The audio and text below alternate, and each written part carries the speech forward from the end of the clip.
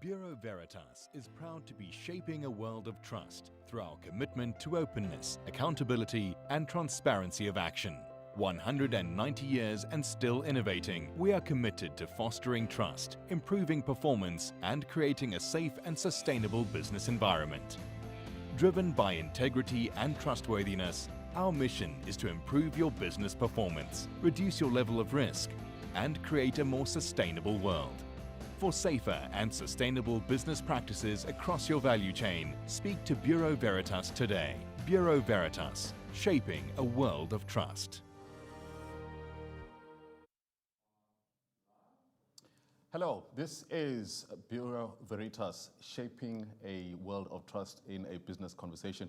My name is Makosi Koza. I'll be facilitating the session. A big welcome to you wherever you are in the world. We are here virtually, we are here globally, but the important thing is that we are connecting. I mean, the global pandemic has done one thing, that's to separate us, but I think as a species, as a race, we always want to evolve and make sure that we have the connection and keep that connection as tight as possible.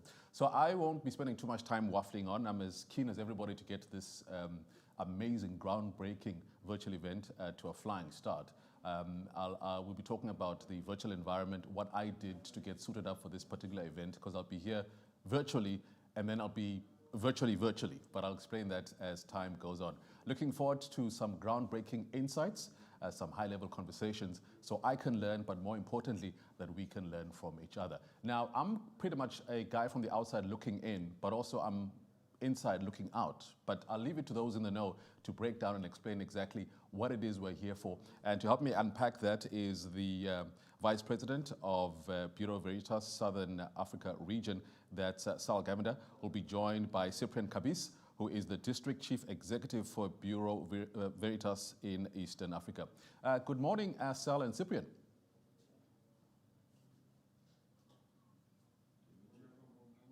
Good morning, Makosi. Nice to see you. I hope you're rested. Let me just double check, because we are all over, we are continental, we are global. Are we in the same time zone? Because I don't know whether to say good evening or good afternoon. We're all still in good morning, but I think Cyprian is slightly ahead of us. All right, so if I can start with you, Sal, briefly describe Bureau Veritas and its presence in Southern Africa. Thank you, Makosi. So Bureau Veritas is actually a global leader in testing, inspection, and certification, and we really have a footprint across all continents and in many countries. But in Africa, we are present in over 30 countries. And Cyprian will take you through one part of his, which is Eastern Africa. But for myself, which is Southern Africa, really we have a footprint in South Africa, where the SAF head office is in Johannesburg. We're in Mozambique, we're in Zambia, Zimbabwe, Botswana. We're starting to Namibia. We're starting to look at creating a footprint in Mauritius. So we have a very tiny footprint there. So we'll be sure to call you, Makosi, once we make a foray into Mauritius and looking at Malawi as well. So Bureau Veritas Southern Africa, we serve as a catalyst for positive change within the testing, inspection, and certification environment. And as an organization, we remain very committed to augmenting standards, verification, assurance, and as you know, not just within Southern Africa, but of course, globally. Very much every day looking to make it a safer and more sustainable environment within which we live. So really it's about creating the safety and security for every individual globally. Right, so Cyprian, you, Chief Executive for Bureau Veritas in Eastern Africa. Tell us about your main focus.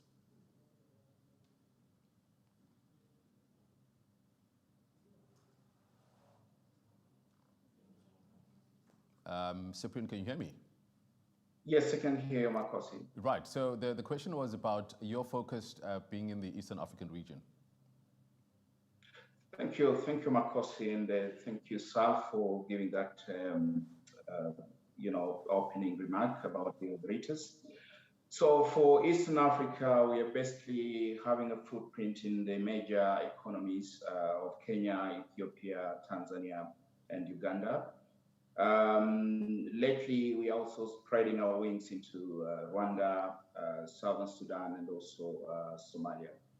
Our main focus is pretty much the same as what Sal as mentioned, focusing more on testing, inspection, and verification. And of course, pushing on the idea of creating a world of, shaping a world of trust in everything that we do. The eastern part of Africa is largely agri-based, so the GDPs are mainly agri-driven. Obviously, we have certain economies that are becoming more and more resource-based, like Uganda. We all know the recent discovery of oil in Uganda. So it tells a little bit about our focus also, to focus more on oil and gas in order for us to support our clients in that environment. Obviously, we're also focusing a lot on building an infrastructure.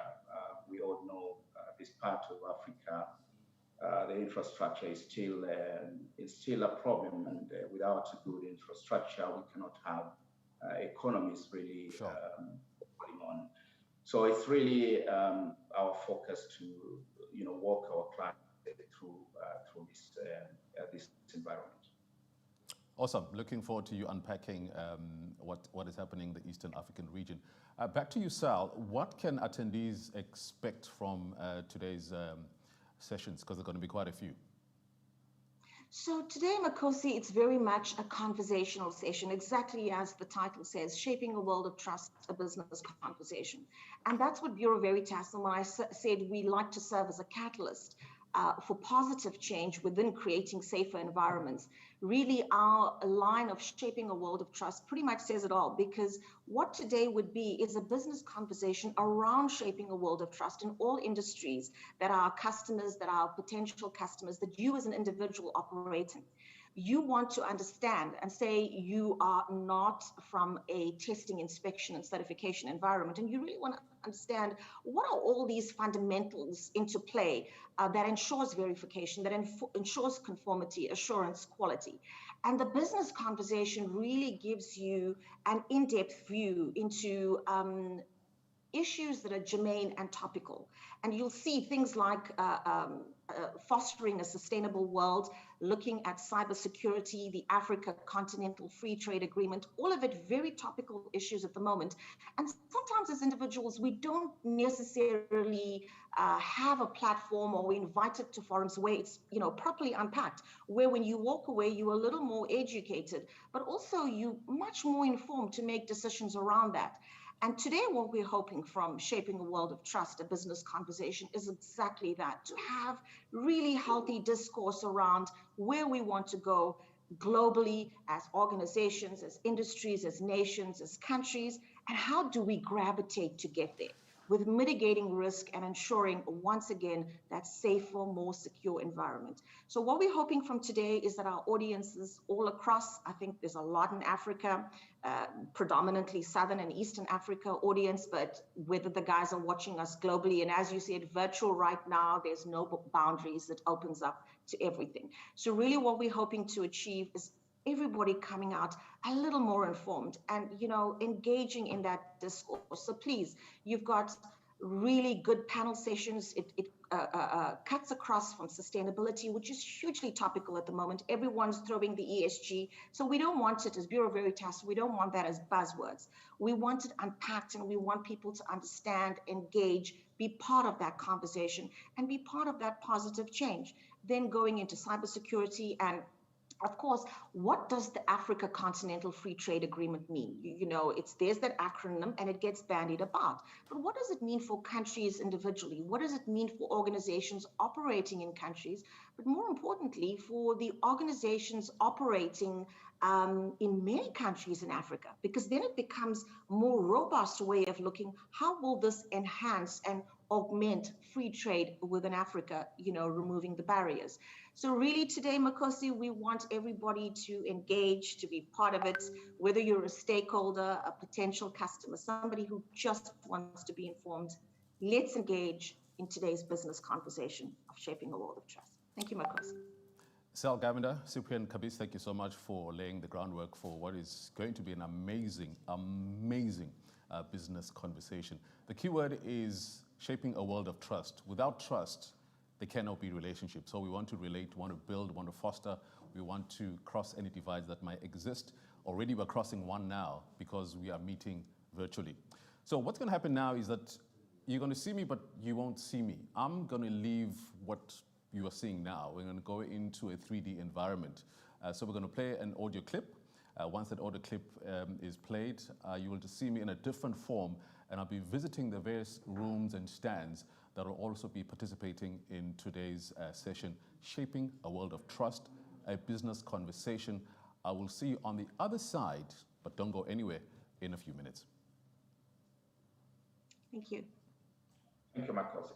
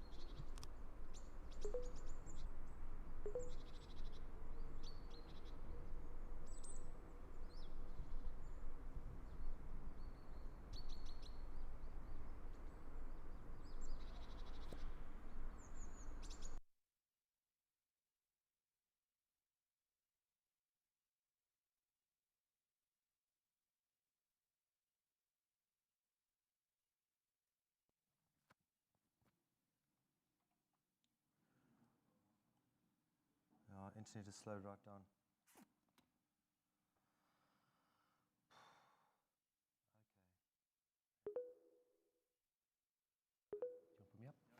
Okay. Good morning, ladies and gentlemen. Thanks for your patience. We are now in the expo area. You see, my name is Keith Farr, and I've got 4 other associates with me. And I've got a list on the side here of people I can talk to. I'm going to go and have a chat to Makosi. So I'm going to click on Makosi's name, and we're going to be able to see that I'll be able to go to him immediately. Okay. In fact, he's standing right here. So let me just move slightly forward. I'm going to go to the first expo room. There we go. Is that Makosi there? No, that's Mohammed. Hey. I'm right in front of you. I'm at the main expo hall. Where have you disappeared to, Makosi? Oh, the front bit. Oh, Keith, is that you? Yeah, I've still got blonde hair. Oh, there you are. There Okay. you are. I'm the guy in blue. Blues is cool. Oh, for- you're right, for yeah. boys. Okay, excellent. So if we stand close to each other, here we go. We stand close to each other. I keep on missing you. Oh no, I'm now speaking to Mr. Mohammed. There we go. I'm going to take a run up. Okay, here we go. Okay. And in theory now I'll be able to speak to you on the in the environment. Do you want to go look at some of the other expo bits? Why Okay. not? Do I take a walk Yeah. or do I jump So straight to wherever you click, if you want to click around, let's go and look at these displays here first. These posters here. Follow me. So you can see here we've got some of the standard decoration and the standard posters that have been put up. And then it seems like we've got the other people in this area here.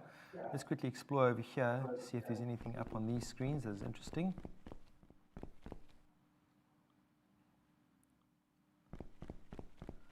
Okay, so again, it's some of the generic stuff that's been put up. That's great. Okay.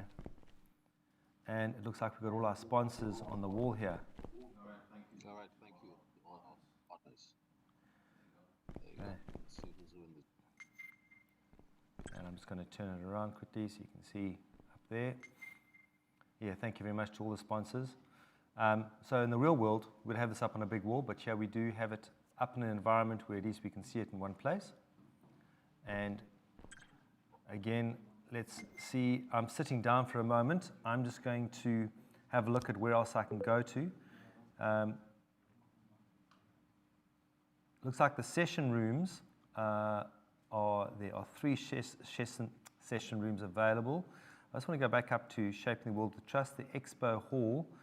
The entrance is just where my mouse is at the moment. You can see that it's over there. So we can take a run up to the entrance hall. Nkosi, do you want to join me? Sure. Okay, so I'm going to stand up and let's take a walk that way. The nice thing is you don't have to worry about obstacles. It'll navigate its way around everything. So it doesn't matter how many coffees or beers you've had, depending on what your weapon of choice is, you can still get around the environment safely. Watch this trip hazard. Oh, no, I'm around it. Okay, here we go. So, of course, have you ever done anything like this before? Have you walked around in a 3D environment? To be totally honest, I'm where I come from before technology. Okay. So this is actually very exciting for me. I can't wait to get on to the kids to tell them I'm now one of them, one of the cool kids. You are going to scare the living daylights out of them. So here we go. Here's the BV Zambia. And obviously, what's nice about this is we've got a contextual piece. And you see there on the right, in theory, I can actually update some of this content because I'm a bit of an admin, but let's not worry about that at the moment. I am going to go across to the other side here, and this is BV Namibia. So it looks like we've got all the countries represented. And there it says, okay, I agree. Let's watch what this has to say here.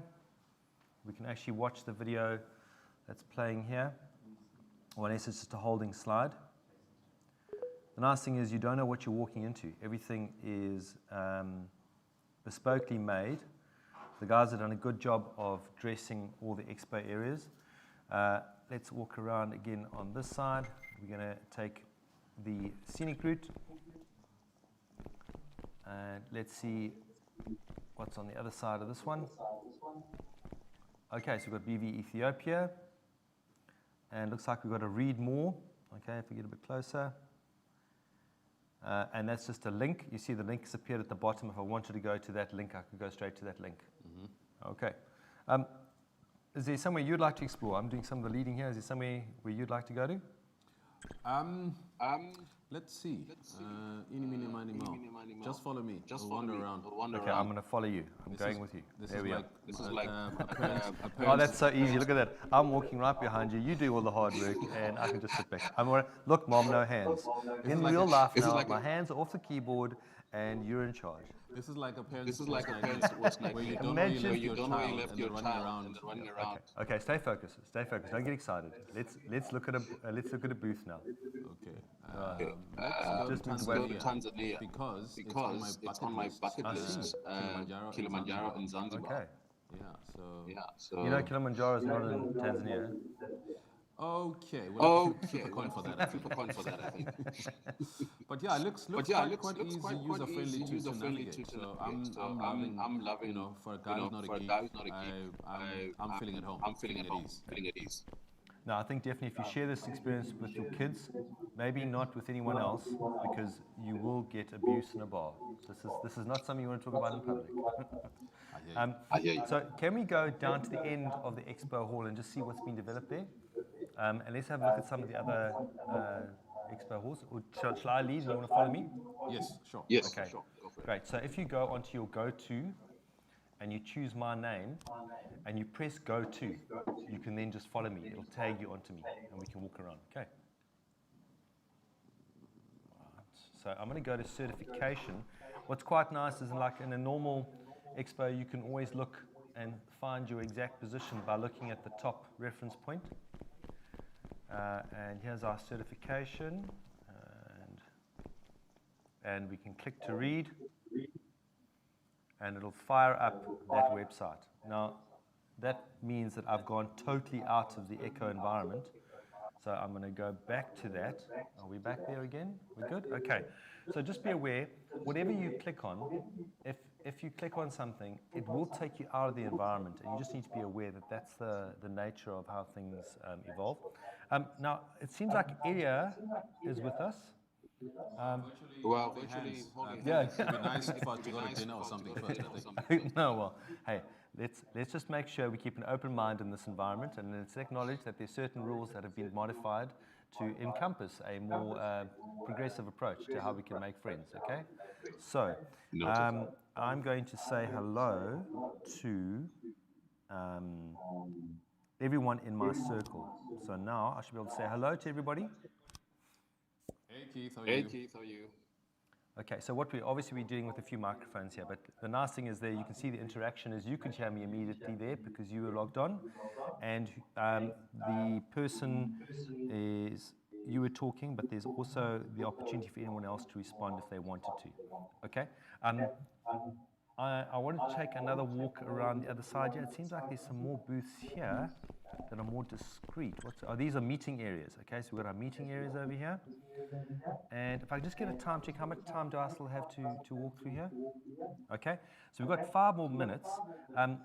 Let's just take a step back and acknowledge that we want to get a view to see everything and see if we're not missing any bits and pieces. Okay, I'm going to take a loop around here. It's kind of like Minecraft. If any of you know Minecraft, the ability to build those environments and navigate around them, that's exactly what you're experiencing here. At the moment, it looks like we've covered nearly all the areas.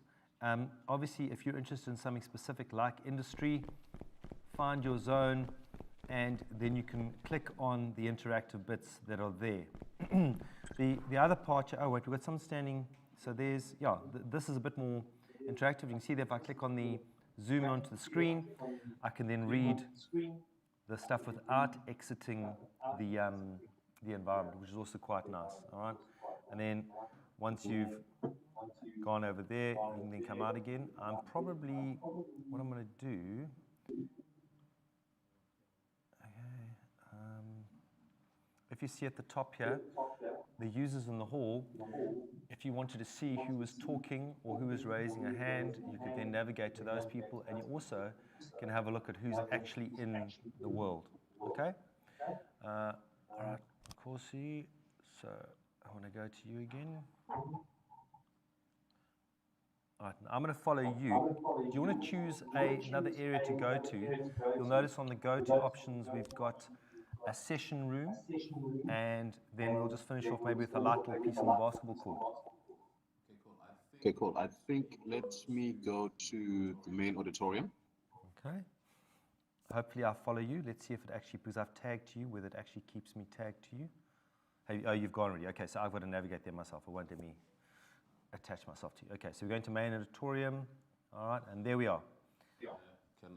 Can I check out the stage? Yeah, go to stage. Let's see what happens. I like your proactive approach. Once a performer, huh? The world is a stage. Sometimes the stage is a stage. In this case, this is a staged stage. Indeed. All right. Right. I'm going to sit in the front as if I was actually listening to you. Here we go. And there you'll be on the stage. Great, awesome. Can't wait for the auditorium to be full. Okay. Then we can start the session in earnest. Perfect. So just be aware, everyone, that the sessions are going to be starting shortly. And I need to try and see if I can find one of the BV-specific people out there, if anyone's in this environment. I see Cyprian's around. Cyprian, someone I can speak to immediately. Let me try. See if Cyprian's available.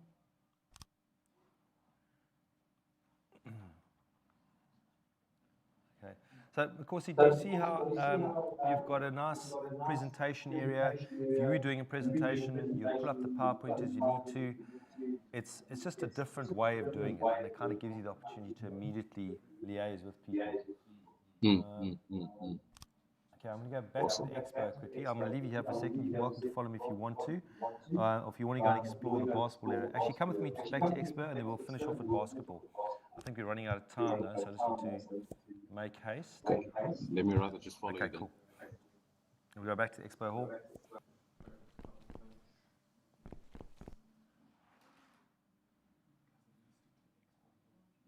I'm going back there now to the expo hall. So we're in the expo hall coming up as soon as it loads. So again, just a reminder about the expo hall. You've got all the BV representatives that are walking around. So if you do need to interface with someone who knows what they're talking about, i.e. not me, then you can speak to someone who is a BV representative. I'm going to show you how to do that quickly. So at the moment, I'm in the environment and I'm going to find Ceci, and I'm going to go straight to Ceci. And it's a bit of a walk. Let's see how long it takes me. Ceci's hiding somewhere, but there she is. Okay, oh, she's walking away from me. She doesn't want to have a chat. Let's see. All right, here we go. Morning, Ceci. She might not have a microphone on. Yeah, I'm just going to type a message. And so if you're battling with speed and you need to speak to someone, you can also type it up. All right. I'm not sure if she's hearing where I'm coming. Are we coming through on the audio on this as well? Okay. Hi, Keith. You are in the. Right.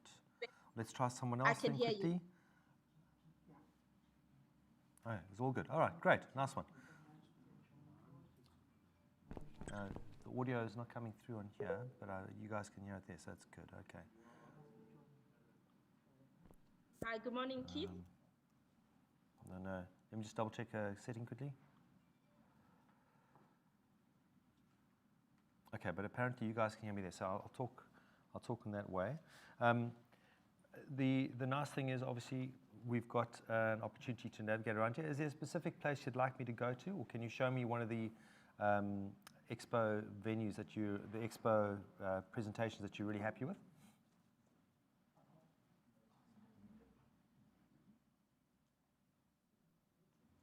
Hi, Ceci, if you can hear me. Hi, yes, I can hear you. Yes, hi, Ceci. So if you, which of the areas do you think we could go to right now? Because we've looked at industry, we've looked at a few of the others. Okay, there's a food stand. You can speak to Elias, who's in front of you. Oh, right. He's representing BV Zambia. All right, no problem. Hi, good morning, Elias. Good morning, Elias. How are you doing? Good morning, Keith.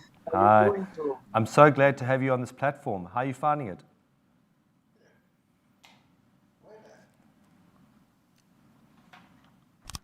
Okay, it's really nice to have you in this environment. I'm going to give myself a round of applause.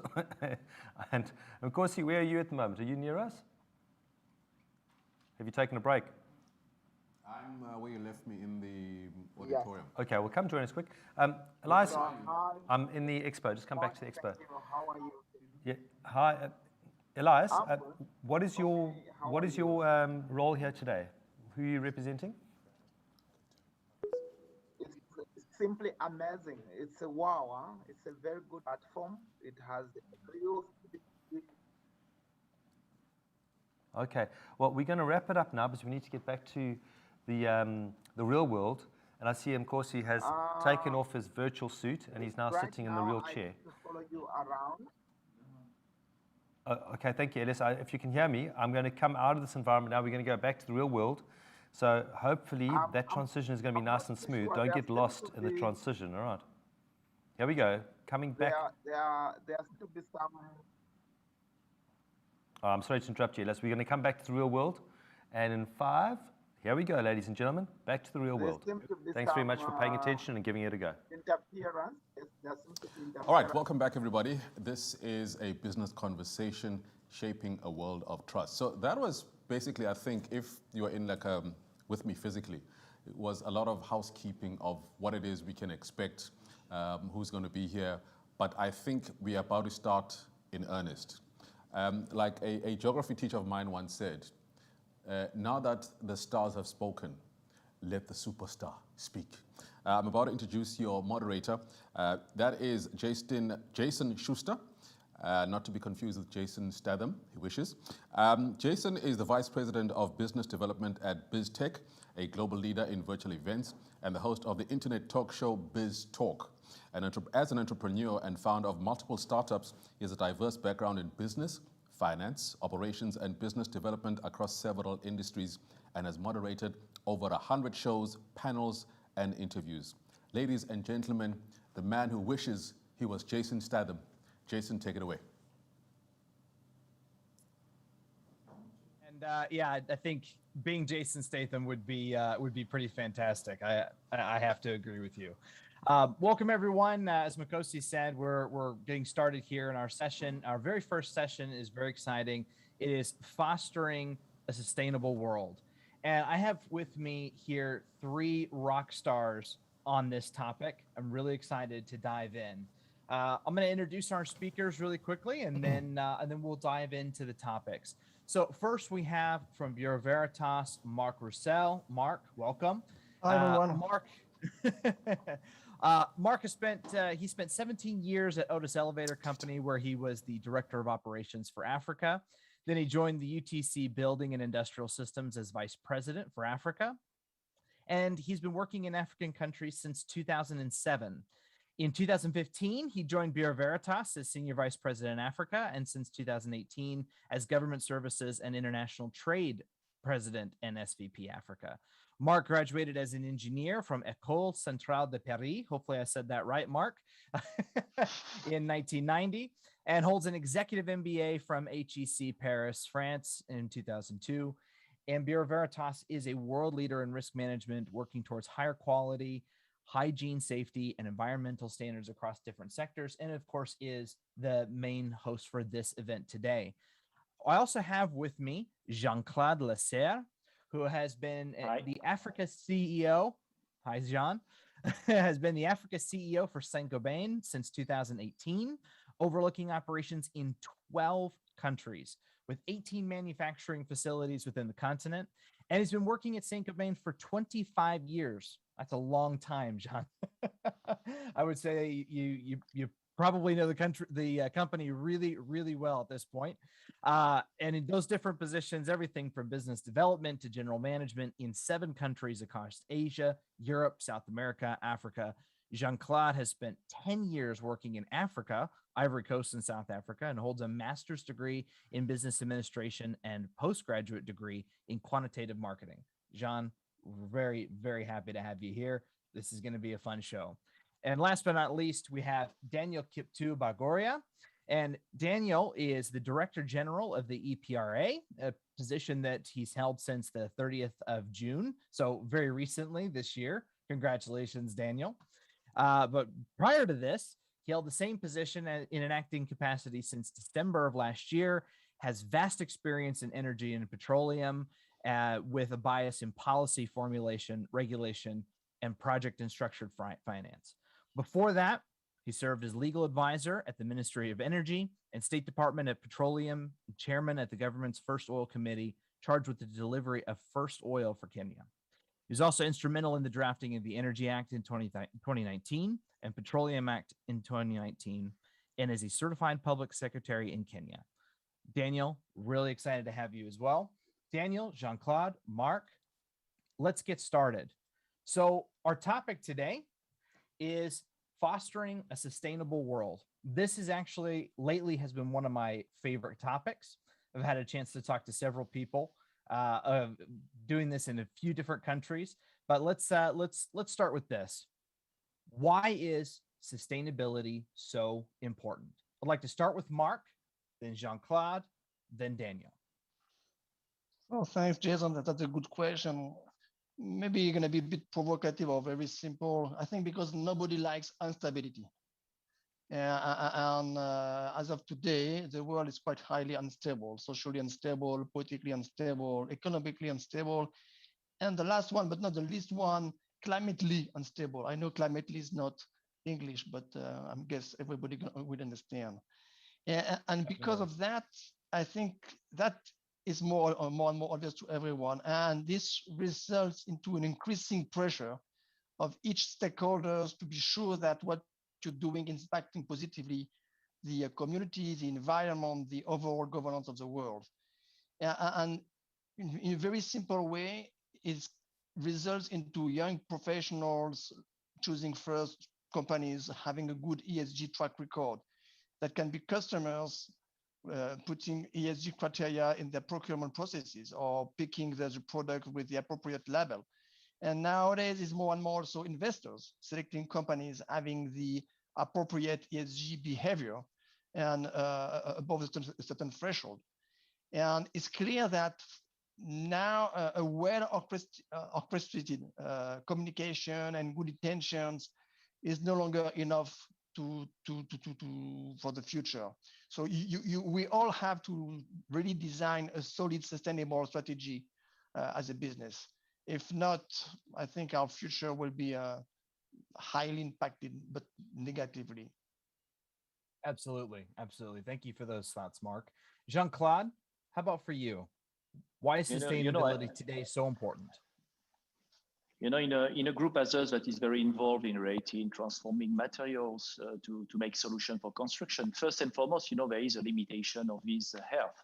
And I think this is a key element that make everybody trying in reality to save products, energy, raw materials, because in reality, over-consuming it for years and years and years will be at the end of the day a disaster. And by the way, it's not unlimited resources. So I think this is the first point. The second point, I think, is about people.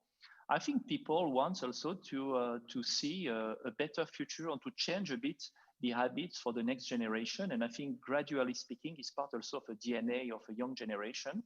But as Mark was saying it, got a very big impact later on all the stakeholders, and from the stock exchange to the companies and in reality. And we are in this positive circle, I would say, where citizens, companies, government see at the same time the absolute necessity to change the way we were acting, and also a positive signal. And lastly, I want to say also communities-based. I think, sustainable role is also a question about how to live better, how to make everybody much more inclusive. And, in South Africa, where I'm resident, obviously inclusiveness is also a key element.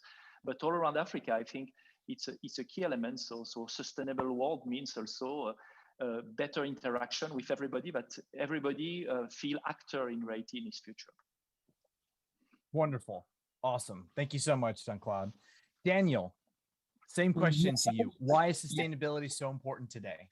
I want to agree with Mark and Jean-Claude. Really, sustainability is the conversation that is happening today globally. I think over time, people are more concerned about not only living for today, but planning for the future and future generations. I think there has been a shift, which has been as a result of the unpredictability globally, from whichever angle you look at it, either socially, from an environmental standpoint, when it comes to matters natural resource, there's a lot of unpredictability. And this really has led to a mind shift. Previously, the conversation on sustainability was more a conversation that was more theoretical than practical. It was a conversation that was confined particularly to the research and to the scholarly side of things. But really, the impact of the unpredictability in the world that we live in today has led to people starting to think about how can we improve, how can we be more sustainable, how do we ensure that we provide for future generations. And this is across all sectors. And the sustainability conversation has now come to the forefront for individuals, for companies, for shareholders, for governments. So I think this is really the key conversation on how do we live for today, but how do we plan for the future and ensure that we have longevity and we're able then to adapt to this new normal. Absolutely. Wonderful, Daniel. Thank you so much. Now, this next question, I mean, I want to dive a little bit more. I want to dive a little bit more into the idea of sustainability. And one thing that I've learned over the last year or so is that sustainability doesn't just mean one thing, right? Sustainability is kind of a holistic approach to, something, longevity. It has to be sustainable going forward.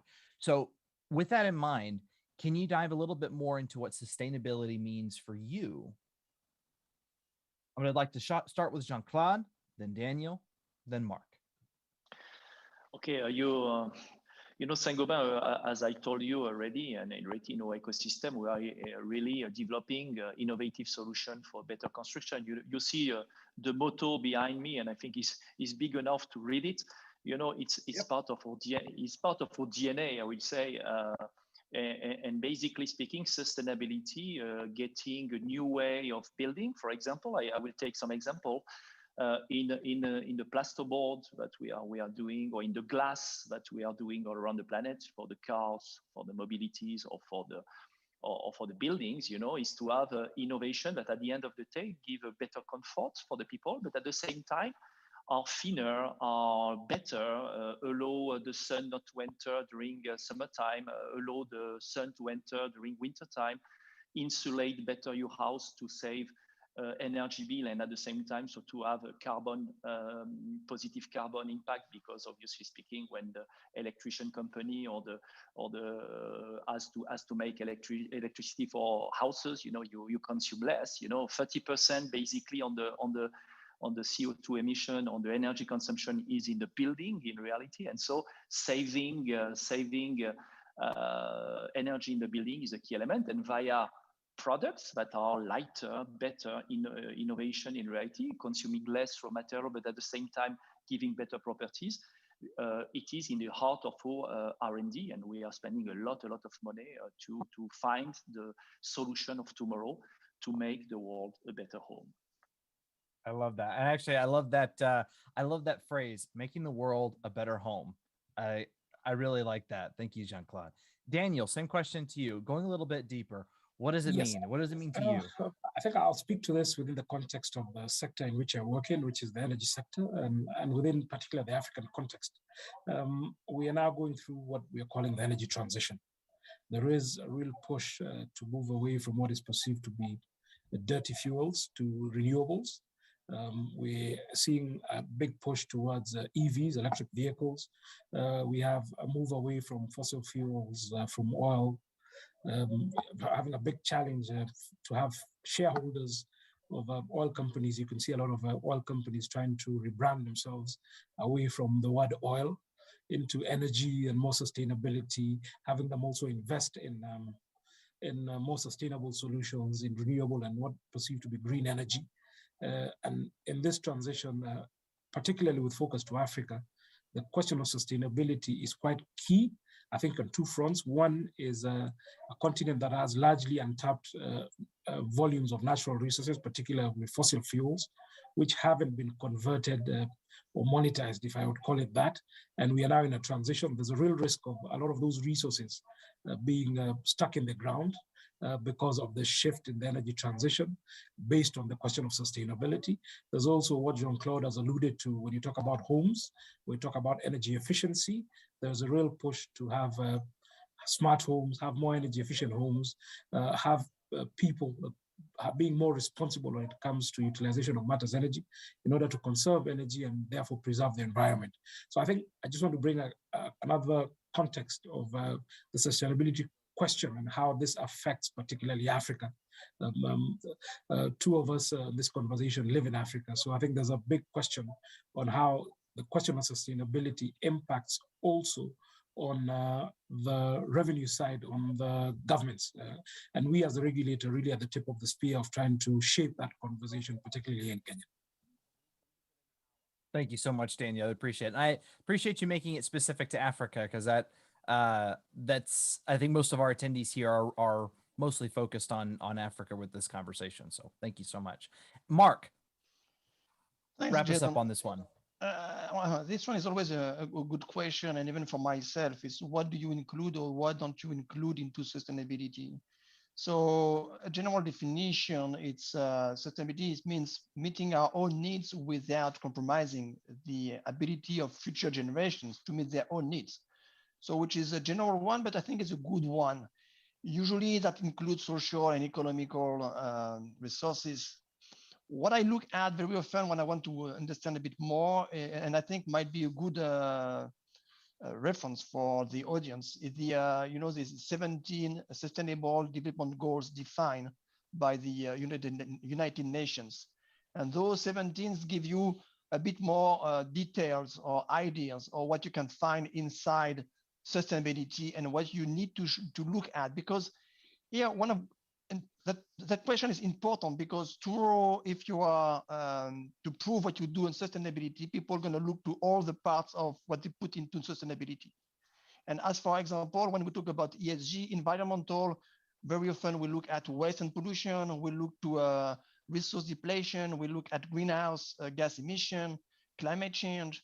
When we look to social, we're going to look also for company, how employee relationship is organized within the company, how diversity is respected within the company, what are the working conditions, how do you interact with the local communities, what about health and safety in your company, how do you manage conflict inside the company. And when it comes to governance, is also a point made by Daniel, which is a very good one. It's what is your tax strategy? Because if your tax strategy is not to pay any taxes to the local governments, and I had the discussion before with Daniel, it's a disaster for the country, and that's a high topic in Africa. So tax strategy is also part of your, I would say, a sustainable approach to your business. The way you interact with, how do you deal with ethics, good behavior, how kind of effort do you put in ethics enforcement of your code of ethics. So as BV, we try to look at sustainability in a kind of a holistic way, and to support our customers, not to make sure you are not forgetting something, and to make sure you've got a consistent approach on the different part of the sustainability journey, I would say. And I think it's very important to have a good balance. A good balance, absolutely. I'm glad you mentioned social. That's something that I've seen a lot more people talking about is, is it sustainable on a social level, right? Diversity, inclusion, different demographics, different, income inequality. This is an important part of the conversation of sustainability as well. Let's keep moving on. So we're doing great on time so far. We might even have some time for questions from the audience at the end. So thank you so much, our wonderful speakers, for keeping it tight. I love it. So let's move the conversation to what's being done now. What are current leaders doing to ensure that sustainability is part of their strategy in their business, right? Now, I'd like to, if we need to, we can keep it specific to Africa, but if you have some wonderful examples from outside of Africa, that's fine too. But what are the current serious business leaders doing to ensure that sustainability is being integrated properly into their companies? I'd like to start with Daniel, then we'll go to Mark, and then Jean. Well, I think really what business leaders are doing now first is to look at their businesses, to try and retool and re-engineer, try and look at their staff complement and look at their business as a whole, try and see how you can retool your staff, re-engineer your business processes to be able to be agile enough to adapt to the changes. I think also looking at businesses from a shareholder standpoint, you have businesses relooking at their investments to see those that are not aligned to the realities of the day when it talks to matter sustainability, letting go of some assets, being able to look at investments that are more sustainable in the long term from a shareholder standpoint in order to derive shareholder value. When you look at the ESG conversation, particularly when you look at listed entities, it is a big conversation on ESG. You have business leaders also looking at where the opportunities as you move into an era of sustainability, an era specifically like on the energy sector, in an era of energy transition, where this opportunity. So I think really it is an interesting time for business leaders to be able to relook at the positioning of their businesses and ensure that they extract value for their shareholders, and they're able then to have a business that is viable in the longer term. Perfect. Thank you so much, Daniel. Very good insight. Mark, how about you? So I'm going to focus a bit more on BV because I'm not allowed to talk too much about the rest. BV, for BV, it's we're a bit lucky there because it has been at the core of our business and our strategy from the very beginning. And it's a bit funny because we are a very old company and more close to 200 years old. And we've been looked at a bit like the guy who are taking care of the quality standards, respecting the quality standards. And we have been always pushing for environment, the respect of the environment, respect of the standards, respect of the health and safety. And a bit today, we are becoming trendy, but we've been doing that for ages, for decades. And it's so, just to say that this approach of sustainability is fully aligned with the DNA of the company. So what we try to do now is twofold. The first one is with our customers. And here, the point is to help our customer to navigate the journey and to assess their impact at every step of their supply chain, and to make sure that there's nothing going wrong in the organization regarding those sustainable goals. We are also working very closely. Jean-Claude mentioned a lot of, and Saint-Gobain is a very good example, innovative products. But when it comes to innovative products, you need to have a kind of a third-party design review approval testing, because innovation, and it's not because you want to do things well that there's no risk and there's no sometimes mistake. So we are also working very closely with our customers to validate the design of potential new green solutions. I just seen this morning, BV just released the principal approval for a new floating offshore solar plant, which is a new concept. And when you do such innovation, the first step is to get the principal approval to make sure, okay, there's no, the risk analysis is not showing any long-term risk. Because when we talk about sustainable, is really to assess what is the impact of what you're doing on the long term, not on the short term. And that is sometimes tricky. So BV has a key role to play to support our customer to innovate always a bit further, to improve. Can be for products, processes, organization.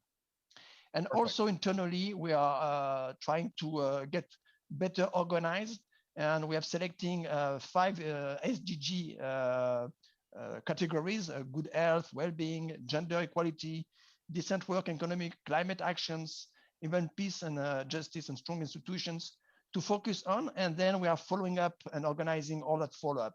So it's both twofold. One is supporting our customers to go further and to help them deliver sustainable actions. And the other one is more internally to make sure we are really compliant and doing things properly in all the categories I mentioned at the very beginning for sustainability, not to leave apart anything, which is not that easy. Perfect. Absolutely. Thank you so much, Marc. Jean-Claude.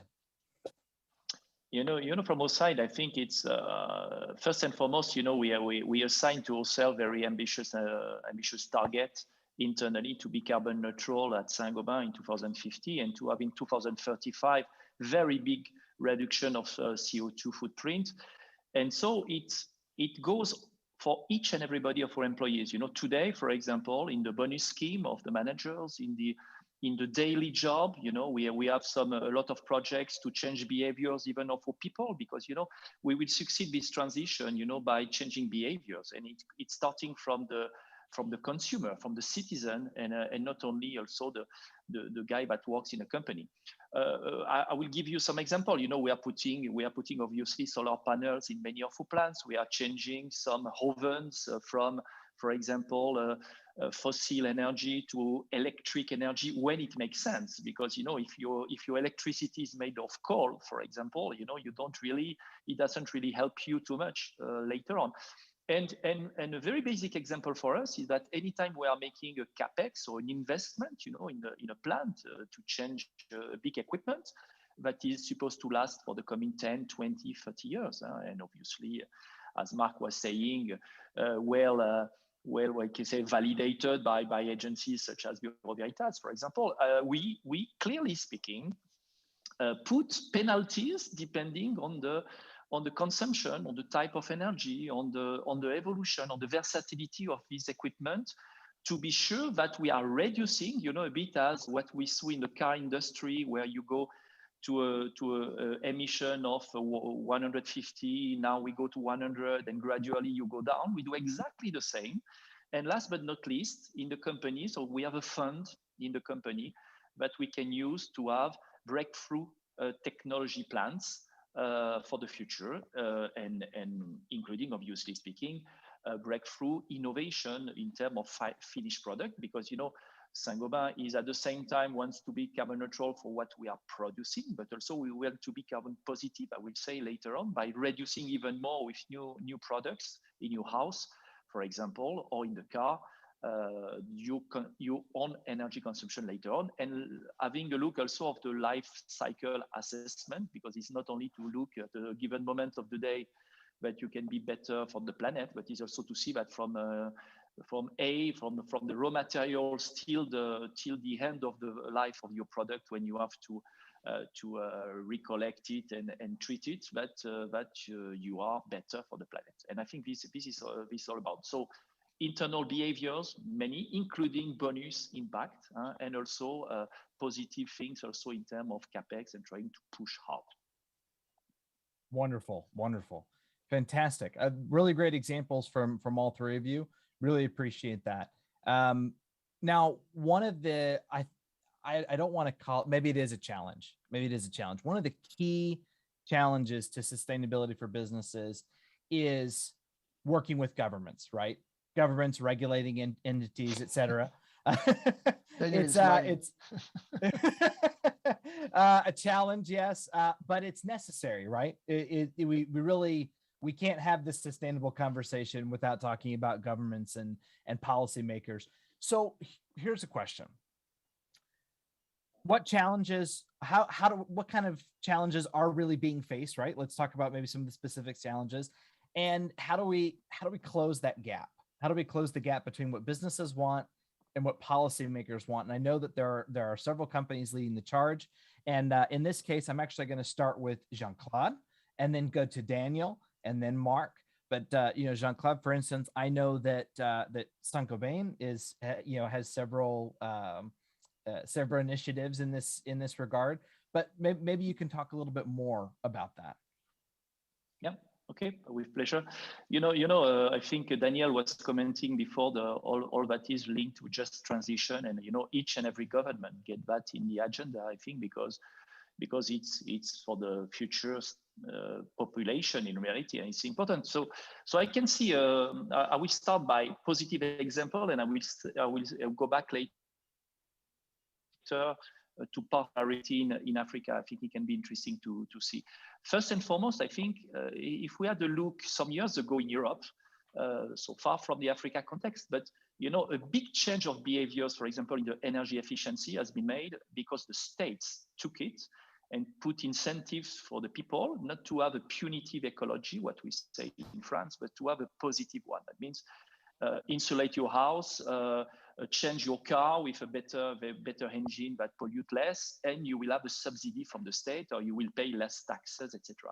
So it has been particularly, criticized initially because it was a public money, but this public money, at the end of the day, had made change drastically the behaviors on the people, and today, when you ask to young generation, but even typical people, this is totally integrated in the brain. So what we try to do in Africa, for example, with some initiative, for example, as the Green Building Council that exists in many countries in Africa, we've all discussing for us, we are many in construction with architects or trying to work with the stakeholder at the government body, is to try to see, okay, what good idea can we do? And for example, I take one in South Africa, in a Durban city where, for example, today, where you can have some better price from Eskom, that is the energy supplier in South Africa, if, for example, you save energy in your home, in your office, or in etc. Second point, we work to support, for example, the government when they try to do now, for example, again in South Africa, that all public buildings should save energy by 30% in a given horizon of time, and also that each offices of more than X square meters should have his energy consumption return and should try to do everything to reduce it gradually. Obviously, it's a long-term element. Lastly, we try to get benchmark of what worked elsewhere without entering in politics. We are businessmen, and we are here just to what can I say, agree and to put in place what the law allows us to do. But at the same time, giving a good example to some government of the good initiative that has worked elsewhere. And I think this is a key element, you know, in a just transition, for example, for renewable energy or for insulation in the case of Saint-Gobain, but I will say other groups, as Schneider Electric, or many groups in reality that are working also on smart houses or whatever, to try to explain to people in the government body, okay, this worked in this country, this didn't work, etc. Why not to test it? But more and more, just to finish, more and more, the states are taking this very seriously. And okay, we have some particular reasons. Some countries in Africa are very oil related because they are very strong producer. Some are coal producer, as South Africa, for example. And so it's difficult to have a just in transition. But at the same time, I think the things are going on, and, you know, all the renewable plant, for example, in energy that is in South Africa today, but I can say this in many, you know, wind farm or solar farm all around Africa, shows that it's feasible to change the mentality on a positive way. Perfect. Thank you, Jean-Claude. I appreciate that. And if you guys don't notice, I did let Jean-Claude go on a little bit longer, about 3.5 minutes. This topic in particular is so critical to the conversation. It's okay if you want to go over just a little bit, maybe 3.5 minutes. If that would be okay. Daniel, on to you. You're actually working for the regulating authority, so I'm really excited to hear your perspective. I think I'm going to speak to this, having seen both sides of the coin, having been in the private sector and being in government. And I think really the first challenge has always been private sector going ahead of government in terms of agility, the ability of private sector to be able to conduct a lot of R&D, having the resources to be able then to shape the conversation, so to speak.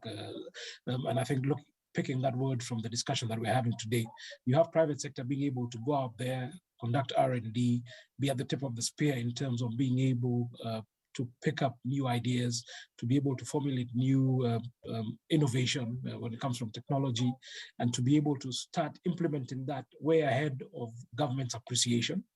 And I think also looking at bureaucracy also it plays a key role, because the private sector is much more agile in terms of making decisions, re-engineering the businesses, and being able to retool. Government, on the other hand, is a slow-moving behemoth. It takes time for governments to be able first to appreciate new ideas, to be able to interrogate them before they own them. So that lag between the ability of private sector to move quick and government needing to first understand has been a big challenge. I think also the challenge is also having the people with the right skills and without rigidity of change within government. Lots of governments have a lot of individuals who necessarily are very resistant to change, or don't have the skills or the tools necessary to be able to understand or appreciate some of these new emerging concepts in order to embrace them and to implement them. That has been another challenge, but really bring it back home into Africa, there's a big challenge when you look back at the energy transition. I know Jean-Claude has alluded to it. You have countries that are fossil fuels dependent in terms of revenues. You have countries such as South Africa that are heavily coal dependent, and there's a rush to try and see how do you then ensure that even with this sustainability conversation, you keep the countries viable from a fiscal standpoint.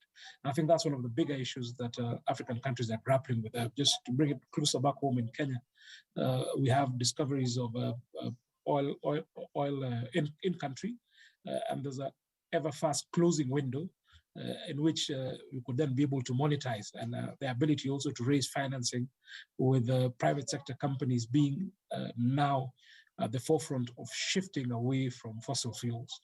There's a real risk of this resources being stranded and being left in the ground. So I think really governments, there needs to be a lot of collaboration, and I'm already seeing a lot of that, as Jean-Claude has alluded to, where private sector is working with government, so that then private sector does not go ahead of government, but works together with government, having collaborations with government.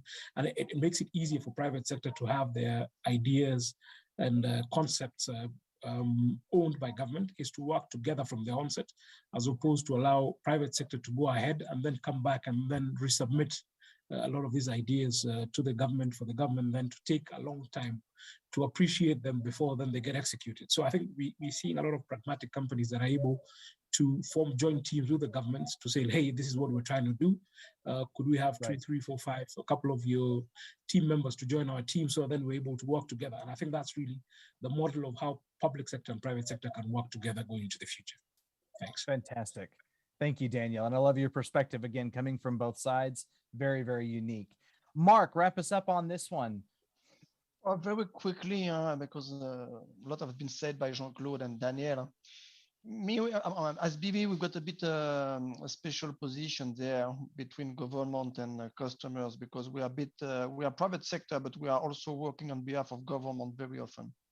So first and foremost, BV is taking part into many committees a bit everywhere in the world, including in Africa, to help defining and discussing the new applicable standards and how to move forward, as mentioned by Daniel, what we should be the standards, which are a bit more aligned with the new sustainable vision of the world. That's the first point, was quite an easy one.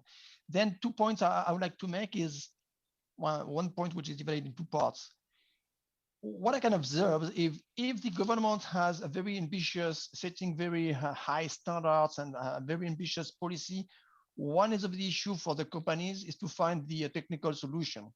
And here it goes to company like Saint-Gobain. It's okay, the country is requiring that and that, but how do you achieve that?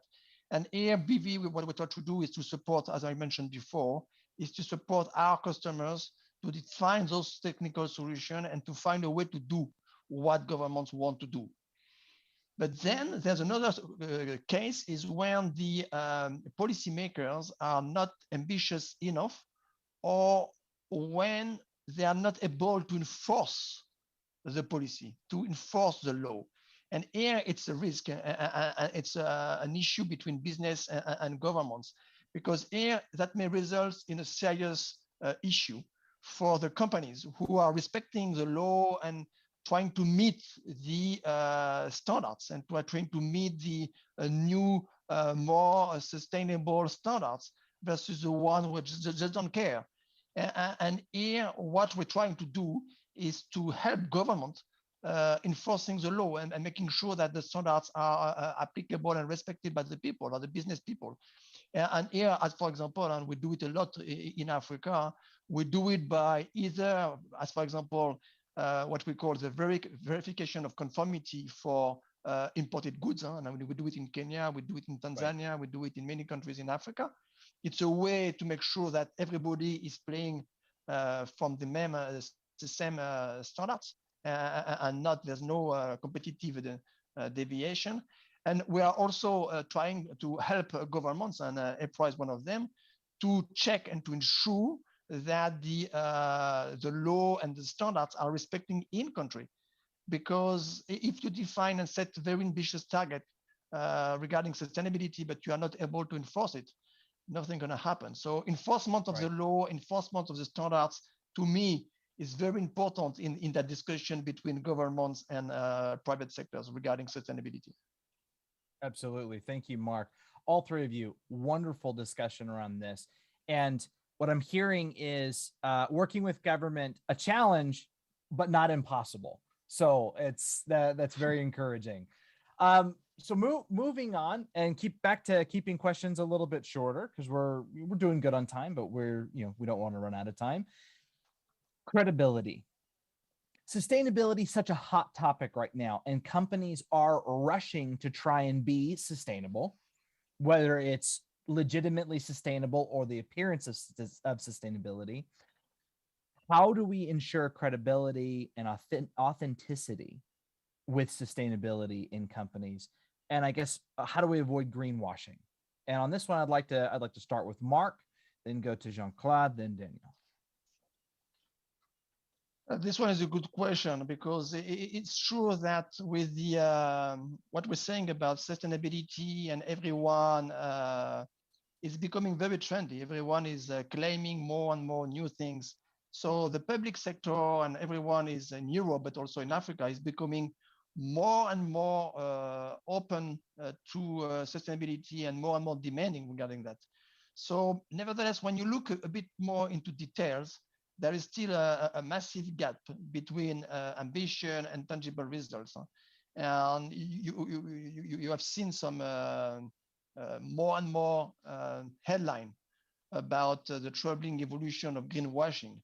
So for us, we keep reminding people it's very important to be to show yourself 100% that what you are able to substantiate any environmental credential before making it making that credential public. And that's a key point for us, because sustainability becomes increasingly linked to prosperity, profit, revenue, and all that. And at the same time, you can see an explosion of businesses claiming they are just perfect and all that. So what we have just recently launched for BV is what we call Circular Plus. It's a kind of a holistic approach system that offers process audit management system services to make sure their organization, they are walking the talk, and to make sure that what you claim, it's a reality. And it's also critical for the people having the appropriate behavior and with claiming that with a good faith. Because if not, they are doing the right things, but they are cannot differentiate for the one which are only claiming. So greenwashing is a very hot topic for the future, first of all, because we need to walk the talk, and also for the one having the good behavior. And ABV is developing more and more tools to support our customer doing that. Perfect. Thank you so much, Mark. Jean-Claude, your thoughts? I think credibility is a key element, but I will say that this exists already some time ago on many other topics. When people were also should respect the law, for example, for not making kids working in some of their plants, and later you discover that in another country, I will not say any name, but people were not doing it exactly, or they get subcontracting company doing it for them. So I think walking the talk and getting what can I say, certification or capacitation of showing that what you do is exactly what you do. And by the way also you measure the way you are green is the proper one, because this is also a topic I was talking a lot, in the mobility sector, for example, what we call, or for all the car industry today, there is a lot of questions around about does going electric in some countries where the mix of energy is not at all the good one, is it good for the planet at the end of the day? And I think there are real questions in reality, because the environment, the energy mix of your country may change. I take an example for us. Putting an electric furnace in a country where you are purely on coal for electricity is maybe not good for the planet on a long-term basis. Is maybe better in this case to have a better fossil energy or semi-fossil energy with solar when you cannot, or a mix between electricity and solar or wind or whatever you want to do that. So I think the devil is in details, and I think here we will need, all that is trendy doesn't mean it's good. So we have to get a type of governance body. And today, I concur with Mark. There are many topics, many companies that are certifying, and I think gradually, we'll go to a better corporate, of this way of governing body, or type of governing body with agencies that will be more and more powerful, most probably. Absolutely. Thank you, Jean-Claude. Appreciate that. Daniel, from your side. Yes, I think looking at it from the government standpoint, there's an issue of credibility and accountability. I think really, as I said earlier on, the challenge with governments is governments take a bit of time to own new ideas. And as Mark had said, there's a lot of corporates that are now coming out and saying we're doing this, that, the other, this is sustainable, we have this new idea, this innovation. But governments sometimes are a bit skeptical, and really because of the challenge that you have raised. You need first to be able to verify a lot of the sustainability initiatives that are being developed by corporates. But really, the guiding light in this regard must be the Sustainable Development Goals, particularly SDG number 7, and try and see how those initiatives fit within the SDGs. And then the second issue also is the issue of accountability, where governments are able then to hold corporates to their word, what they claim that they're able to do from a sustainability standpoint, that they actually do, that is actually verifiable, it is measurable, and they are held to account. So that then when a company or a corporation is saying we are going to achieve this, there's a set timeline, there is a way that it is measured, and you are then able to keep them honest and keep them accountable. And if this is not possible, then you find governments having a risk to change a policy or change a legislation on account of innovation that has been brought forth by a corporate, and that then distorts the government policy, particularly in the event that that initiative does not work, having created an expectation with the population. So that is really one of the risks where we need responsible corporates to allow governments to be able then to open the door, to be able then to allow for changes in legislation and changes in policy to be able to support corporates. Yeah. Absolutely. Thank you, Daniel. And Daniel, I'm going to throw one more question at you specifically. How can we get government to move a little bit faster on that accountability so that some companies don't run wild for too long before they're held accountable? Short question. Short answer. And I think this is really how governments would probably leave corporates to go ahead on their devices, as long as it's not their money being spent and as long as they're not being asked to change their policies or their laws. So I think corporates need to be a bit wary not to, burn their dollars and on a path which they're not very sure that will be adopted by the governments. So I think really the answer to that is going back to my previous comment, where you need corporates before they go full throttle in implementing these decisions, is to engage governments, to onboard governments and to work with governments to understand what the idea is, where they're trying to go and what they're trying to achieve. So then you don't have to go 10 steps forward and the government then drags you 15 steps back. Absolutely. Thank you, Daniel. And sorry to put you on the spot and kind of highlight you, but that's kind of your area there. Okay, no going on. We have time for a few more questions, and we do have some questions from the audience, but I'm going to try and save them for the end because they are a little bit targeted toward individual speakers. So this next question is very specific to each of you. I'd like each of you to answer in about 1.5 minutes, 2 minutes, but tell me about your personal CSR journey with your company or organization. And I'd like to start with Daniel, then Jean-Claude, then Mark. For us, particularly at the organization that I work for, we look at initiatives that really assist the communities. And for us, not really having a lot of influence, particularly on the R&D side. We do have innovation weeks, trying to engage with corporates and engage with private sector in terms of innovation, particularly in the energy space.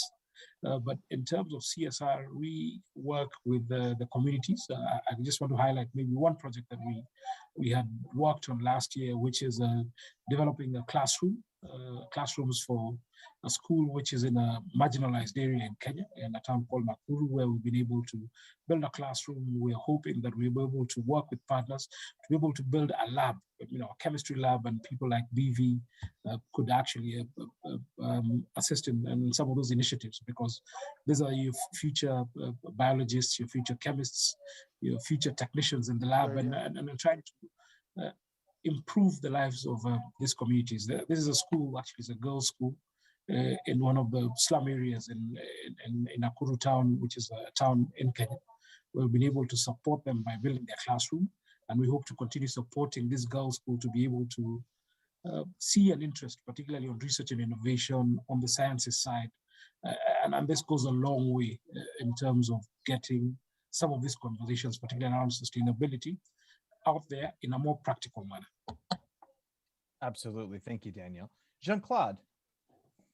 Yeah, I think I will say quite a lot of things very linked to what Daniel stated. All around Africa, we have obviously linked with communities. You know, we have 10 plants in South Africa. We have 18, even 19 today in Africa. So all around our ecosystem in reality, it's important for us to be part of it. And it's true also that so we have even some very generalist approach versus, for example, basic education, because we consider basic education is a key element. And we have later a lot of topics linked, for example, for training unemployed people. So, you know, we have an academy training 30 young unemployed people of township in South Africa, and to give them after 1 year, that we pay them for 1 year, we teach them soft and hard topics in reality to become installers later and to get a job. And you know, just with Daniel, you know, because it's in his country, you know, I was 1 month ago, you know, we are supporting a beautiful NPO in Nairobi called Build Hair, that push in reality, that help the ladies in reality in the sector of construction to find their jobs in carpentries, in plasterboard. And so we are very proud in reality for those initiatives that are not only to support, but also to you know, to learn people to fish. And I think this is the most important for us in your CSR approach. That means to, basically speaking, support at a humble level people that have beautiful ideas and that will benefit to most people in the community, but staying in the sector we know most, that is the construction in this particular case. We have many more, but these are some elements that I wanted to show.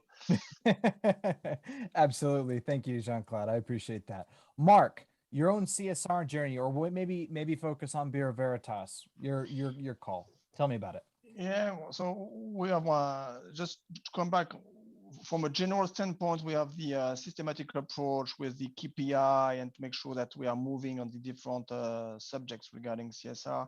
When it comes to more specifically CSR, what we have selected some topics, which is mostly the gender equality, the science, and also education.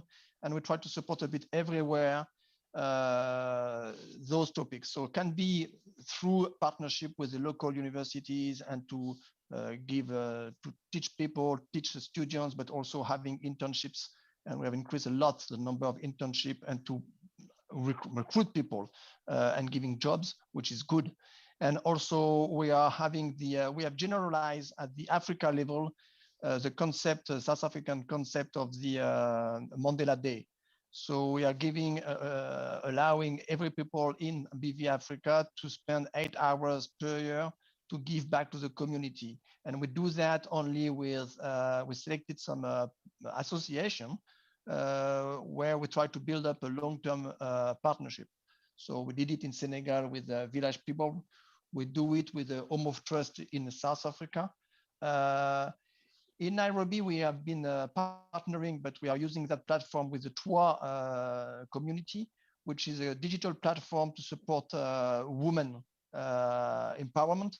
And we are using that platform, which has been developed in a startup incubator in Nairobi, but we are using it for all BV women throughout Africa because that platform is available in French, in Swahili, in English, and more languages, which is a way for the women of BV to connect together, to get some, to be a mentor or to be a mentees, depending on the projects, and it's a very good actions.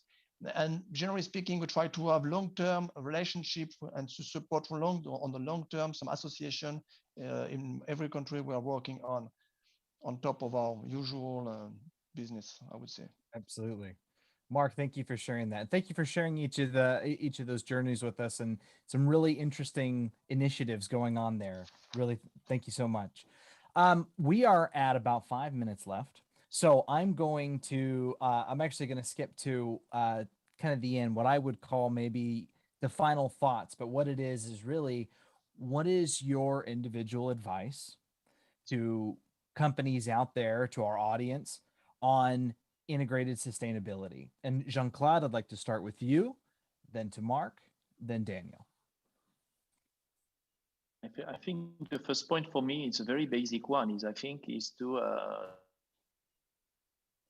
to change behaviors of our employees, because everything will start from citizens. So we have to value the good initiatives, behavior changes, And very gradually and very quickly in reality, you will have a positive circle that will start where people will ask themselves why they are doing that in a plant. Why do I let these leakage keeping on, or how do I improve? And I think behaviors. And I will say it's a basic stuff, but that happens at your home when you are yourself at home, but also in any company. So I think this is for me the main seed in reality in any company that want to start a journey. Wonderful. Thank you, Jean-Claude. Great advice. Mark, your individual advice to companies about integrated sustainability. My temptation is to go to one of our customers, because what they did, I think, is a good approach. It's Bolloré Port.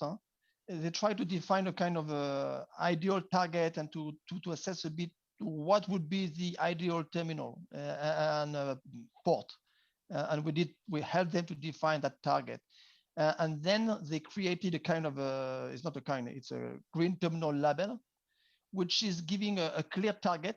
But within that label, you've got different levels. So everybody can play and can start to the journey by, okay, I'm level 1, I'm going to be to level 2.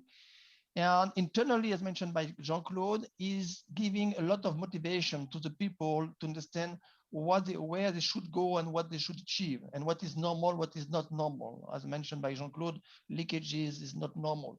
So you need to take care of it. So, but you can do it from a very low level to a much more advanced level. And I think that approach is also a way to well align internally, well align externally, and it's clear with the customers, it's clear with investors, and it's clear with the employees. So I think that approach is a very simple in concept, approach. Now it takes time to get done, but I think it's a good one, and I think it's a good example to share. Perfect. Thank you so much, Mark. Daniel, your advice. Well, I think for me, I'll focus on looking at it from both sides of the coin. When we talk integrated sustainability, really my key take home is collaboration. Really the need for a collaborative approach between private sector and public sector in order to achieve the SDG goals, particularly SDG number 7. You can't have one without the other.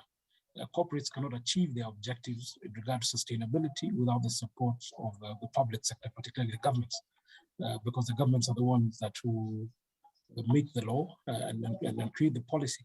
So really a collaboration or collaborative approach towards integrated sustainability between private sector and the government really would be my advice. There is need to work together in order to achieve the goal. Thank you. Wonderful. Thank you so much, Daniel.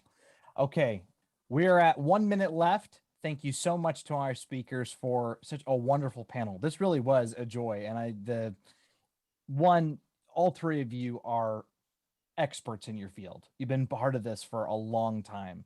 So thank you so much for taking your time for doing this. In the last minute, we do have a couple of questions from the audience. I would probably only have time for one. And after this question, we'll go ahead and end the panel. We'll end the session. And I hope to see everybody in the cool 3D platform that's part of this event. There, go check it out, network with people, go check out some of the booths that are there. There's some pretty cool initiatives being showcased. So looking forward to seeing you guys there. So the last question is actually very specific to Mark. So Mark, this is going to you for BV. What is BV doing to support non-governmental agencies or governments and organizations on implementing strategic plans? I feel like you did talk about that a little bit, but is there maybe anything you want to add?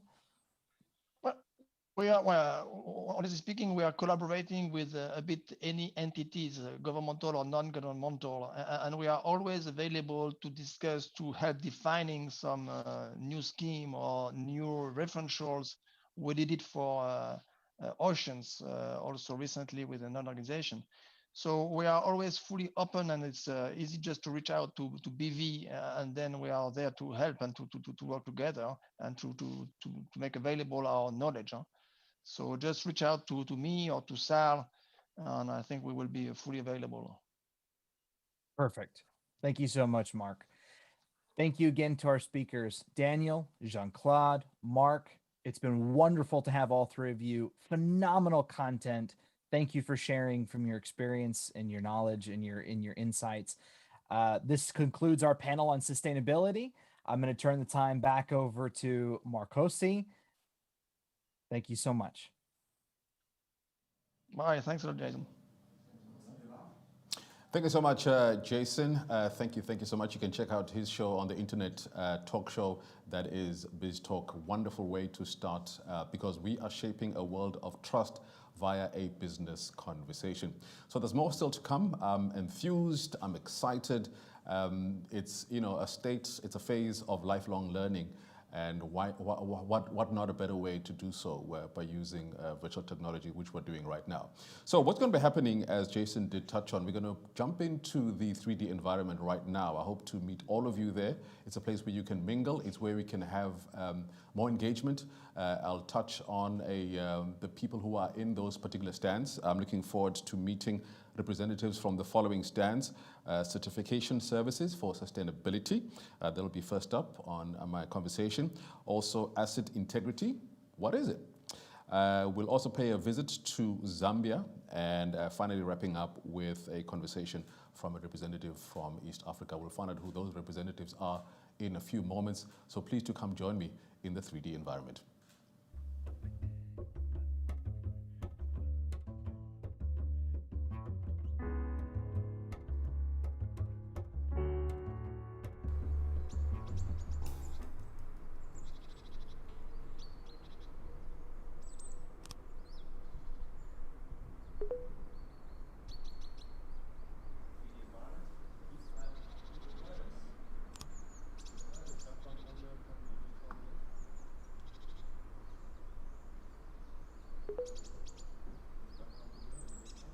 Okay, try this. How's that? Can you hear me now? Okay. So, good morning, everybody, and welcome back to Event Farm, or I like to just call it the event area, because I'm not seeing no farming going on. I don't know about you. I'm going to put my hand up so you can see where to find me, Nkosi. If you just come back if you go to Welcome Area, click on Welcome Area, you can reset. You'll see I'm staying next to two other participants, Erica and Andronica. Our plan at the moment is once Nkosi joins me, we're going to be interviewing potentially Sadiq, who I have sent a message, so that looks like it might still happen, but then I can confirm it around about 10:35. We're going to have an interview with Elias, and we're still standing by for some other confirmations. So at the moment, it's all about understanding that we can do things in this environment that are not possible in teams. And what you also want to understand about this is that there's an opportunity to, as you can see now, more and more people are joining me. So we're going to take maybe a potential little tour.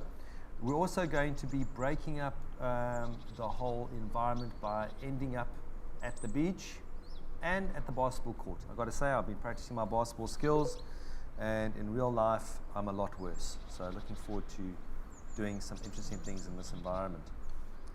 The part that I'd like us just to be aware of, that if you are able to just follow me here, when you press go to, just be aware that we are in the Shaping a World of Trust environment, and when you hover over that environment, you click it, Expo Hall. The two areas, the Expo Hall and the Team Suites. The Expo Hall, obviously the Expo area we've already been, which we will return to. And the Team Suites are where, if you need to meet with people and have a private conversation, or if you'd like to look at the specific environment that speaks to a particular theme, such as petrochemicals, you can go into the Team Suite, and that's where you will then be able to speak with someone else or watch the presentation in that environment. Okay, so I'm still standing by for our young man to join us. I'm just quickly walking around a bit just to warm up so you can see the whole environment, and quite nicely constructed.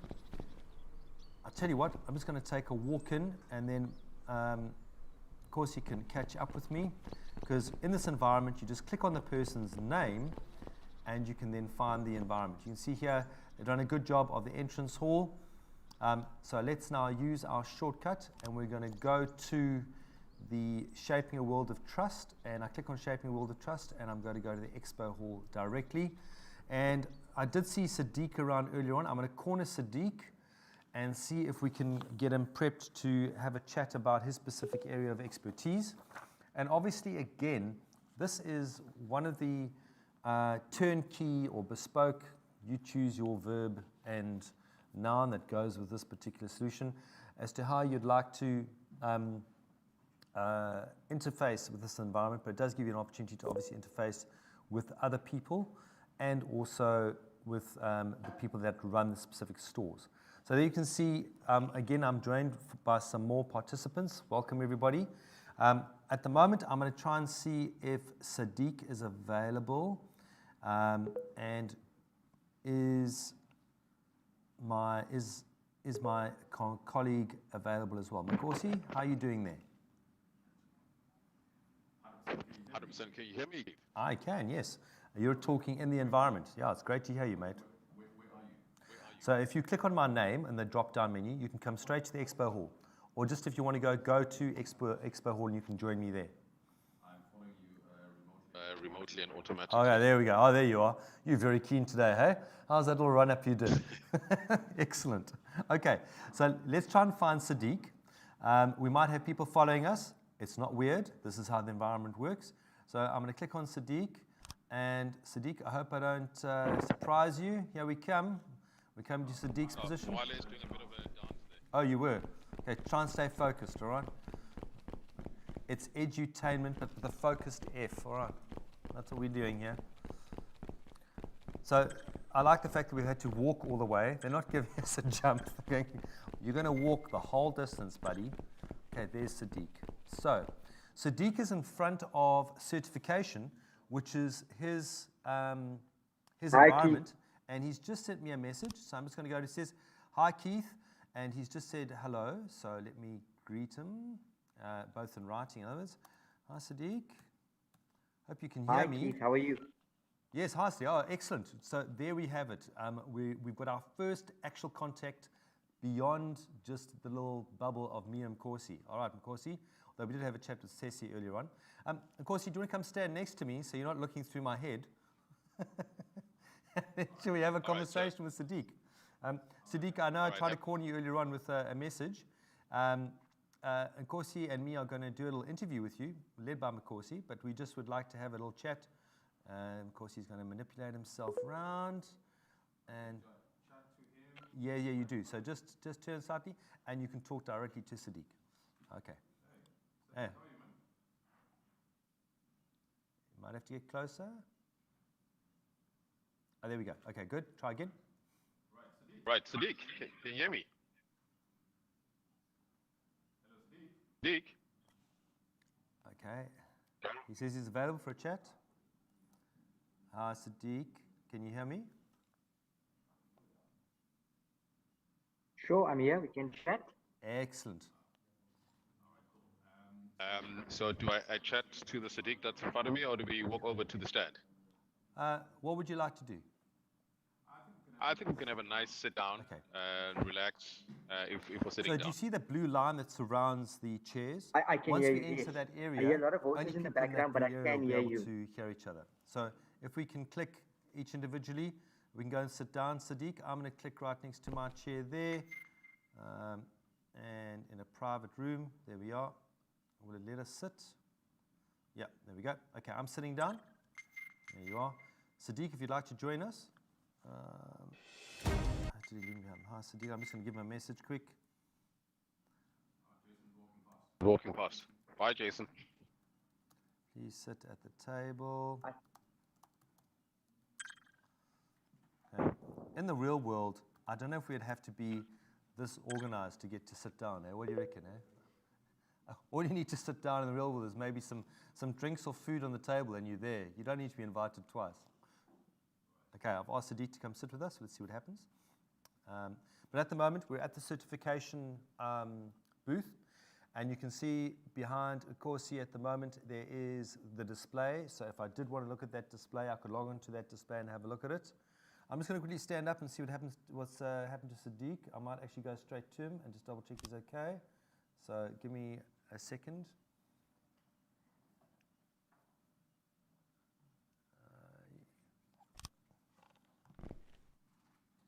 Yeah, definitely.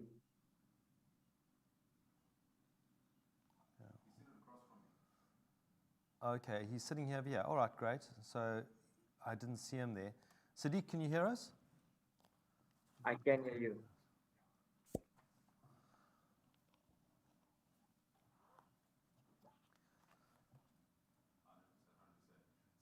So, Sadiq, are you ready to get straight to it since you are manning the stand? Yes, we can chat. Perfect. All right. So my notes here say certification services for sustainability. Now, explain it to me like I'm a 3-year-old. I can hear you, yes. Explain what does that entail? What is your stand about, and what do you do? How would you like to engage with the people that are in this session?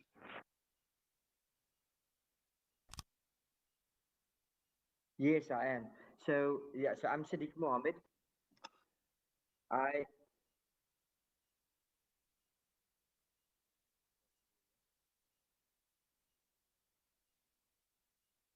Okay, so essentially the certification division is the department that assists.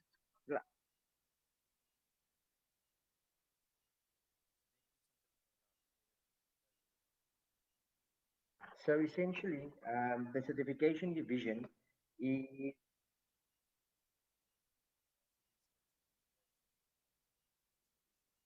Losing Sadiq out. so the certification department is basically is a third-party auditing firm that assists clients in managing risks, and we assist with all schemes ranging from QHSE, quality, health, safety, and environment, and various sustainability audits. So if clients have sustainability issues,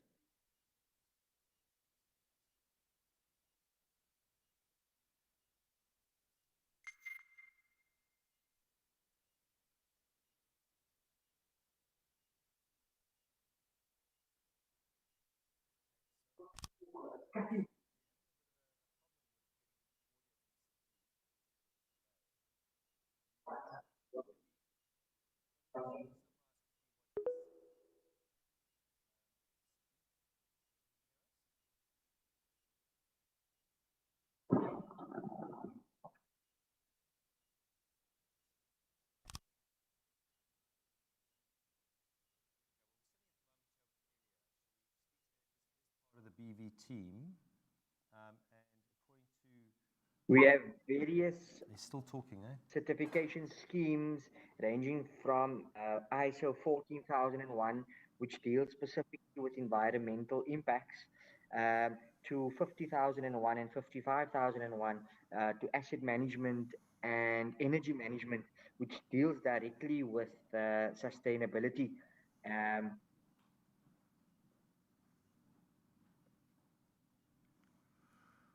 Oh, Sadiq, it's just going on and off, bro. You're not hearing anything there, huh? I'm just moving sensitivity. Yeah. No, I'm not seeing anything here. There's no indication of them talking. Can you turn my microphone on, please? Yeah. No. Sadiq, I'm really sorry at the moment. Hi, Sadiq. I'm really sorry at the moment. We're not getting your audio. It seems to have dropped off completely. We're going to come back to you. I think at the moment, if I can summarize what we heard there, there's a lot of certification opportunities within this environment, and obviously you guys manage them all. At the moment at the table, someone we were going to talk to later on, but he does seem to be sitting here, so I don't know. Elias, are you able to have a quick chat? Nkosi, do you want to have a chat to Elias and ask the similar sort of questions you're looking at? It looks like Elias is leaving now. Elias, if you're available to chat, we can chat now.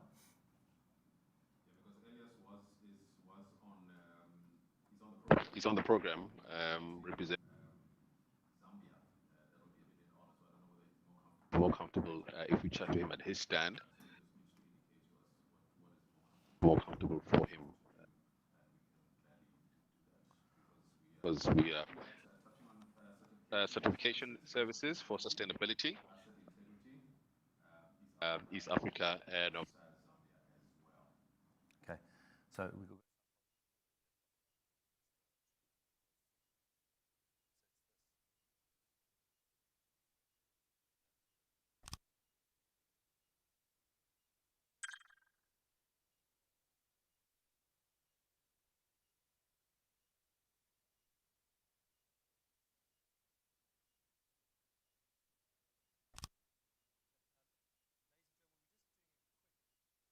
Ladies and gentlemen, we're just going to do a quick technical check on something.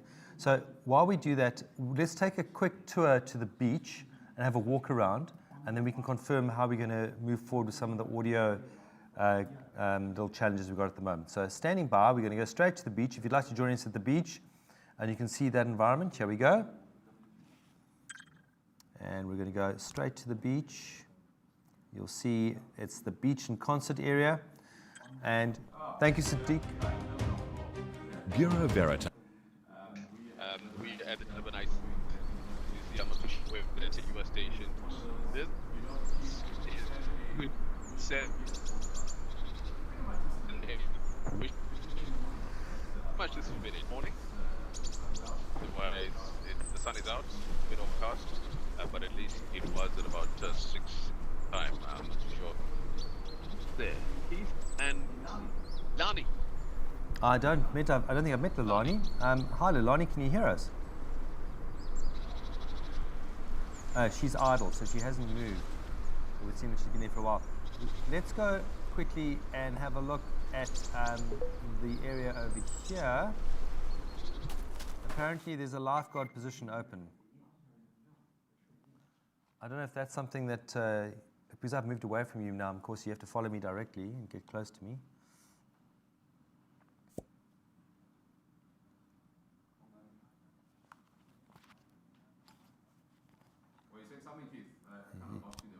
I'm sitting down at the lifeguard position. Come join me. Just have one earphone on.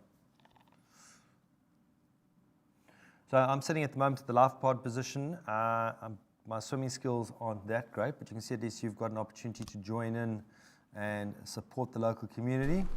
And if I take a walk over here, there's a speedboat.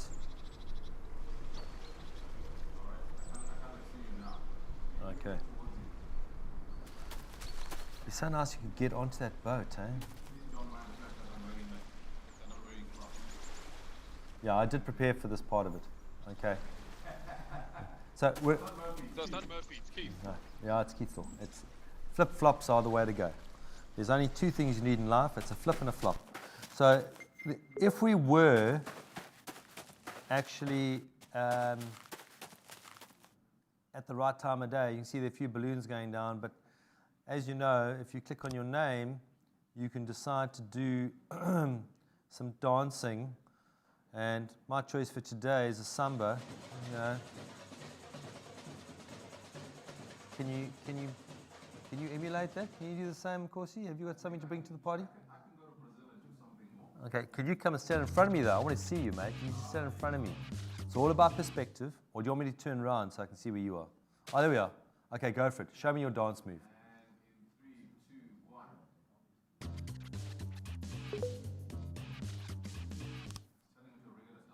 Yeah, I get you. Okay. So here we are, and I think you've done a great job. I'm going to clap. I think you've done a better job, so I'm going to cheer. All right. And then one more time, I'm going to respond to that. Give yourself a little bit of a oi. Do you see my move? That hurt just to look at it. Okay. So we're at the moment heading towards getting back to the expo, Nkosi. So let's head back to the expo, and we're going to try and get one of the expo presenters to show us their video so we can see how the interaction works as well.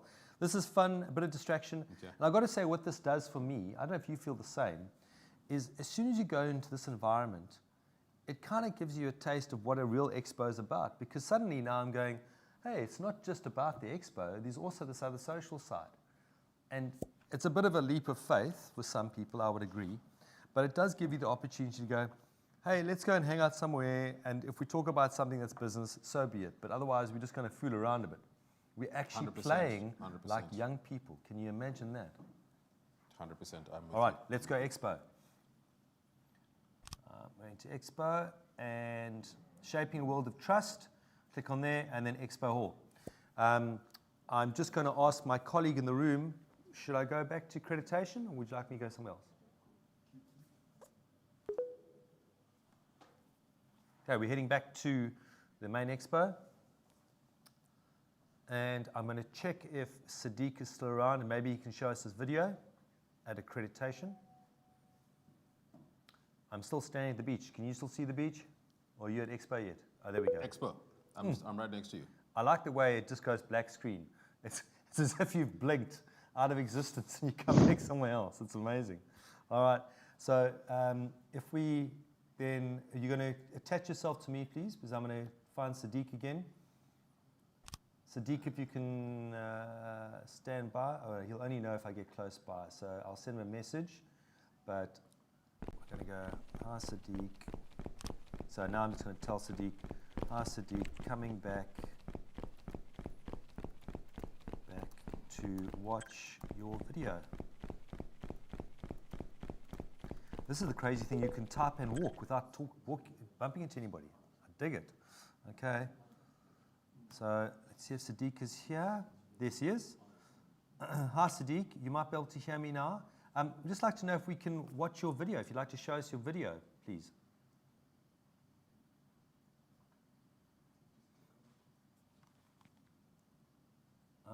Okay, I'm not getting anything from him directly.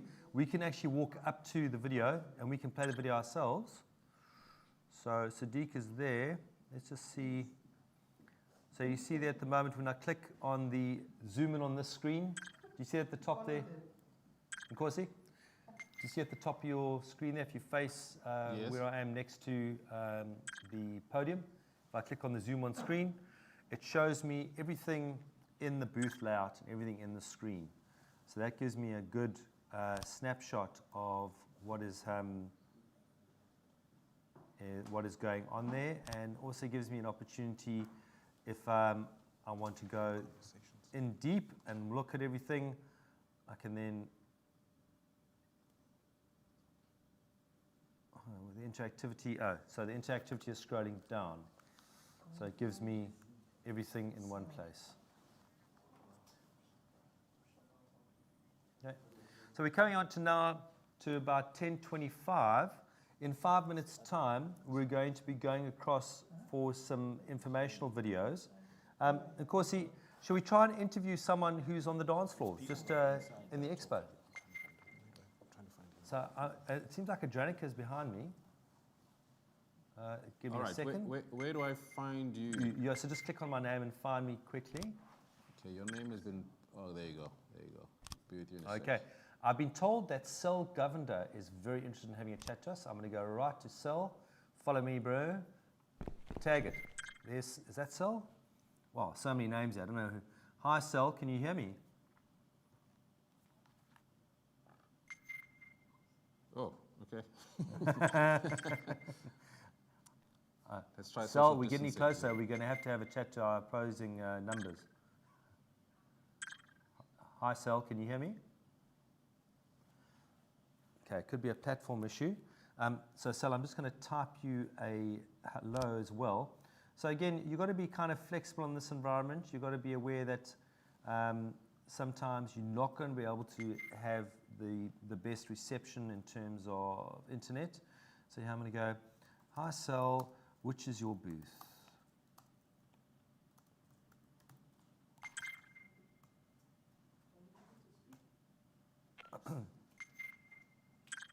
I'm going to try and put Cell's microphone higher as well. Yeah, her audio has gone. Set mic sensitivity. Okay. It's giving me a 4% low voice quality, so that's probably part of the problem. Well, Sal, thank you for... Hi, Sal. Oh, have you heard it? You got it? Face-to-face contact. Yeah, no, I'm right in front of her. Yeah. Oh, fantastic. Good, okay. good. Right, you can talk to her then, but I need to be able to hear it as well. Hold on. This is actually amazing. It's quite an eye opener. Like I did say, I'm one of the outside. I'm one of the guys on the outside looking in. As Nice. Well. And Keith, hello, Keith. Hi. Finally, we get to connect. I was waiting for the blue. Yes, but sorry, my back is turned to you, so Hello, let me everyone. unturn my back. No problem. I'm happy to. You know, even in avatar mode, you can't be rude. You know. I think you're a bit more experienced in this environment than most. Have you been in this environment before? You've moved too far, Sal. Oh, you got to be close for a conversation. Yeah, you got to be really close. Okay. As soon as you, unfortunately, the protocol of standing. This is a zero virus environment. Ironically, even though it's on a PC or a Mac, we are in an environment which allows us to be close and have conversations face to face. Or even behind. So could Grace have a conversation? Behind your back, fully. She could in theory, but at the moment I'm not hearing the conversation you're having with Sal. So I'm just trying to. Should we try and sit down? We can do that. Okay, let's sit down. Oh, look. Grace is sitting there as well. Emily's our chief. chief. On the draw. What's Yeah, that game we play? Emily's our Musical chief. chairs. I think she's probably a champion. Years gone by. Those moves should have made it to the Olympics, I tell you. Okay, I'm going to sit this side then. Okay, Corsi, can you come sit in these two chairs opposite us, please? Thank you. There you go. And Sal, can you sit down with us? I'm going to just send her a message so she can sit. Hi, Sal. Please sit at the table. Wow, even my typing skills have to be tested, Joe. Incidentally, is Bhavin on standby, or are we chatting to Patrick? Because the next stand should be asset integrity. Oh, okay. So do we want to head back to studio and then they can play out what they need to and then we can regroup and then set up for the next interview? That's fine. We can do that. Okay, But I think right. we just need confirmation that either Bhavin Mystery or Patrick will be in integrity if we go to that particular stand. Okay, perfect. Okay, so we do have some videos which we're going to play, and we're going to head back to the studio. So the irony is, in the real world, I'm sitting next to the studio, but I'm heading back to the studio via a virtual portal. Mkosi, do you want to give us the link? Go. And now we go to the video. Go. A world leader in testing, inspection, and certification services, Bureau Veritas offers a full range of agri-commodities and food testing services, helping to minimize risk and ensure the safety and quality of food and agricultural products throughout the entire value chain, from farm to fork. Our world-class laboratory testing facilities, innovative digital solutions, and advanced farming technology enables us to ensure the best possible quality, quantity, and value of traded commodities. Our laboratories service a diverse range of requirements, both client-specific as well as legislated. We are well placed to provide you with a complete portfolio of product-related services, providing unique risk management solutions and complete peace of mind. Our laboratory is SANAS accredited in accordance with ISO 17025 and by the South African Health Products Regulatory Authority and the World Health Organization to test pharmaceutical medicines and ensure that all equipment is fully qualified and complies with PICS requirements. Our globally integrated laboratory network ensures that food and agricultural products meet the agreed national and international standards. Operating with absolute integrity, we minimize risk and maximize control by prioritizing safety and reliability at every link in the supply chain. Our complete range of testing, inspection, and certification services enables our agri-food clients to trade with the utmost confidence. Contact us for assistance in meeting consumer demand for safe and high-quality food. Bureau Veritas, shaping a world of trust.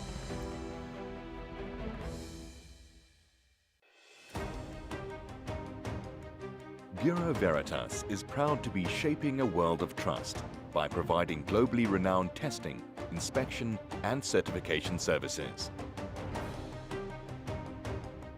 Our commitment to openness, accountability, and transparency of action enables us to help thousands of clients by providing a wide range of management system certifications addressing quality, health, safety and environment, sustainability management, enterprise risk, and sector-specific solutions. Our organization believes that certification is more than just proof of compliance. We believe that certification to internationally recognized management standards enables your business to continuously improve its performance whilst protecting your employees, your assets, and the environment. We provide certification and training services, as well as customized audits to reduce risk and inspire confidence across your value chain. Contact us for all your certification needs. Bureau Veritas, shaping a world of trust.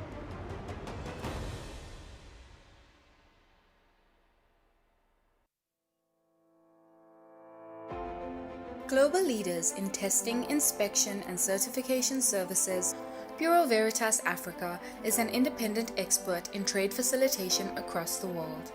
Bureau Veritas Africa offers a range of government services that aim to reduce the risks involved during ownership transfer through the verification of conformity to ensure commercial transactions are completed satisfactorily. Acting with absolute integrity, we offer verification of conformity of goods according to national standards or an international equivalent, thus helping to improve product safety and quality, consumer and environment protection, and trade facilitation when shipping freight at every stage of the logistics chain. Leveraging our global presence and local expertise, we are one of the leading providers of import control and inspection services. Importers go through the basic shipment process. Documentary evidence is required to prove compliance with the required standards, or the goods can be tested in an approved laboratory. The shipment will be subjected to physical verification to ensure the documents match the products and no deviations are found. Once all checks have been carried out, a certificate of conformity is issued. Our goal is to protect government bodies, public organizations, and importers during ownership transfer. We protect consumers against dangerous, substandard, or counterfeit products while providing a guarantee to the buyer that the goods ordered are those shipped. This also protects the domestic industry from unfair competition of poor quality imports and thus enhances the quality of exports. Contact us for assistance with all your compliance and certification needs. Bureau Veritas, shaping a world of trust.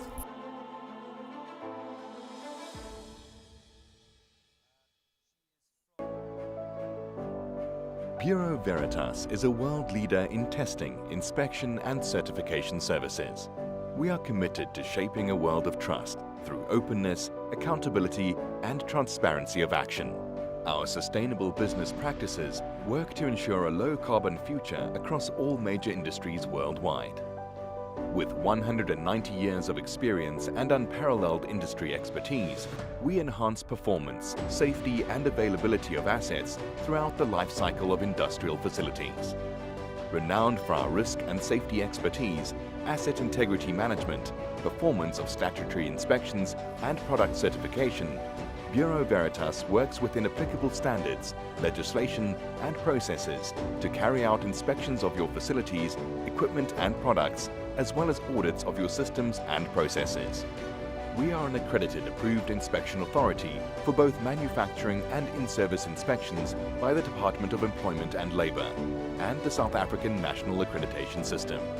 We are also accredited by COFRAC for carriage of dangerous goods and CSC in-service inspections. Our goal is to ensure the safety, reliability, and integrity of your assets so that your business complies with national and international standards. Bureau Veritas, shaping a world of trust.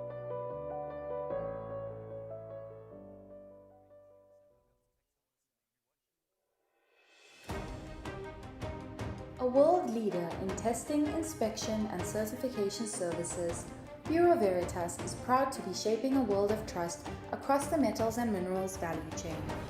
Operating with absolute integrity, we provide a broad range of testing and inspection services, advanced infrastructure, and industry expertise to minimize commercial risk through upstream and trade services.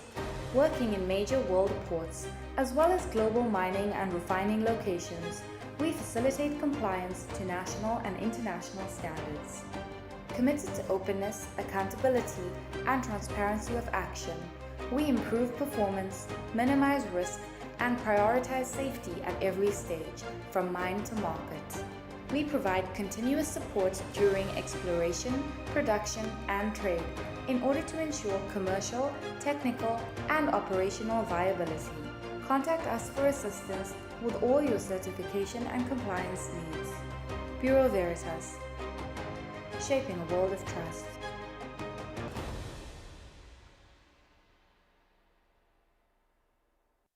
World leaders in testing, inspection, and certification services, Bureau Veritas is proud to be shaping a world of trust through openness, accountability, and transparency of action.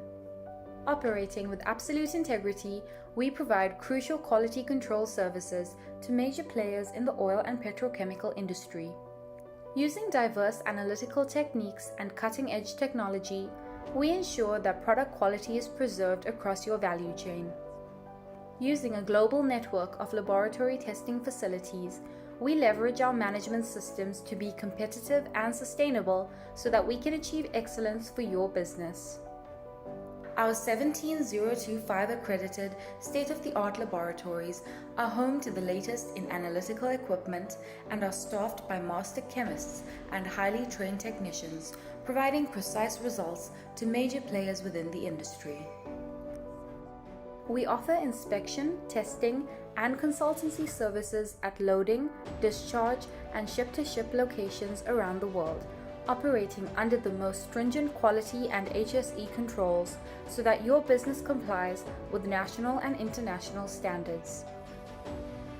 We provide independent verification of the quantity and quality of crude oil, diesel fuel, petrol, jet fuel, LPG, and petrochemicals. We offer a suite of testing and inspection services to support the oil and gas industry, including cargo treatment, oil condition monitoring, marine fuel services, specialized testing services, and transformer oil analysis.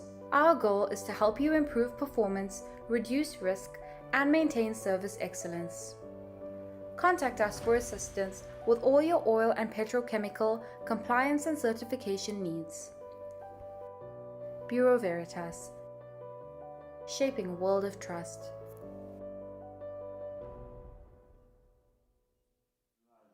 And welcome back, ladies and gentlemen, to our private chat area, which is at one of the booths. You can see Grace has just joined us at the table as well.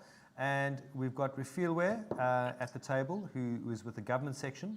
I'm going to hand over to the man who knows how to interview and knows how to talk. And Nkosi, all yours. Hello, Keith. Hi, good morning. Are you able to hear me? I am, loud and clear. Refilwe, can you hear me? Hear me? Hello, Refilwe, can you hear me? Hello, Refilwe, can you hear me?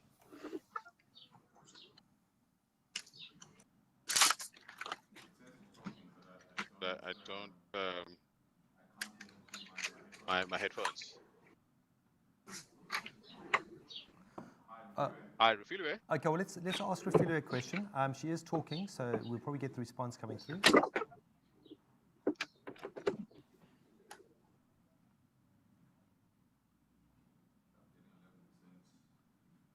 You're getting a warning.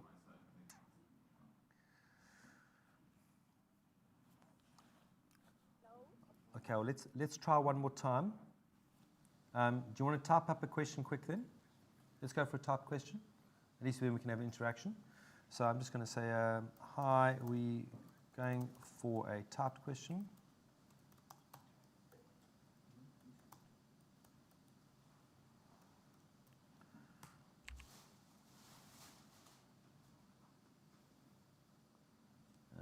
just going to make sure I'm on RefiWare.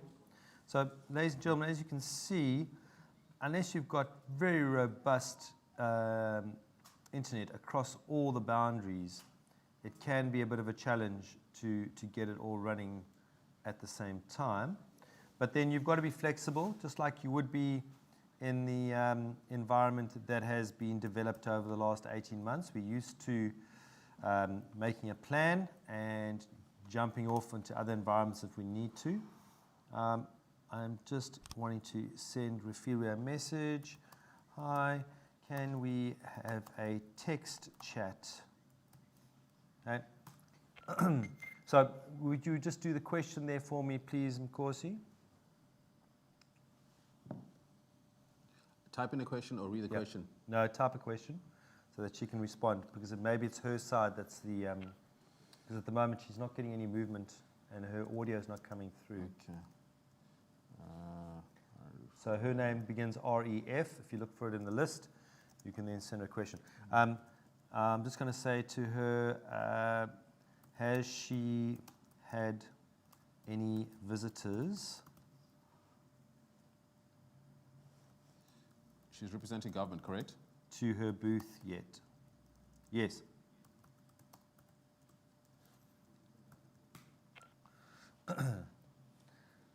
That'd be good to know. Okay.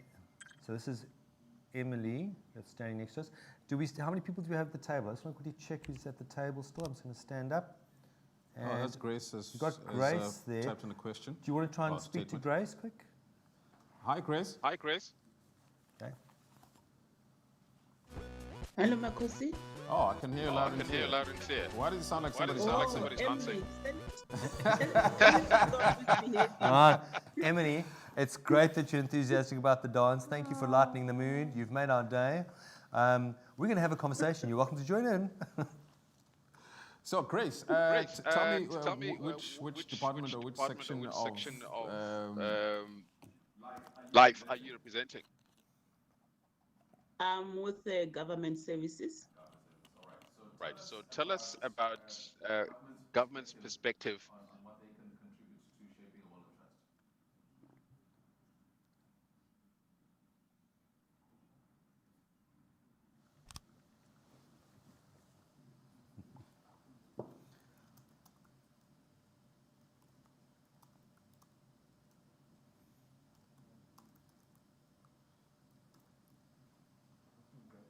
Hi.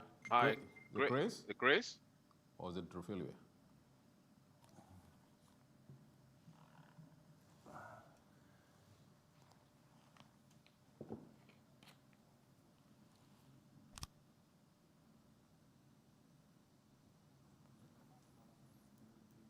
I'm just going to ask her to repeat the question, the answer. Hi, Grace. Please, can you repeat the answer? We lost your audio. So I'm going to ask her to repeat the answer in text. And then I'll read it out, okay?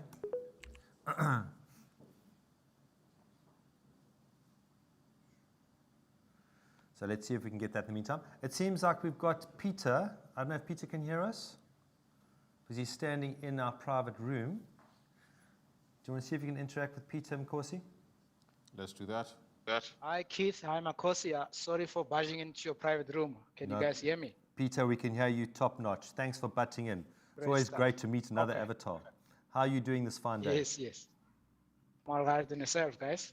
Excellent. Have you been to any other booths, or is this your first booth?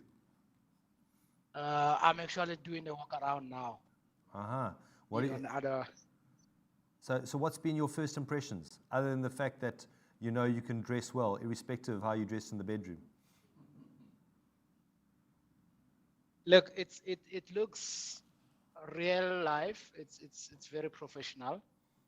Obviously, it would be nice to start interacting with external clients and see when we have a seat and we can play some videos and do some question and answers for them.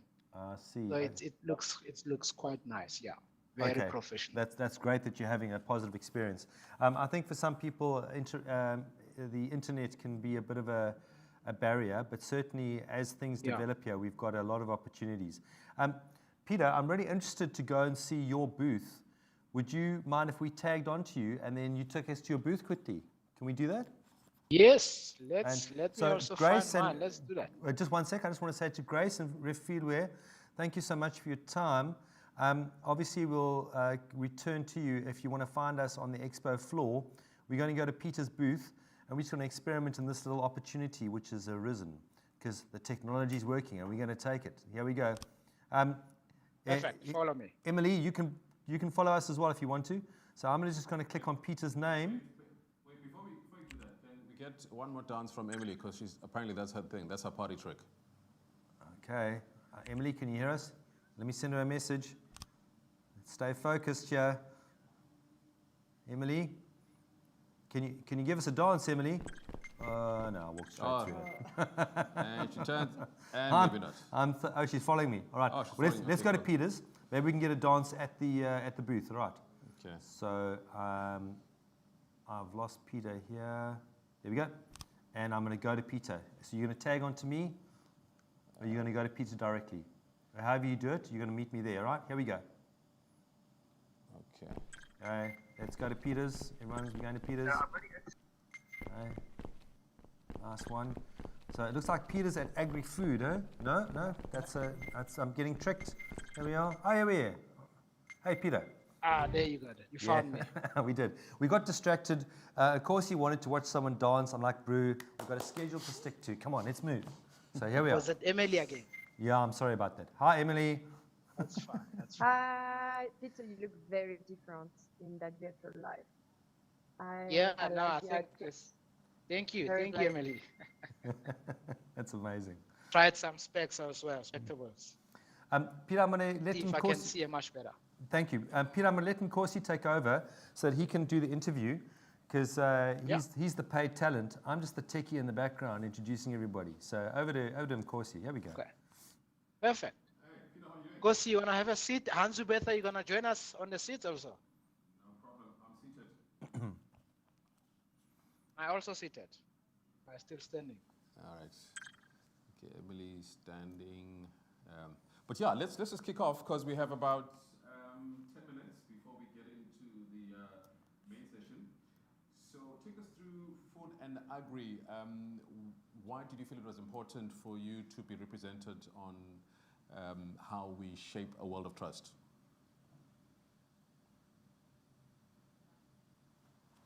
Makosi, I don't know. Do you mind repeating that again? I don't know if you can hear me clearly. Okay, no, let me repeat. So I'm just asking from food and agri perspective, how can you contribute to shaping a world of trust? In other words, how does your inclusion in this session help you further your aims? Peter, yes. Did you hear that question, Peter? Yes, I did fairly hear the question. So obviously, how do we play a role within the agri-food industry to making sure that we're shaping the world of trust? Yes. Correct, yeah.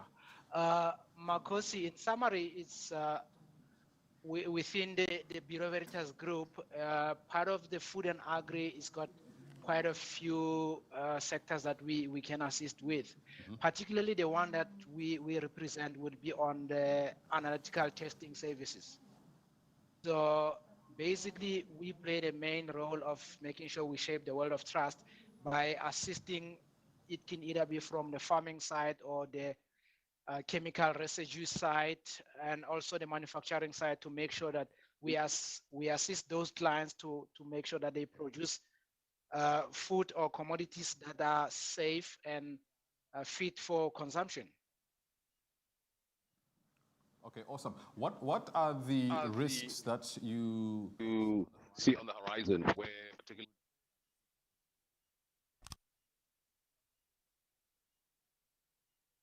You mind repeating it again? What are the threats to food, given that you obviously we should be mindful of, which are impacting on how the Sorry, sector can I lost thrive. you completely, Nkosi. Peter, can you hear me? Shall I repeat the question? Can hear you, Keith. Okay. So, of course, you just wanted to know what are the threats that we need to be aware of when it comes to food security? Did you get that? Look, Yeah, I've got you. Look, there's quite a few factors that are involved within food security or food safety as well. And I mean, depending on the environment where we are or the country where we are, you know, we have stuff like your drought, which definitely impacts the farming industry, and you know, it becomes very difficult for them to, you know, harvest or cultivate enough food for the region, or obviously even to do the export side as well. So that becomes one of the risks within the food industry. And then talking And about, then talking about do you find young people are taking to culture?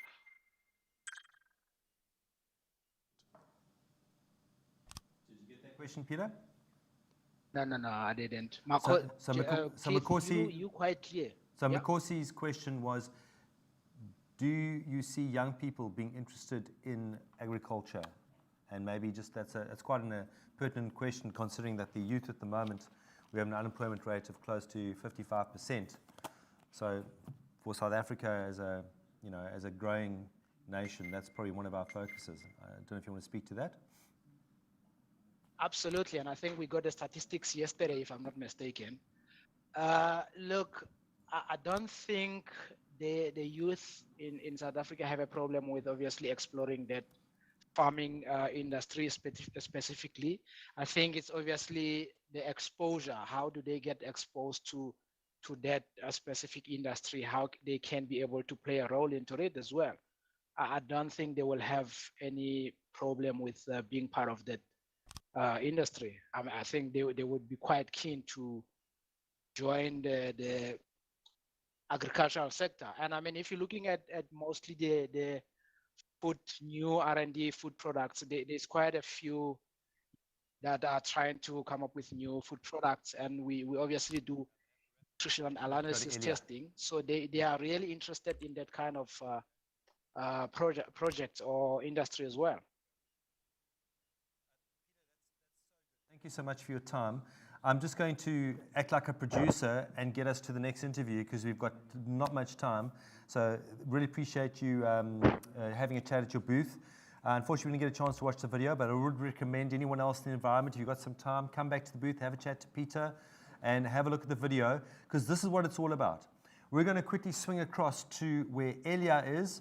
Elia is standing by for us to meet him at his booth. Thank you, Peter. Have a good day.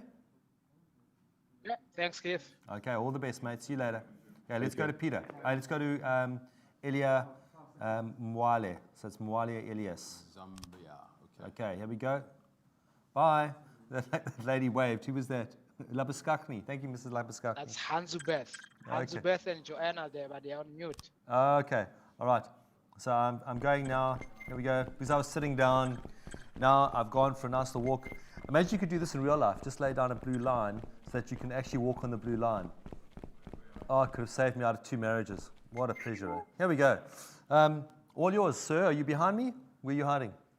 Let me try and find you firstly. Okay, so you're looking for... All right. So, hi, Elias. Hi, I'm trying to read your name.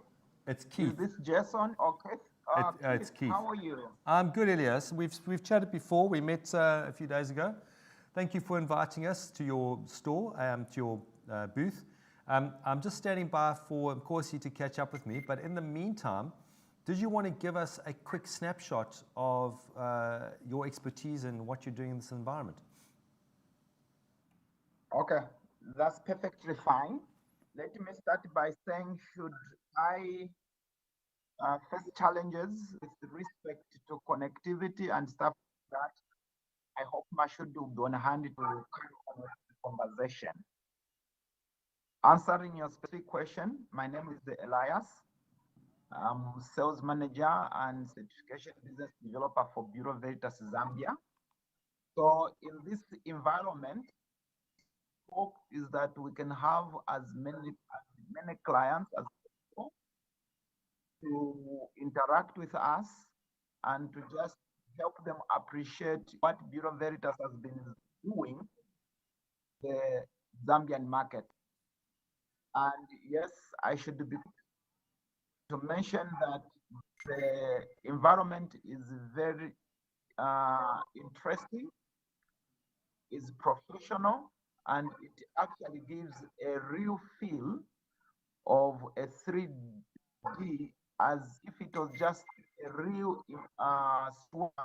question like we are meeting first. Thank you. Here we have Nkosi. Did you want to try and ask a little question there quick, Nkosi? Because we've had a nice summary from Elias. Quickly, just to figure out how Zambia is doing, total, but we actually spent as a family about 3 years living in Lusaka in Ibex Hills, so nice to get back there. Okay, the new president. Oh, okay. Not too sure if I got the entire question, Nkosi, but I'm quite sure I got where you are trying to find out how we are doing with the new president. I would like to say that so far so good. Zambia is very, very excited about the change to the new government, and I believe that should even positively to us as Bureau Veritas. The new president has a business background, and so he understands business very well, and he has pledged that he's going to create an enabling environment for businesses to thrive. It's very, very exciting to us, because if businesses are thriving, then definitely they'll see the need for sustainability. They'll see the need to join us in shaping the world of trust. I love the way people just arrive at the conversation. Thanks for keeping your momentum on that, Elias, but that was really good to hear. So we are heading towards the last 2 minutes before we have to go back to studio. I was asked if Joanne Barton was around to ask a question, but it seems she's disappeared. So, Nkosi, do you want to wrap it up? Any last question there, and then we can head back to the studio, mate? Or you want to tag me, and then I can hand back to you in real life? Should we do that? I think let's do that. Okay, no problem. Excellent. So we're going to say bye to Nkosi in the virtual world, and he's going to step back 3 meters into a green chair. Thank you to everybody for being so motivated and so interested in what's going on. It's really nice to see us moving forward in an environment that is somewhat challenging, and innovating and just taking some time to experiment with the technology and see the value of it. Because like any new piece of kit, people can have a lot of reticence about going out of their comfort zone. So well done to everybody, and thank you for taking the time. Thank you, David, for saying hello. Unfortunately, we are going back to the studio. I don't know if you can hear me, David, if you want to say hi quickly. Hi there, Keith. Yes, I can hear you. Hi, David. Thanks for stepping in. It's quite intimidating when you're suddenly talking to someone and then this avatar comes from the right. It's almost as if you're in a rugby field and you're going to get taken out. But anyway, how are you doing? What's your role in this?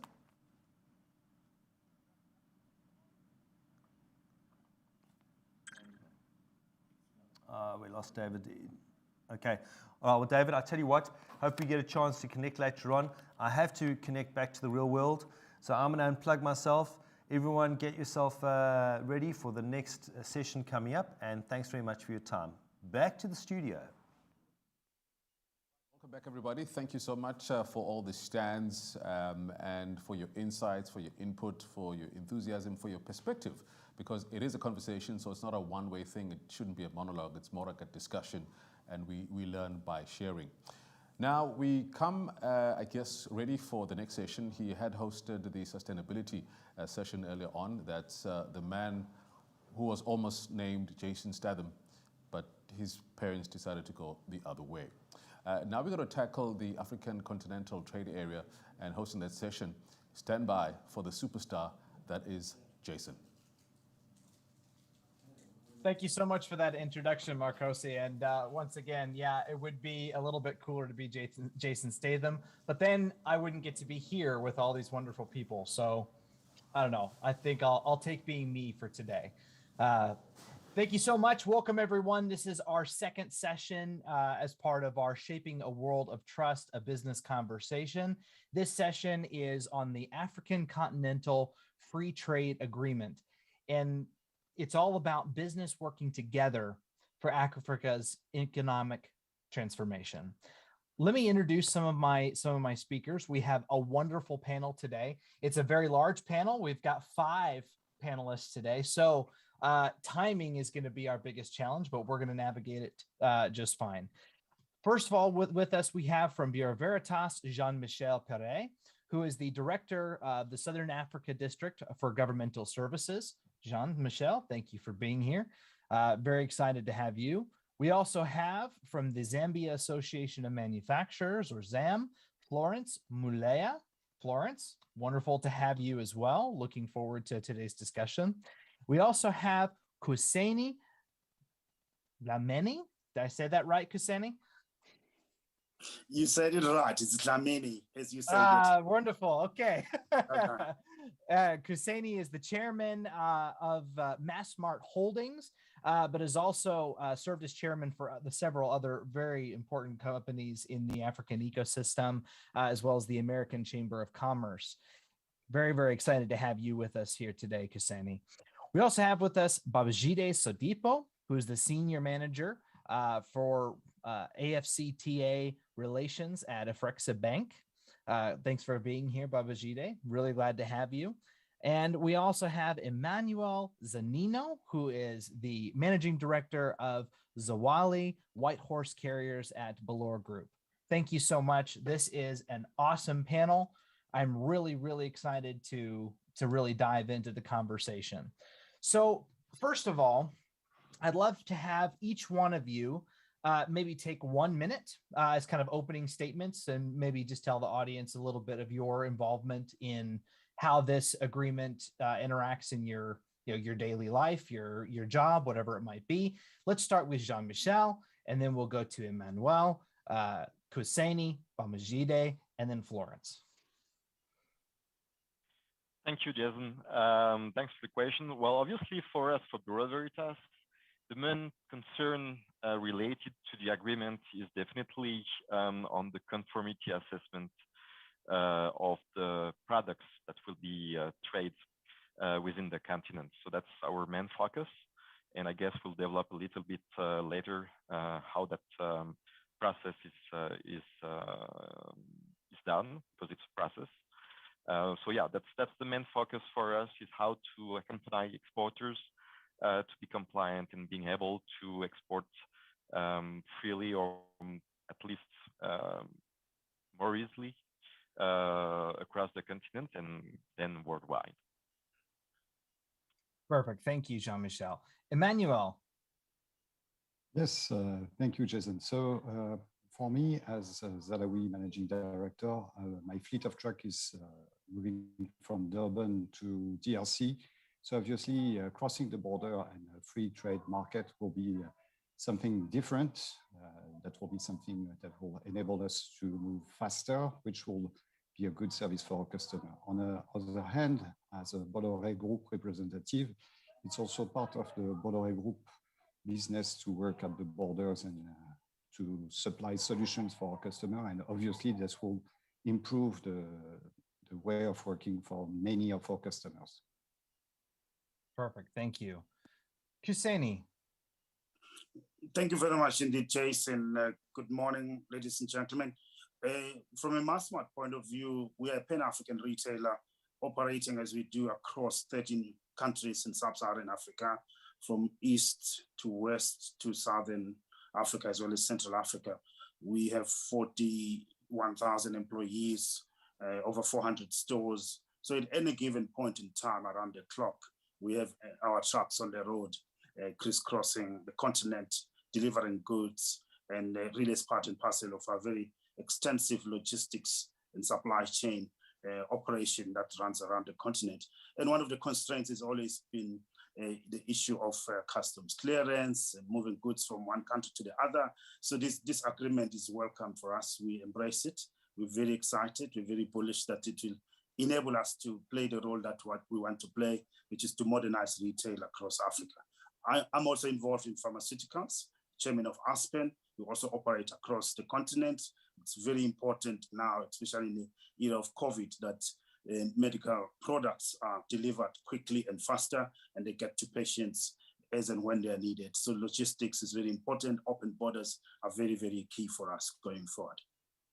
Absolutely. Wonderful. Thank you so much, Kuseni. Babajide. Yeah, thank you very much, Jason.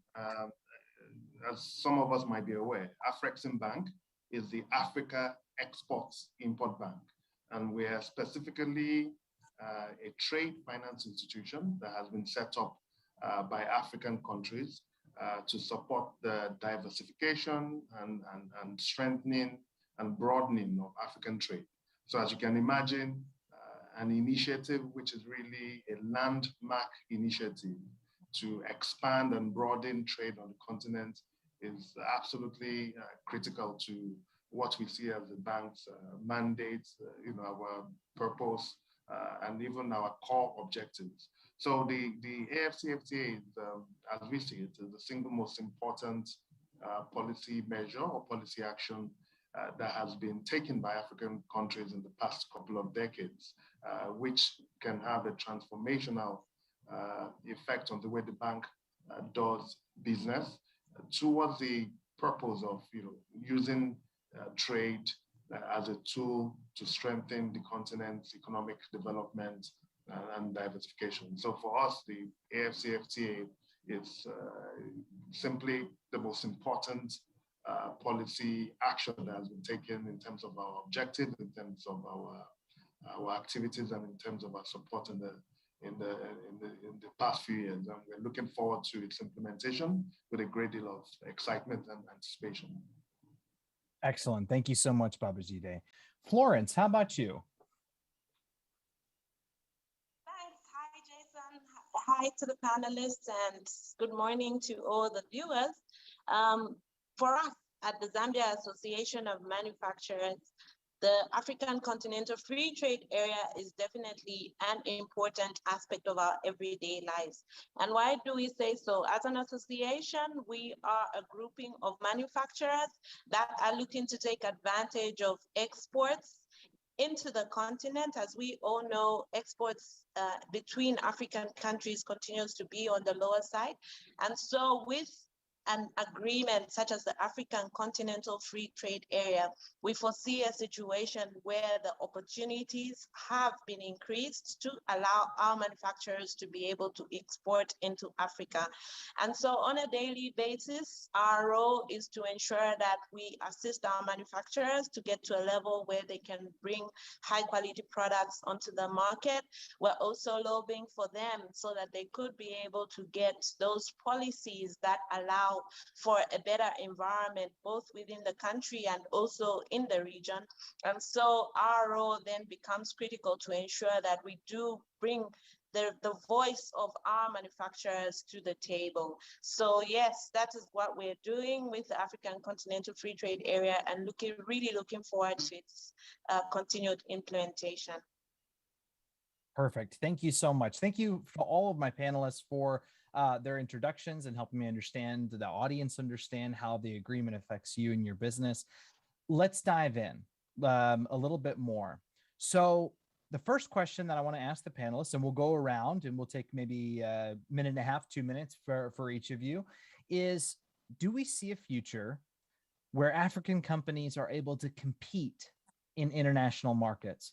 And in this case, I'd like to start with Florence and then go to Babajide, then Kuseni, then Emmanuel, then Jean-Michel.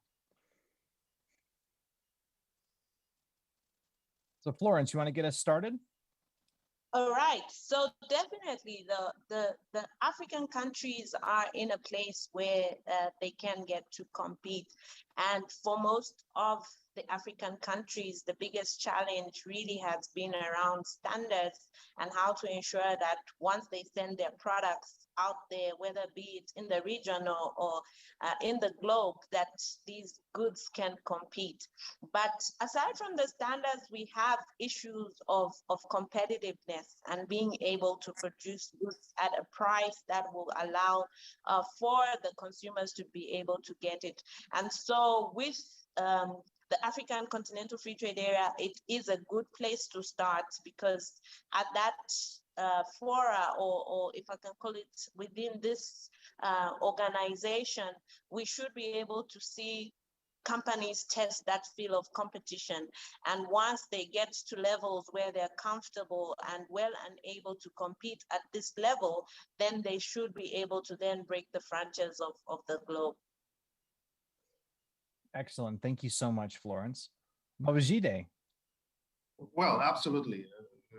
Absolutely, yes. And if I might take it from the point on competitiveness raised by Florence, you realize that, of course, the African market itself, which is created by the AfCFTA, it's part of the global market. So, of course, even if it's quite a small part at the moment, but with a great potential for growth.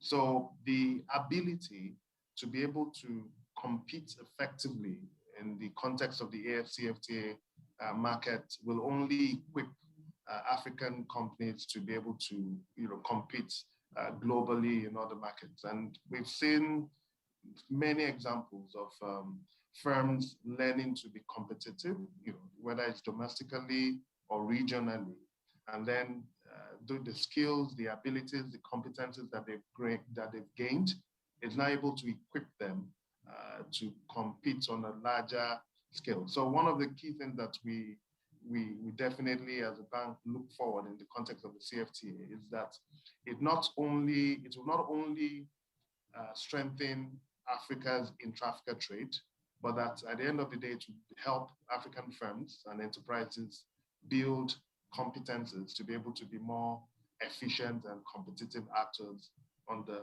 global trade scale. And of course, economies of scale and all the economic theory absolutely supports that. So we certainly see a future where the AfCFTA will sort of be a training ground that will enable enterprises such as Massmart to be much more competitive and effective on the global stage.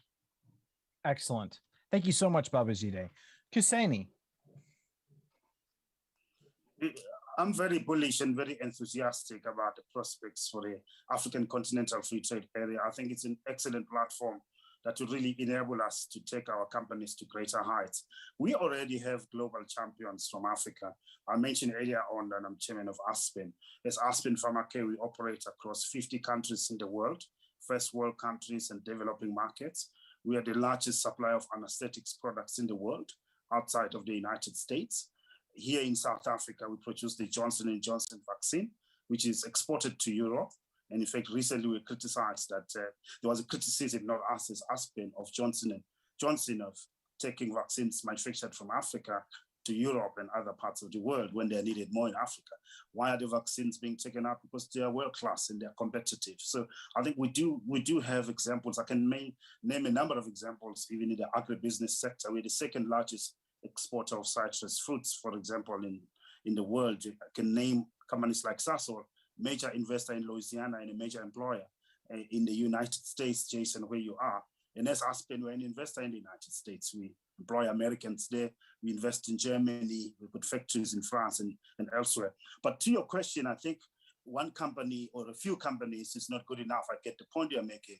What is required now in the context of building back better, and dare I say faster, from the issues of COVID, is for African policymakers to use this as an opportunity to reset industrial strategies, reset manufacturing strategies, raise the scale of their ambitions, and also, more importantly, create the right ecosystems so that African companies can be global and be world beaters in the global scheme of things. Because when you go around Africa, most companies are just too suboptimal in the way in which they operate. They are not able to really compete and succeed in the global competitive battles of this world. My view is that I'm optimistic, yes, but it's not going to happen automatically. It needs deliberate policy interventions. It needs visionary leadership. It needs us to orchestrate differently, partner and collaborate differently, and that much better, so that we can be like the South Koreas of this world, the Samsungs that you see, the LGs that you see, and some of the Chinese multinationals that we see, the US multinationals that you see on Wall Street, Jason. There's still more work to be done. It's not self-evident. And I think the ACFTA, for me, it's really not an end in itself, has got to be a good means to a greater end, but it requires the political will and commitment to do the right thing and really reset how we do things, embrace digitalization, the fourth industrial revolution, and use it to the benefit of Africa. I love it. I love it. I love how you're saying that, that actually Africa is already competing internationally, but we still have a long way to go. I love it. Thank you, Kuseni. Emmanuel, your thoughts? Yes, Jason. So I agree with the other person that were interviewed. So there's great skill in Africa. And obviously, if we have a better logistic, because we are talking about also logistics. So if we can go faster at the border, if we can go easier at the border, obviously the consequence, it will be much cheaper and it will be more reliable. And what exporter needs is to also be reliable. When they commit to a date, they have to manage to ship on date. If they need some supply to produce, they also need to get their supply on time. And on this perspective, the AFCTA is a really a very good thing that could, I think, bring a lot more power to the African entities and the companies that want to beat the international market. And I'm convinced, because we already work with many African exporters, whatever from South Africa or for West Africa, Eastern Africa, and they all wish to have something simplified at the border, whatever on import or on export. Excellent. Thank you so much, Emmanuel. Appreciate your thoughts. Jean-Michel.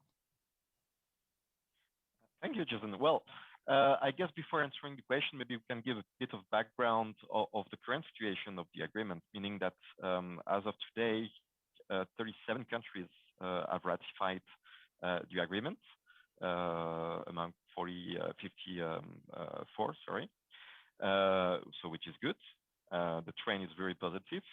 Another figure that we have to keep in mind also is that the intra-continent trade roughly represents 16% of the international trade, so it's quite low. And the agreement itself has an objective to reach 60% of intra-African trade by 2034. 2034 is tomorrow. I mean, it's in 13 years to be precise, but it's tomorrow. And I guess the biggest challenge, as it was mentioned by Kuseni, will be the implementation of the agreement within the African countries. The sooner, the faster it will be done, the more it will benefit to the country and the population. And obviously, it will be step by step. How we say in Africa is, how do you eat an elephant? By bites, right? So the first step will be to implement the agreement within the continent, and because there will be some uniformization in terms of standards, instead of processes for customs, as it was mentioned by Emmanuel,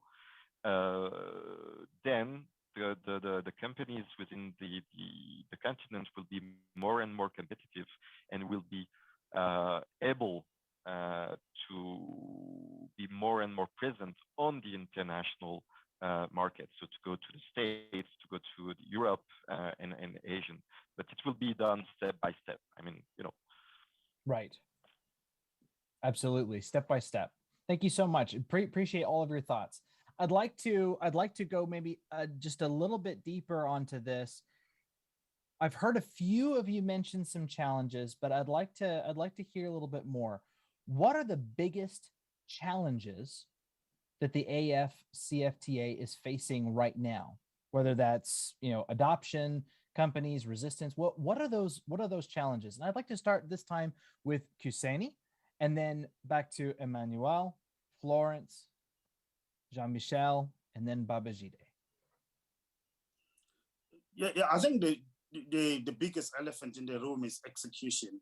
There's no doubt about the good intentions that African leaders have got. And I was privileged to be in Kigali in March 2018 or 19 when the agreement was signed, and I was very inspired to see each head of state standing up, you know, making their commitments. But I think the biggest challenge is really the execution. And what do I mean by that? It's really dealing with some of the infrastructure issues, because you can't have free trade and investment if your railway system is not efficient, it's not up to standards, if your roads are not efficient, if your customs processes and systems are still archaic and bureaucratic, and you still have elements of corruption there to get goods from one place to the other. And also, I think more importantly, it just requires that willingness by leaders to walk the talk. It's one thing signing up and pledging support, but I think the proof of the pudding, it's really implementing it. And here, it's not just an issue that's a government responsibility only. I'll argue that business leaders from the private sector have a very important role to play. They have to be very proactive in engaging with the African Continental Free Trade Area processes, and maybe bring in their resources and their expertise to share with the governments to enable the ACFTA to work.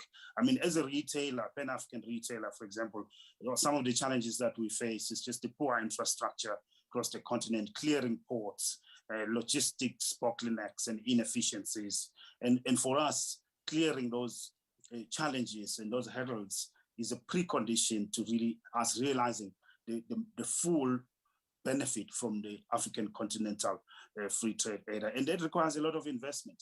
And one of the things that we have to realize, which I also like to say, is that whatever problem you see in Africa, whether it's poor infrastructure, lack of energy or water, is actually an investment opportunity.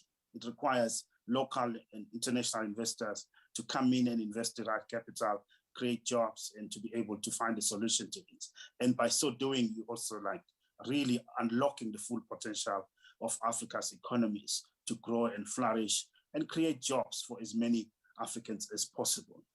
Absolutely, absolutely. Huge investment opportunities, actually, I would say.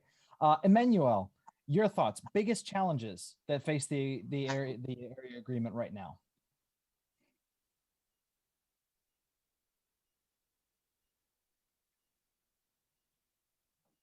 Emmanuel, you there? So, yes, I'm there. Can you hear me? I switched on the video. Maybe it's easier without video. Can you hear me now? Yeah, I can hear you. I can hear you. So biggest challenges. Yes, for me, once again, I will focus on the logistic point of view and crossing the border. So crossing the border is something that needs also investment in two categories. Investment in terms of devices and technology. Once again, the more manual process are, the more complicated they become. And we know that there's a lot and sometimes too many human interaction when crossing the border, with a lot of paperwork to be done for several administrations that sometimes are not clear and are overlapping the one and the others.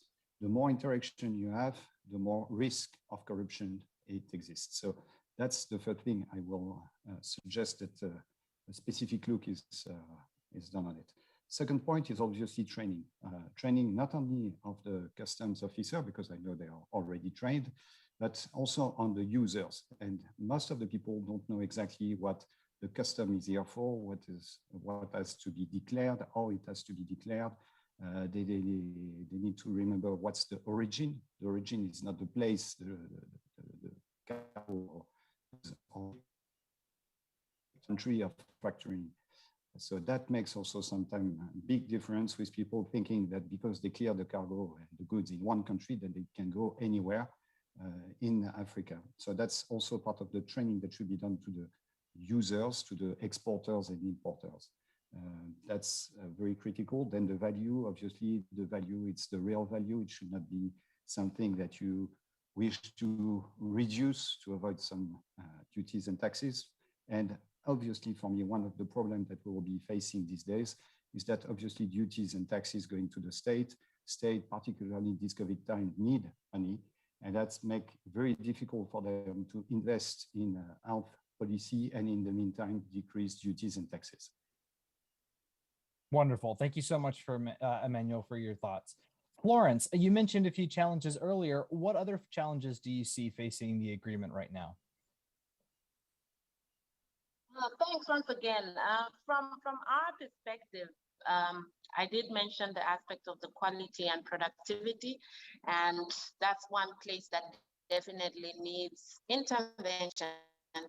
But another perspective is language, and one of the things that we have observed is that even though countries like Zambia would like to trade more with countries in the Western Bloc, for example, who are mainly French speaking, we find that trade then tends to be a little bit difficult, and it takes a little bit more time to actually get to produce the transaction and finalize it because of that language barrier.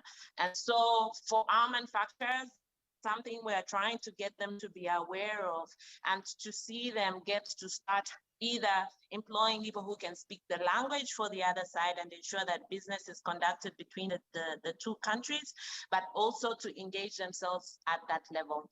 Another challenge that we see is the inconsistent and incoherent trade policies that are being adopted by the different countries. So we need to see a little bit more harmonization achieved with respect to trade policies and also ensure that at the level of where companies or countries begin to speak, they can face the same kind of trade policies.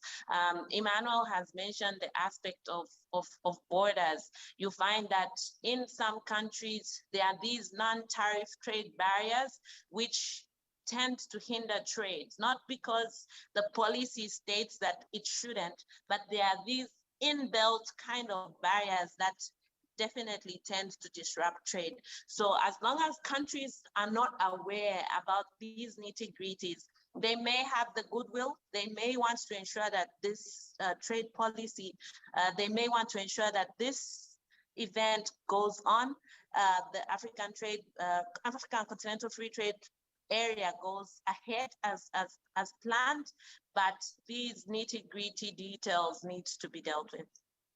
Absolutely. Thank you for expanding on that, Florence. I appreciate that. Jean-Michel and then Babajide. Thank you, Jason. Well, probably the biggest challenge is the political will of each country to implement the agreement. But so far, as I mentioned, 37 countries have ratified the agreement, so it's a big and great achievement. So we have to be, positive and optimistic in the future implementation. But just to give an echo to what was said by Kuseni and Emmanuel, when we are talking about partnership between the private and the public sector, when we are talking about facilitating the trade between countries, there are solutions that we can offer, for instance, like a single window. Latest one that we implemented was in the RC. The single window is, a tool that will automatize, centralize, and dematerialize all the procedures of import, export, and transit. So that was mentioned by the other speakers, talking about the manual things that have to be done, talking about the risk of corruption. Those kind of solutions exist.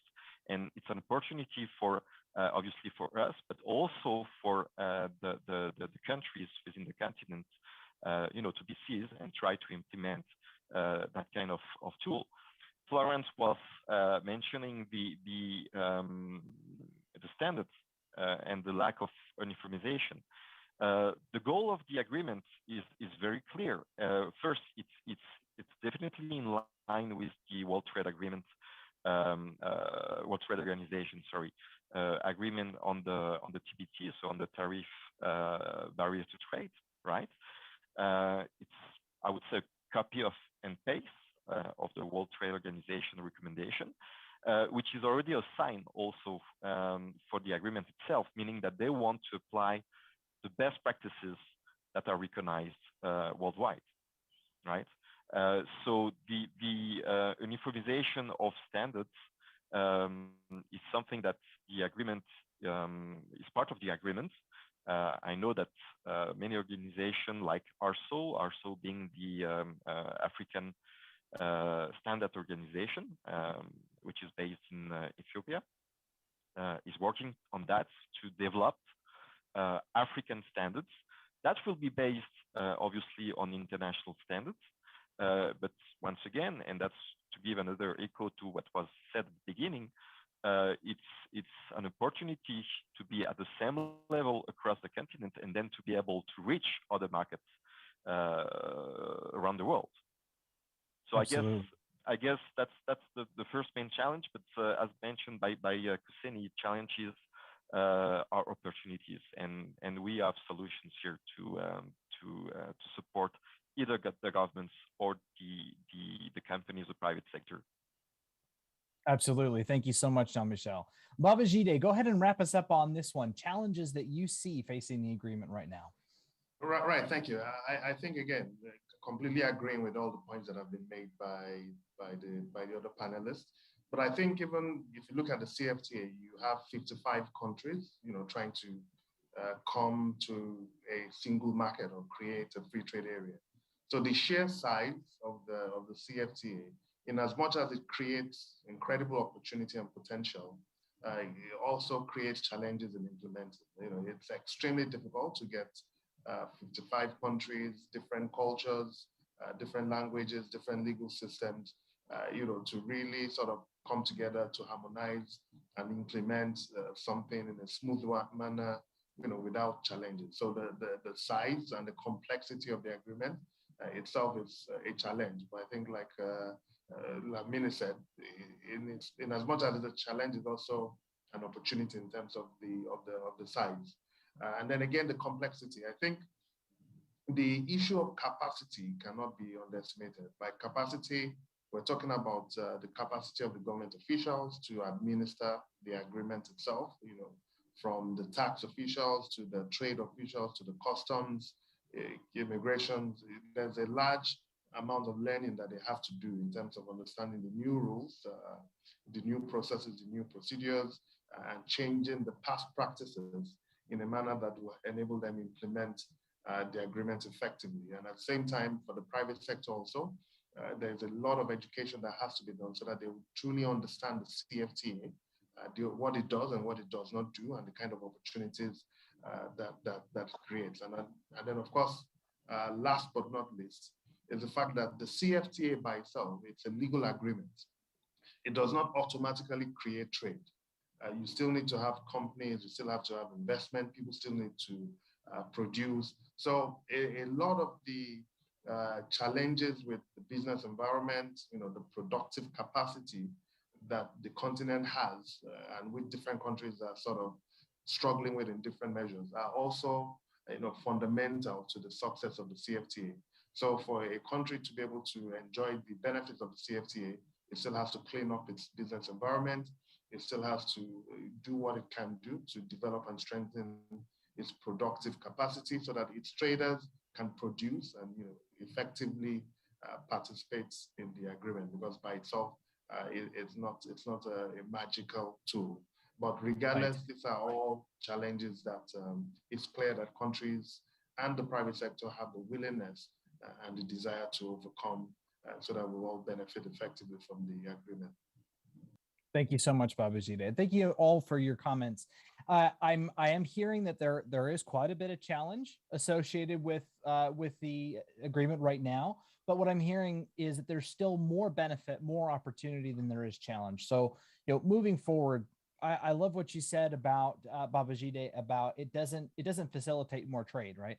It's a legal agreement. It really, what it does is it breaks down some barriers, right? Takes away, tries to eliminate most tariffs that are happening between countries, some of the non-tariff barriers to trade as well.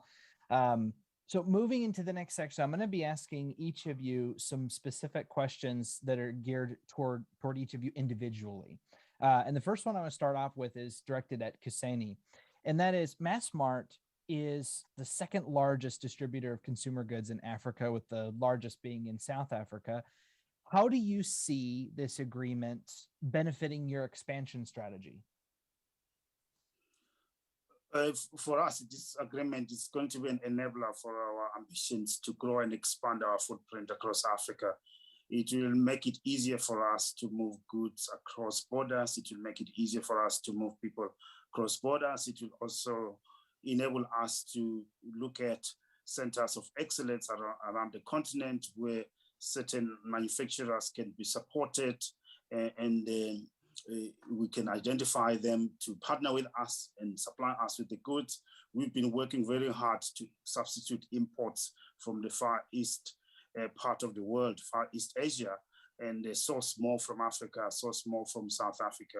In Zambia, for example, our stores there very much benefit from the members that belong to Florence's Zambia Association of Manufacturers, because our first port of call to supply Builders Warehouse in Lusaka, it's really to look at local suppliers. The same thing in Kenya, the same thing we do in Nigeria. The more we can have scalable manufacturing businesses, have suppliers that meet our standards. The issue of standards that Florence spoke about earlier on is so key because we use the same standards. We're part of Walmart. The standards that our suppliers in Africa have to adhere to are the same standards that all suppliers that supply to Walmart around the world have to adhere to.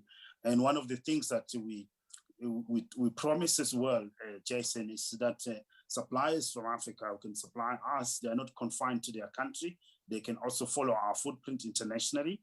And in some instances, we've assisted African suppliers to be able to access the global Walmart supply chain. So the African Continental Free Trade Area, to the extent that it will assist in the really harnessing and indeed promoting the growth of African manufacturers that can scale up and suppliers that can scale up, it's really going to help us to be able to source more from Africa and less from outside of Africa. So that is something that we welcome and fully support, because we believe that the more we source from Africa, the more we create jobs. I mean, 95% of the people we employ across all the different markets in Africa come from those markets. If we look at our food section, we look at partnering with local agribusinesses, whether you go to our stores in Lusaka, Nairobi, or Nigeria, the food that we sell in those stores, most of it, over 95%, will be sourced from local suppliers. So I think the African Continental Free Trade Area will help us in terms of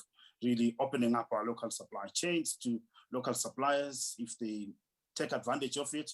And also the issue of talent and training, which was mentioned earlier on by Emmanuel, so also very, very important. We invest a lot in that, and we want to be able to partner with local people as much as we can.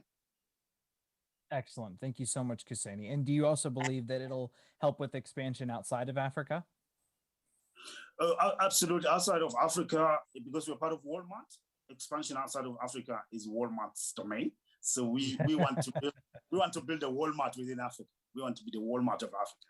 And we believe there's massive opportunities with the 1.3 billion people that we have on the continent. There's just so much for us to do within the continent before we think of outside of Africa. If you talk of Aspen, yes, Aspen, we have a product footprint goes across 150 countries in the world. As I mentioned earlier on, we're in 50 countries. We're expanding our footprint in the global pharmaceutical space. We really want to be a force for good in terms of finding global solutions to global pandemics like COVID-19. Absolutely. Thank you, Kuseni. And I think that it's more prominent outside of Africa, but I think that people forget how big Africa really is. Like you said, 1.2, 1.3 billion people. That's a huge market to service before you even think about going outside of Africa. So I love that. Appreciate that. The next one I'd like to, since you mentioned Florence a few times, I'd like to direct this next one at Florence. So according to the Zambia Association of Manufacturers, is there any trade happening right now between Zambian-based manufacturers and countries within the SADC region?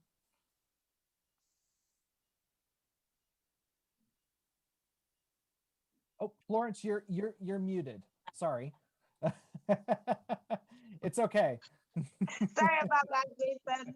Yeah, No I was worries. saying there's quite a lot of trade currently happening between Zambian firms and the region, especially the Southern African region.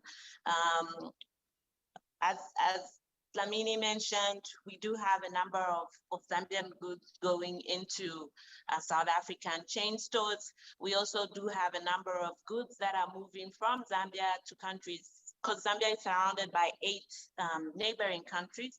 So all these countries are kind of like sourcing manufactured goods from ourselves.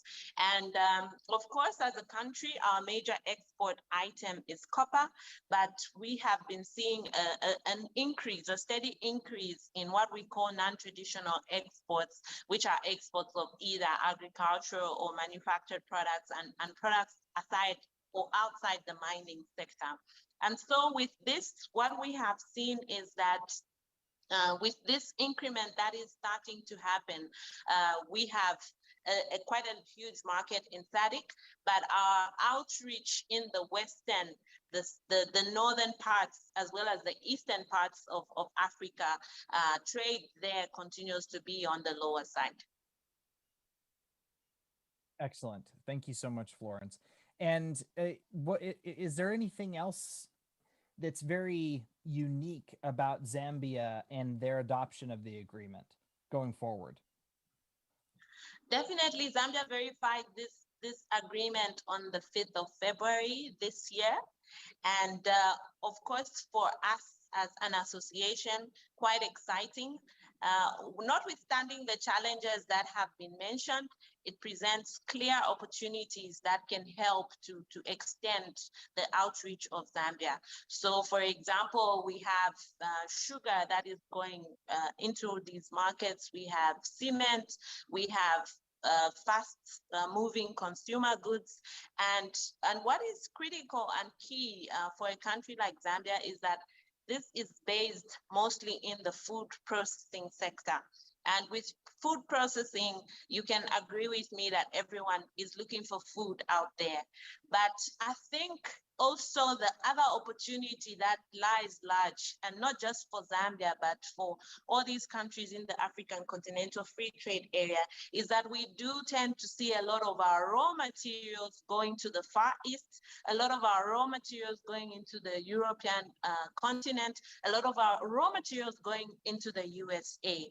And so the opportunity that is lying in Africa is, if instead of sending our raw materials out, we could start developing value chain links. So for example, if Zambia has got the maize, which is required in stock feed production in South Africa, the best is to export this maize into South Africa, or have South African investors come into Zambia and take advantage of that raw material that is readily available and produce manufactured goods that can then be sent out. So the opportunities lie large, and as has been mentioned, within these challenges, there's a lot that can be done within Africa to ensure that manufacturing takes advantage of the agreement.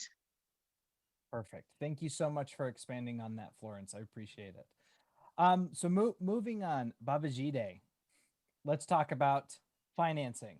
So huge part of manufacturing, trade, expansion comes down to, banking, financiers. How involved are banks and financiers in supporting this? I mean, where do the banks fall in this whole process? Right, absolutely. I think, generally you will find that some of the biggest cheerleaders for the CFTA have been the financing institutions, financial institutions, banks, and such. For Afreximbank especially, like I said, we are a financial institution whose mandate is to diversify or strengthen the diversification of intra-Africa trade. You can imagine that the CFTA is, it's certainly an unparalleled opportunity for us. In the last 4 years alone, we have committed up to and disbursed up to $20 billion in support of intra-Africa trade and investment, right? Including the financing and the development of productive capacity, special economic zones, factories, as well as financing really to just support intra-Africa trade.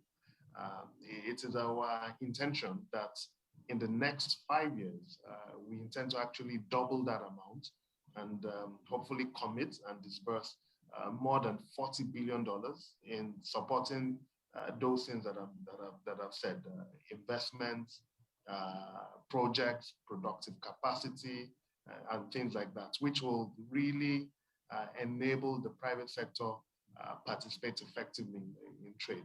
You know, of course, they will say that, well, yes, it's governments that negotiated and have ratified the treaty, but it's not really government that will be trading. It's really going to be the businesses that will be trading. And for the businesses, for them to take advantage of these opportunities, right, they will need additional investment, you know, be it credit or other kinds of investment, right?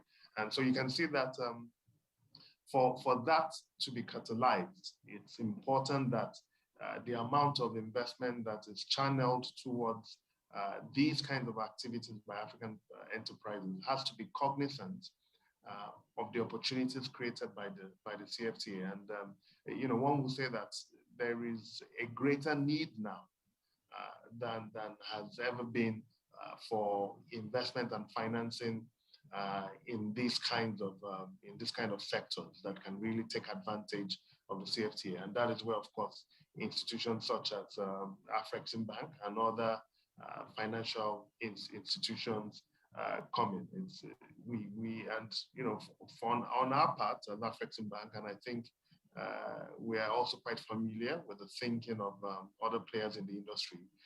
There is that sense that in the next few years there has to be, you know, really a dramatic channeling of resources to prepare companies to take advantage of the opportunities that are presented by the CFTA. So to that extent, financing is key.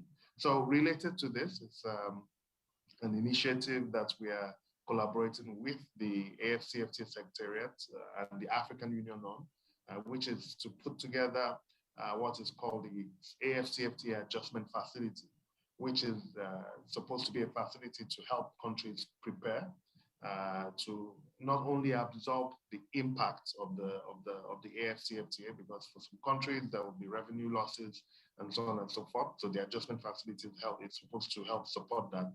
But beyond that, the adjustment facility is also supposed to help equip and prepare African private sector to take advantage of the CFTA. And to that extent, the bank is has committed about $1 billion of its own resources to the adjustment facility, and we're going to work with the African Union and the AFC Secretariat towards raising up to $7 billion to over the next few years to address these kinds of gaps, both in terms of public sector financing to prepare for the CFTA, as well as windows and opportunities that private enterprises and the businesses can take advantage of. So absolutely, you know, for the CFTA to make sense, for the CFTA to be implemented, you know, financing is fundamental. And Afreximbank and I believe other African financial institutions are ready and are preparing to play their part. Excellent. Thank you so much for that, Babajide. I really appreciate it. Next question is for Emmanuel. Emmanuel, what kinds of tactics should manufacturers and producers be using in order to achieve better intra-African trade? Right, Jason, that's a very tough question. I'm not an exporter, I'm a service provider. So once again, yes, I think there's basics. First, to understand the regulation of the country where they stand and country where they want to export. In this regard, you have some service provider that will be able to assist them. I know that some can assist on the regulations and laws in the destination country or to cross the border. And as I am a logistic provider, I would say that a logistic provider that has an international network, that has sufficient branches all over the continent and sufficient experience over this continent will be maybe more assisting than somebody who is just discovering the business, the industry, and the regulation. Yes, there was discussion about investment, and investment in Africa is something very tough. You need to believe in the continent. And I'm very lucky in this regard because I'm part of a group that has been investing for over 60 years in Africa that has some experience. So I know that Florence was looking for people that could assist with the French-speaking country, as everybody could hear. I'm sure that I can assist for the French part of it, but I'm also a Zambian company, a Zambian transporter, and I do understand very well what she says, because I guess that for some exporter or importer, it's quite a challenge between some country like DRC, which is French speaking, and South Africa, English speaking, to manage the flow in and out. So I think that the biggest challenge is to find the right partner that will assist on compliance, on regulation, and to try to make this difficult world a bit more understandable. That's my advice, if I can, to all the exporters in Africa, to work with the right partners that have experience and knowledge and that will respect the rules and the laws so that they don't get into trouble. Absolutely. Emmanuel, thank you for that answer. And sorry for throwing you a tough one. But I like the answer. Collaboration. Find people that can help. You're not in this alone, right? This is the agreement is about a more unified Africa when it comes to trade. So it's not just about intercountry, but it's also about getting more people to work together. So thank you so much. I appreciate that, Emmanuel. Last question is going to be for Jean-Michel. And it's really more of a specific question for Bureau Veritas. And so, one of the benefits of this agreement is the elimination of, complex rules on product standards and licensing requirements. And, how do you see Bureau Veritas impacting that process? How does Bureau Veritas get involved? Where does that come in? Thank you, Jason, for the question. So maybe the agreement will not eliminate 100% of those procedures, but it will tend to harmonize them. And just to make the link with what Babajide was saying previously, Afreximbank, is financing ARSO, so the African Standard Organization, to support that organization to harmonize standards within the continent, within the countries. And I guess the last one was done on the automotive industry in June this year. So the main topic here is the harmonization of the standards. And here Bureau Veritas can support through the programs that we are currently operating in many countries over the continent, which we call the verification of conformity programs, VOC. And basically we do support exporters by making sure that they comply with the standards of the country of destination, where the country they're exporting to, right? Mm-hmm. By doing so, and that was mentioned from the beginning, the continent is going to be more and more compliant with international standards, right? So we accompany those exporters to make sure that they include the conformity of the goods to ensure that they have a proper quality, but mainly to ensure that the products that they are selling are safe for the people, are safe for the environment, right?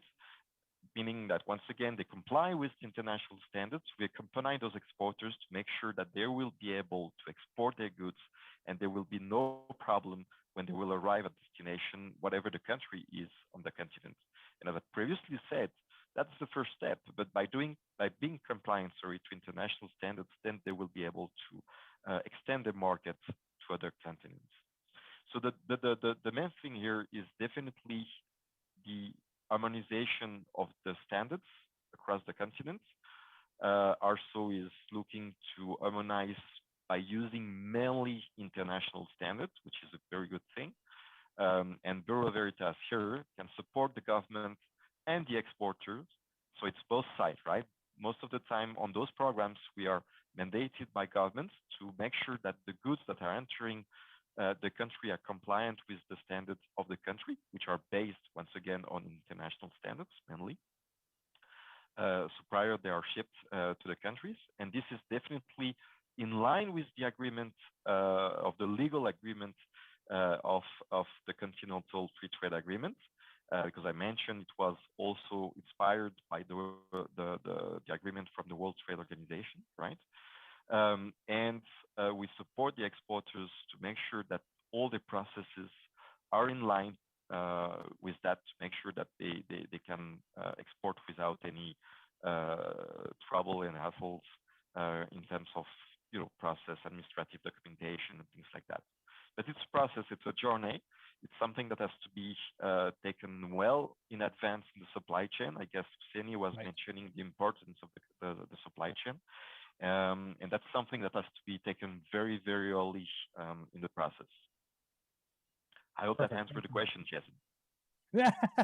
Absolutely, absolutely. And thank you to all of you on each of those individual questions. Well done. So we're at 4 minutes left. So believe it or not, we're basically out of time. What I would like to do right now is each of you, if you could please take about 60 seconds and give us your closing statements to the audience. And this time I'd like to start with Babajide, then Kuseni, Florence, Jean-Michel, and Emmanuel. Yes, thank you very much. I think one of the points in closing, one of the points we've been reiterating is that yes, the CFTA is complex. There might be challenges, but it offers such immense, transformative potential for the continent that it simply has to be done. It's not. It's not an option of okay, it's difficult. We stop. It's something that no matter how difficult it is, we just have to figure it out and get it done. Simply because it's such an important step to moving the continent forward in terms of incomes, jobs, growth, and all that. It has become even more important given the immense challenges and the immense disruptions COVID has caused, not only on the social front, but also on the economic front for the continent. And I think the bank, as well as other stakeholders, we are ready and prepared to really push on and get this to fruition. Perfect. Thank you, Babajide. Kuseni, your final thoughts.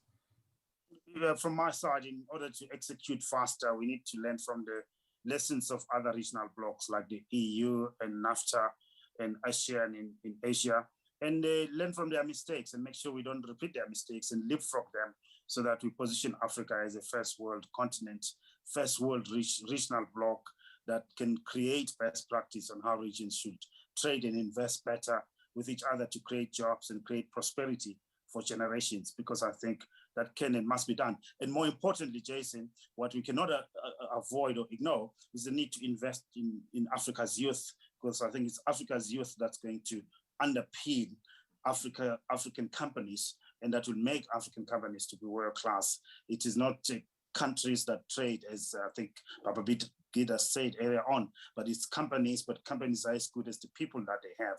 So we have to invest in talent more than ever before. Perfect. Thank you so much, Kuseni. I couldn't agree more. Investing in Africa's youth is absolutely critical. Florence, your closing statements, closing thoughts. Thanks, Jason. From my thinking and from the perspectives of manufacturing, one of the things that I tend to see most in manufacturing is that people see it as a competition. But if we are to achieve better in the African Continental Free Trade Area, we need to work together. We need to cooperate. We need to find those synergies that help companies to grow together, such that if large companies can assist the small companies to build the competences, to build the efficiencies, to work towards those standards, then we can move together in finding the quantities that need to be supplied as well as the quality. And so if we take it as something that we work together as nations, as companies, then we will be able to achieve more. And from the other respect is with ARSO, there's even going to be a discussion today at 13:30. We need to have more of those discussions that help to ensure that those standards that are required, both within the region and in the globe, are met, so that as these discussions are being had at the table, everyone needs to be present, and that will allow people to move together other than leave others behind. Thank you. Perfect. Thank you, Florence. I appreciate that. Jean-Michel, your final thoughts, and then Emmanuel, and then we are done for today. Thank you, Jason. Well, obviously, I will focus on the assessment on the conformity of the agreement, right? Because that's the core business of Bureau Veritas, being a leader in testing, inspection, and certification. So I guess we all understood that the agreement is a huge opportunity for exporters or for companies on the continent, to trade. But the agreement doesn't mean that you can trade whatever with poor quality, for instance. You still need to comply. You still have rules. The good news is that they will be harmonized. But you still have rules, and we are here to support all the companies, all the exporters and importers, to make sure that they are compliant to the standards that will enable them to, once again, increase their revenue by exporting more on the continent. So that's what I can say. We are here to support. I guess that was also an echo from Emmanuel and Florence, saying that you have people who can support other companies to develop their business. So we are here to do that. Absolutely. Thank you, Jean-Michel. Thank you, Emmanuel, your final thoughts. Thank you, Jason. So I would say, if I look on the wide picture, the most important for me will be to build trust, long-term trust. The trust should be within the international organization and the states, the economic operator and the states, and obviously the population with the leader of their country. All this free trade zone can exist only if there's a trust, if there's alignment on what is good for each country.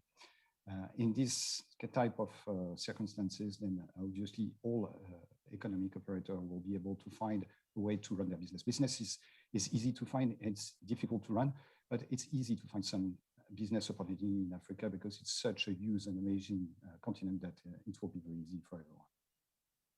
Excellent. Thank you, Emmanuel. And we are at our time. We're actually a little bit over. So thank you so much to all of our panelists. This was a fantastic discussion. Thank you for your contributions and for being here. And to our audience, thank you so much for watching. I am going to turn the time back over to Marcosi because I do believe we are ready for the next session. Thank you so much, everyone. All right, thank you once again, Jason, and to the rest of the panel as well. I'm so empowered once again, enlightened by the conversation. And for me, how I'd sum it up is African continental free trade area, myth or mission possible? I trust the panel got you thinking as well. Now, to our penultimate session this afternoon, it reminds me of one of the most difficult things, if you've ever had to attend an interview. One of the most difficult questions I always find is when they say, tell us a bit about yourself.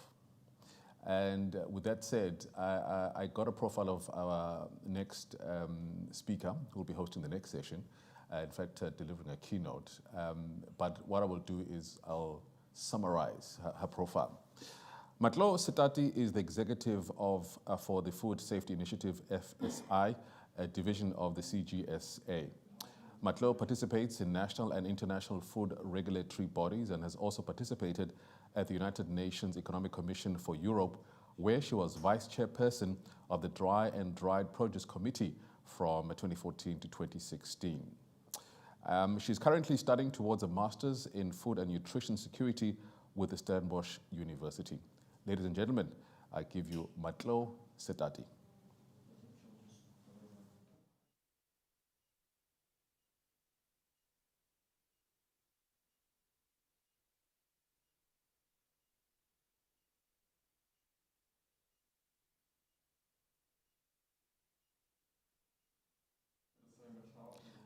Matlo, I think you need to unmute. You need to unmute yourself.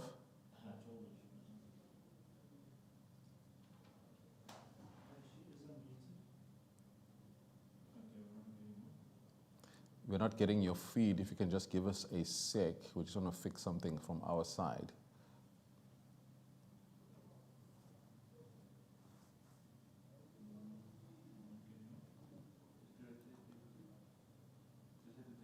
This is a business conversation shaping a world of trust, and we're standing by for the keynote address for Matlo Setati.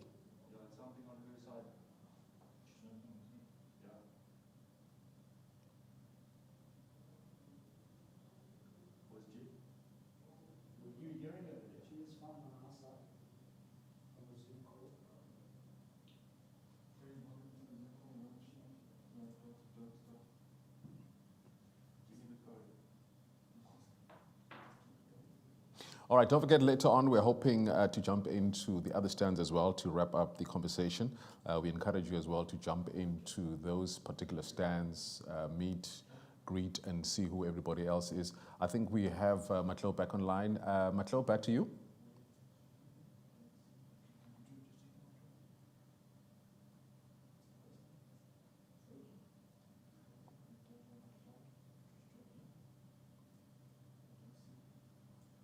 Can you hear me?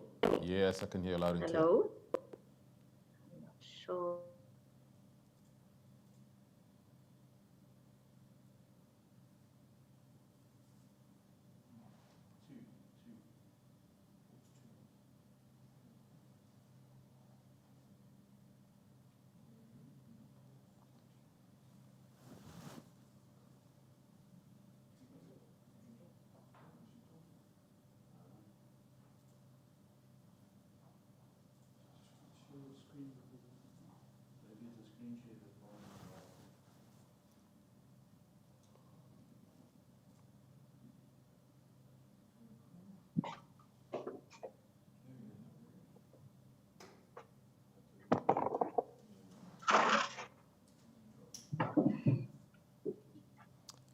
Matlo, can you hear me?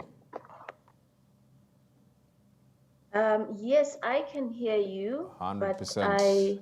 Okay, no, I think you'll have unfortunately have to start it from the top. You're loud and clear now, in your own time. Am I?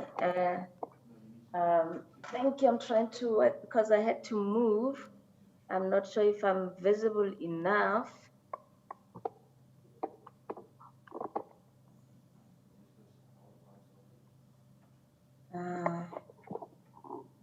The lighting here is not working. So for respect of the audience, I'm gonna find the perfect spot and we should begin in a few minutes.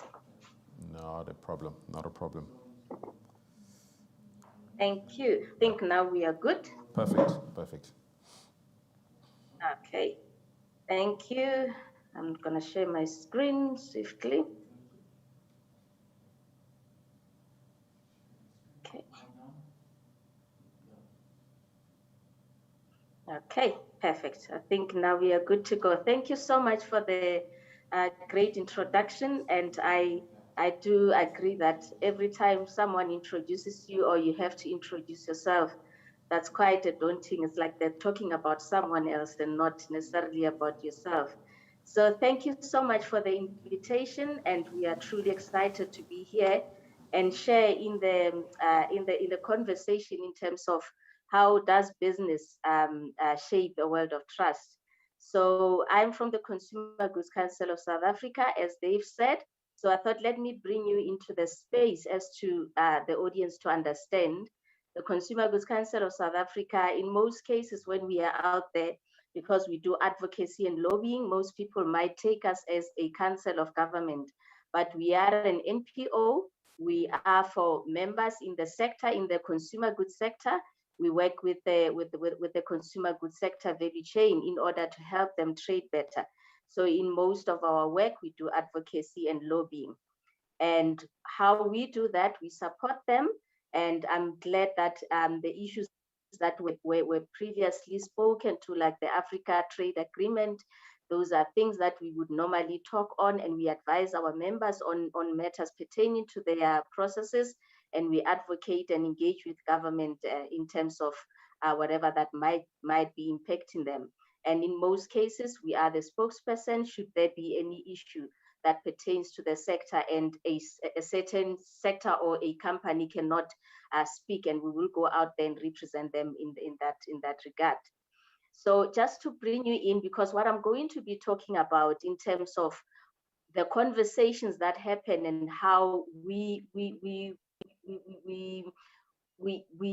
engage in the sector, it ties in with all of the sections of the CGCSA. And I'm just going to take you through. I sit at the Food Safety Initiative, where we mainly focus on issues pertaining to your technical and your regulatory aspects, be it your food safety, your quality, your nutrition, your health and wellness. This is the space where the team will be sitting at. And we've got a risk initiative. They mainly deal with the crime. They were very busy during the civil unrest that we've just encountered in South Africa recently. And most of the stats, we work closely with the police services in terms of the stats that have been just recently received. Most of them, we've got a hotline that we pull in the data and we feed into the data that the SAPS would look at. And also we've got a piece of transformation training and development, and this goes back into the conversation specifically for today, because education, transformation, development are quite critical in everything that we do. And we've got a legal, regulatory, and sustainability. And sustainability is one of the key aspects that we will be talking to today. And also we've got GS1 South Africa. I'm sure most of the role players in the sector, if you're producing a product, if you have a service that you do, all our goods are marked in accordance with the barcode that we normally know. But over and above that, there's private standards that are sitting at a global level. The CGCSA is a license holder for issuing those barcodes.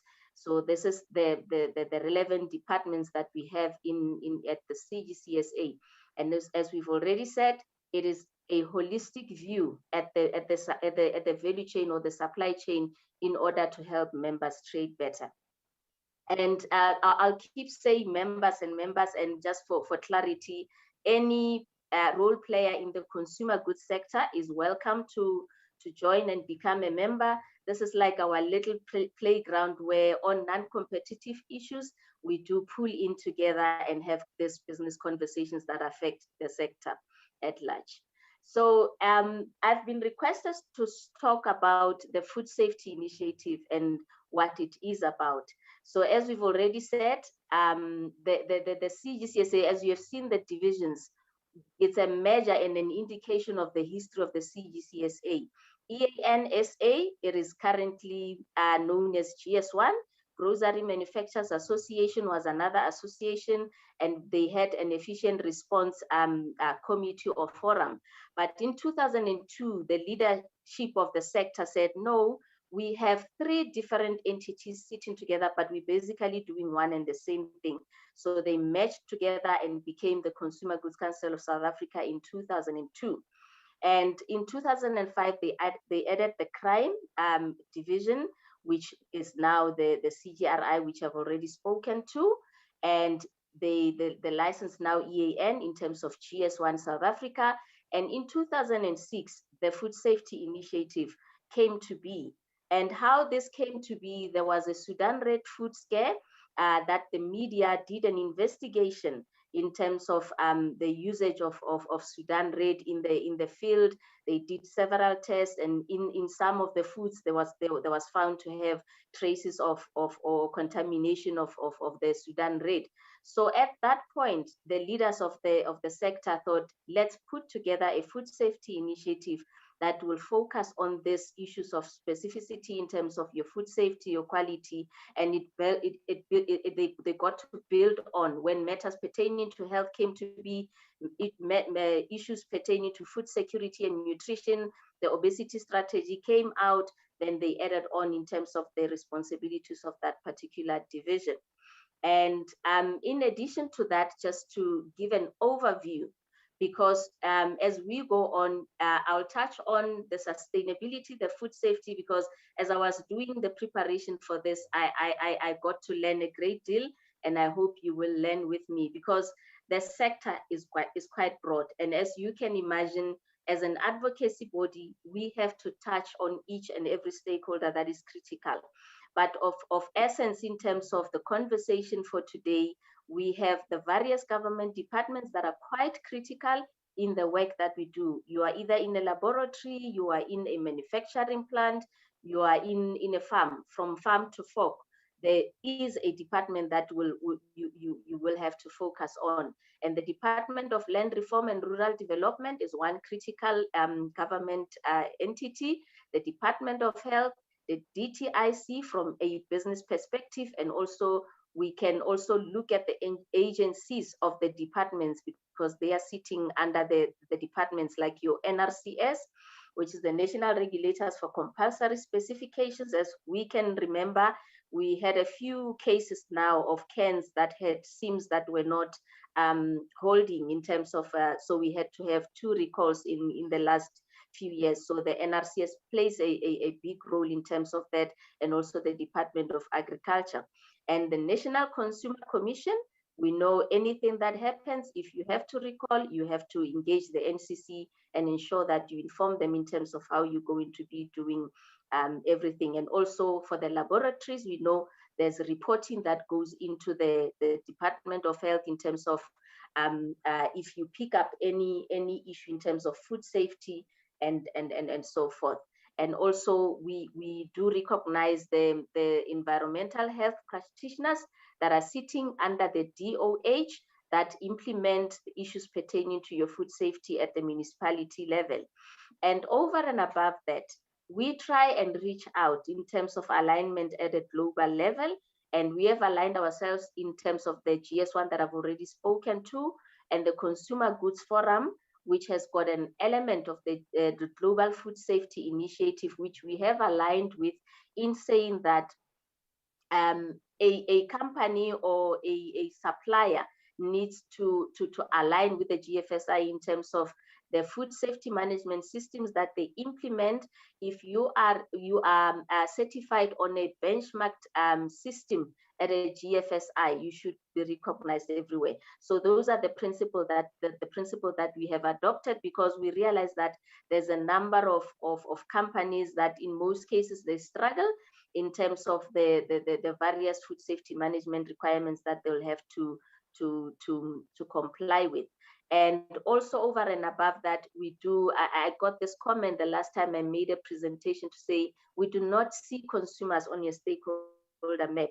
So that was a good input that we got in our engagements, and they are critical. I mean, everything that we do in the sector, in the value chain, the most important person or the most important stakeholder is our consumer, because everything that we are doing, be it government, be it the sector, be it the global world that we work with, be it the media, the sole purpose is that the consumer must trust what we say, they must also understand what we are saying, and they must also believe that we are there to serve their needs. And also the safety aspect comes in terms of the trust and the confidence that we have to provide them. And also this will be our members. And also from a government perspective, we engage at a higher level in terms of the conversations that would happen from a BUSA committee, which is Business Unity of South Africa. We then get a chance to sit at a NETLAC level, which is community, labor and business, who would sit together with each and every regulation or act or bill that comes to the fore, if it has got high impact on the sector.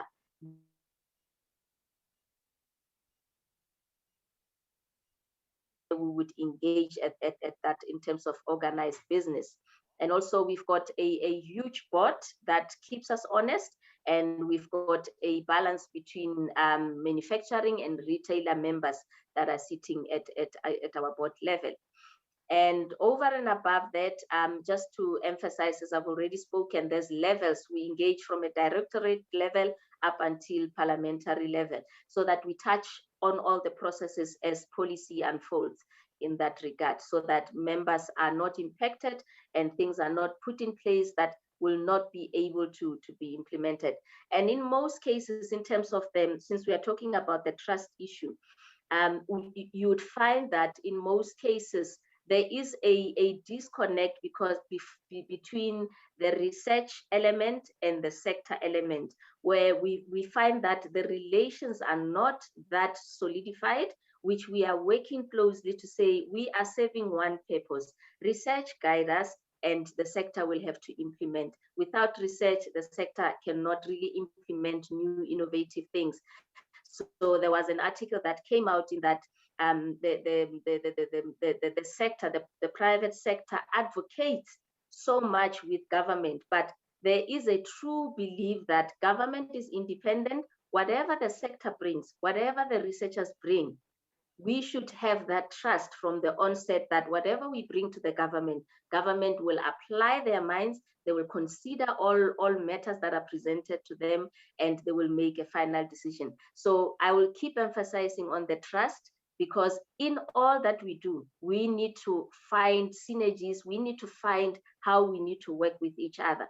So some of the articles, when you see, and when you're serving in this space, you need not shy away and say that I need not put my weight forward, because you have to get your weight out there, because things could come out and you'll see later that could have huge impact in your operations. So the trust needs to be there, that everyone that we see here has got a voice, and the consumers, we should also educate them in order for them to have a voice in matters that pertain to them. And also at an international level, from the WTO perspective, anything at a codex level, we are currently engaging in those meetings through the channels from a national and also from our global partners that we work with. And also Parliament is a critical aspect that we need to always engage, because the voices of the public and has to be heard, and business in any way are members of the public by default. So in terms of the highlights of the food safety initiative, I will be sharing a few of those. And as I've said, implementation of regulations somehow can catch you unaware.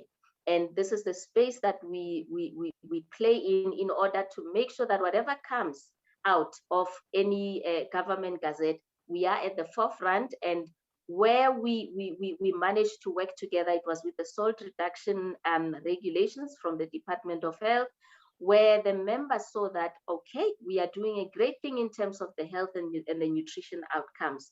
This is going to change the health of our people. We are going to work together, provide our research and development, create new products. But during the implementation, as you may know, I'm preaching to the converted, the quality was affected, the safety of the product integrity. Some products we had to request an extension, because when you do reformulation, you're reducing the salt, something has got to give in order for you to make sure that the product is what the consumer is used to. So, and also over and above that, there were issues pertaining to the testing of the salt, where the laboratories sat together with the member organizations to say, we need to find synergies in how we are testing. How are we assured that the way the next person tests, the next laboratory, the in-house laboratory, and the regulators' laboratory are testing is more coherent with each other? And in the conversations, as I said, it's a small playground that we play. We bring in ideas, and someone would say, I think I have an idea. And this is when NIMISA came through and said, as a member of the CGCSA, to say, we could actually run a proficiency testing with the various laboratories. And we were truly honored to have the Department of Health come together with us, and their laboratory participated with the other laboratories that are working closely with NIMISA. And we got to ensure that the laboratories are educated, they know how to run the test. And this is where then we have that trust element of implementing a particular regulatory or policy that has been put in place. So those were the excellent collaborative efforts that we had previously. And just to emphasize there, we are shaping the world of trust. And it's the small details that we can do together that will lead to that. And over and above that, as I've already spoken to, the Consumer Goods Forum, which is a global alignment agency that we have aligned with, and also with their project, the program, the GFSI program. We sat together with the sector, and the sector said it is a brilliant thing. It creates less confusion, and it levels the playing field around supplier assessment and audits. And we have adopted this principle in terms of, before you even get to certification, you have somewhere where you need to start from, either from a basic level, from intermediate level, and as you progress through your way. And I think I'm pitching to the converted, there is a lot of work that needs to go into this. And in South Africa, as we know, we've got the element of the SMMEs that are coming up, that are still learning in terms of how you do this, and the work that all of the auditors, the certification bodies, the consultants, it is a brilliant job. If we work together, we will support the sector. And it's fortunate that the unemployment stats just came out yesterday. So we know we have to work even harder in terms of supporting them, in terms of compliance, in terms of food safety, because it is for the benefit of the consumer and also the sustainability of their businesses. And over and above this, touching on helping members trade better and also supporting SMMEs, we've got a capacity building where we are working together with the various government departments. We've just ran a recent cohort of SMMEs that came through, where we take them from point A up to point where they become retail ready. And in this, we have learned quite a great deal in terms of the challenges that the SMMEs are having. You can imagine a simple thing as getting a certificate of acceptability. It is quite a challenge. We've got one brilliant SMME that has got produces fruit juices. However, because they do not have machinery in the place that they have identified, they haven't worked on the processes in terms of what are the processes in terms of their pest control, their cleaning processes, and so forth. They are unable to get a certificate of acceptability. So if we pull together as the sector role players in this, we could come out with something, because this affects on the other aspects of the economical imperative in terms of employment, as we have seen in the statistics that came through. And also, I think this touches on the sustainable development goals in terms of, with this, we are saying we are leaving no one behind. We have to ensure that everyone gets capacitated, they know the information, and this information is freely available on our website. It is aligned with the regulatory framework in South Africa in terms of hygiene principles, and that this is how we have offered the service to the rest of the country. And in one other critical aspect that we could touch on is the issue of traceability with GS1 standards. There is a full division with experts that are working on this. And I remember when I started working, I came from a government perspective, and we would always talk about traceability, but I never got to understand the level of detail that is involved in traceability. And there were cases in terms of the grapes that were supposed to be identifiable. Their consignment was already going into the EU market. They've accessed the market. However, through the processes, there were a lack of traceability that they had to comply with. And you simply, if you take it as just a barcode, there is more to that. And that's another chapter of another day. But this is a critical aspect in how the sector makes sure that they are identifiable. There will not be any other person that has a similar identifier as yourself. And the identifier can be for your small package, for your the outer container package. You can even trace your pallets. You can trace your container that you're shipping with, so that whoever that gets the products on the other side, with a quick scan on whatever information or the barcode that you're giving to them, they can have a picture as to where this product comes from. And this brings us again to the issues of your geographic indicators, where we just got an EU recognition in terms of our rooibos, our Karulem, and I know the pork industry is doing a brilliant job in terms of identification of their products from the pork sector. So the principle of traceability is that if you give me your information, I'll take your information and I'll hand over. It's like a relay. So with that, there's visibility in terms of where your product comes from. In simple terms, when you say farm to fork, you need to know which farm, global location, is it in Limpopo, in Mwekezi, and where is it going? Because what we are challenged with as a sector is that by the time it gets to an inspector point, the product is about to leave, either for retail or for an export market. The inspector only wants a tab or information presented to them, and they will then pass your consignment. So this is how you ensure that you give the trust to the regulator in this case, in terms of this is what we have done. We've captured the critical points in terms of this particular product, and you can assure them that this is what we have done throughout the value chain. So I just thought this is critical to share. And also one would ask, how do we shape the world of trust? And I've added together, because as we have said in the sense of traceability, the value chain, the supply chain, we have to work together. And if there is no trust in terms of the processes that we run these processes, something will fall through the cracks. So I just went online and I got great learnings in terms of the level of work that the sector is doing. The food sector is doing a lot. We are faced with a lot of processes, management, and all of this. It is to ensure that whoever that we serve, either our role players, either our consumer, they are assured, and that we can then create that level of trust and confidence in them.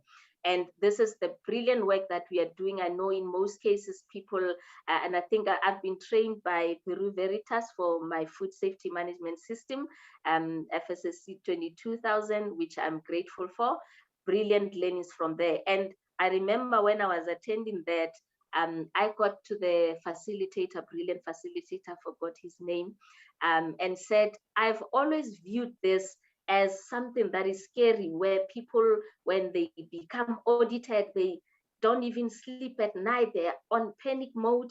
But how I took it is the same principle as a regulation, in a sense of you've got a document there that you need to instill the culture in the facility, let everyone know what they need to do. And when an auditor comes in, we are all learning together, and we have to trust that you are helping me to get elsewhere. You're not really policing me. So my key takeaway from that session was that really we are doing a lot. We are juggling a whole lot of balls as the people that are in this that are running and managing all these processes. So I think at some point the quality and the safety teams, I know they struggle a lot, but they're doing a brilliant and critical work. And not forgetting our sustainability partners.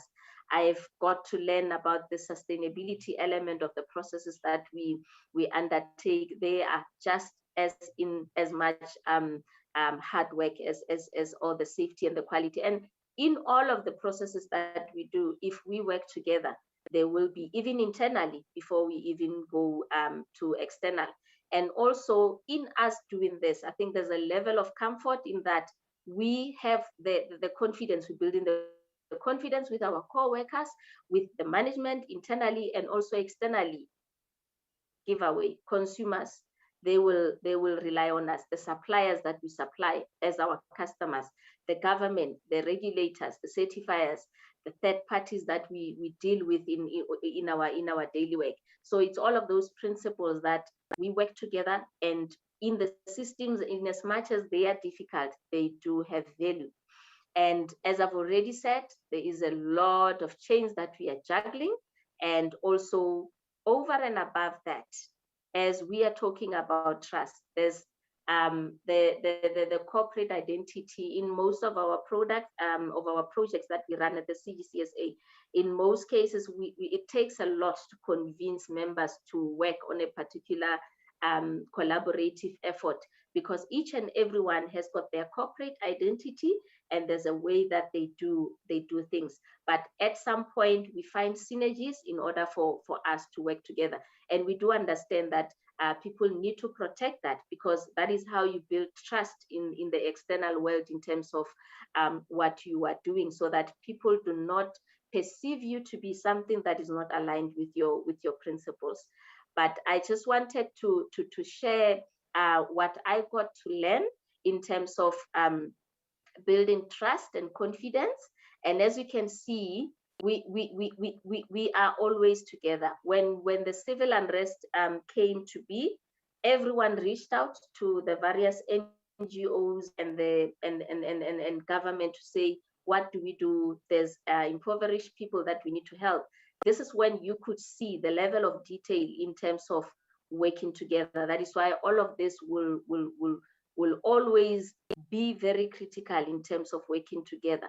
And I think in everything that we do as a sector, the consumer is in the center of it all. And if we together work together in a more open manner, this is one of the critical aspects, and we are trustworthy in terms of what we are doing, what we say. There's issues of green labeling, whitewashing, putting things on the labels that are not necessarily what they mean, tampering with labels. You can have small details from the safety side. If we pass things that are not necessarily compliant, those are the things that we have to look at. And also of critical is that the openness of authorities, and this is the space where we play in as associations to say, work with us. Let us know what your plans are, because what you plan, even though you've got the mandate to regulate, we also have an impact that will come to us.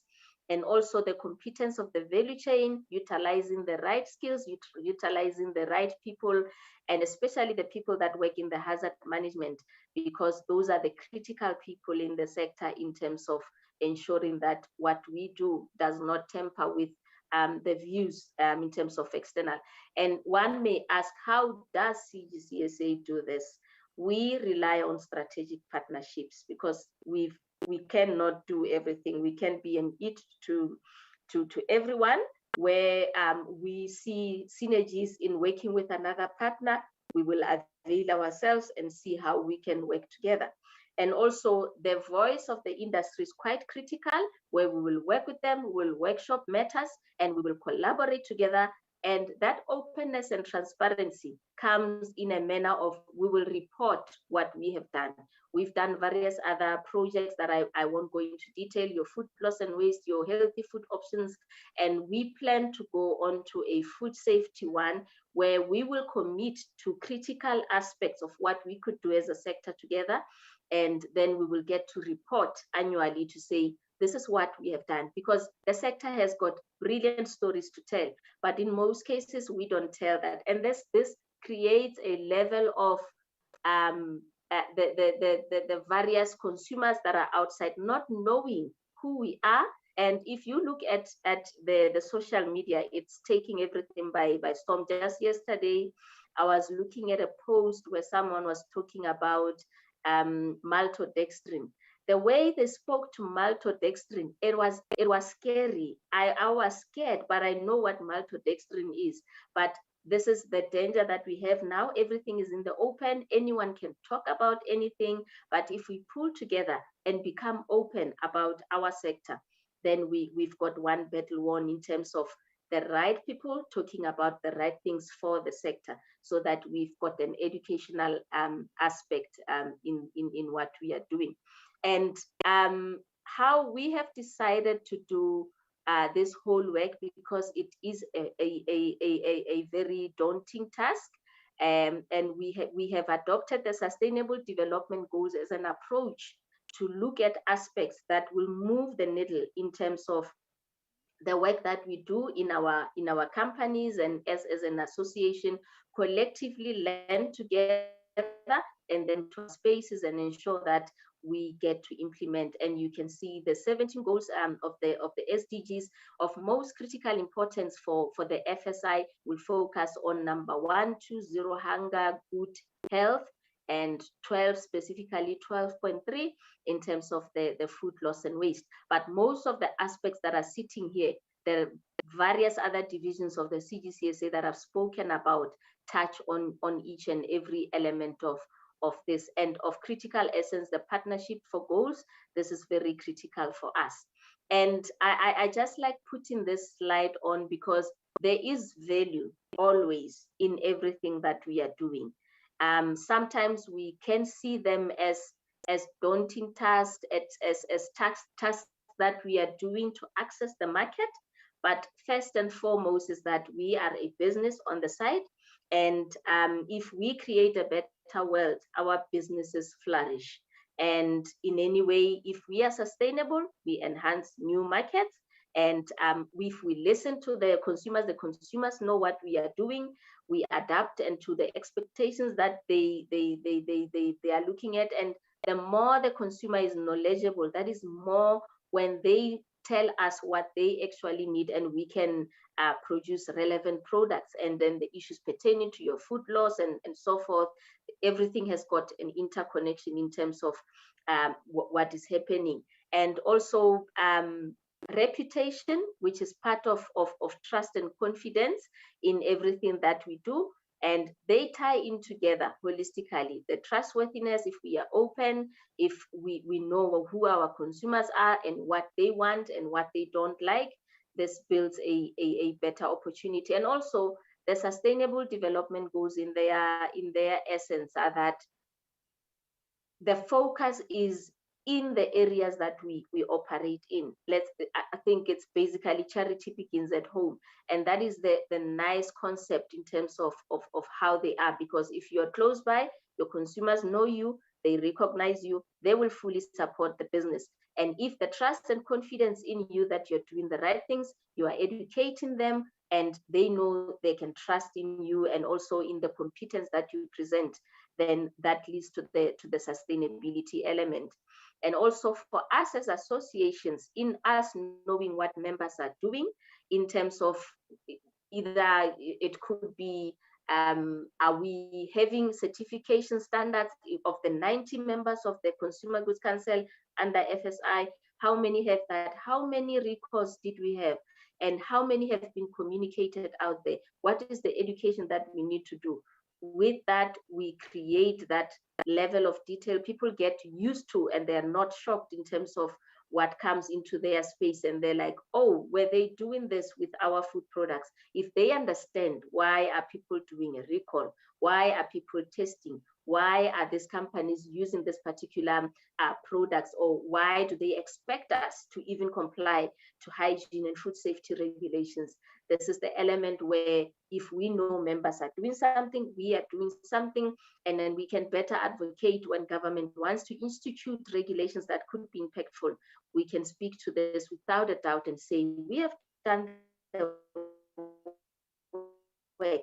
This is what works, and this is what we will present to you that will work better for the sector. And I think I like this principle in terms of business cannot succeed in societies that fail. And as the biggest employer, the consumer goods and the value chain and the partners that work within the sector, I think we have done a brilliant job in terms of the previous years, and we can do even more in terms of creating jobs, continue feeding the nation, and so forth. So this is just my message to the whole sector. And in most cases, as we've said, there's greater benefits in everything. And these are the pillars of the FSI that we focus on, including the trade aspect in terms of when members, and I'm glad the Africa Trade has just passed, if there are any issues that are pertaining to members that they cannot trade either regionally or globally, we would have to step in and make sure that we unlock all of those details. And in terms of business, in everything that we do, we jump all hoops.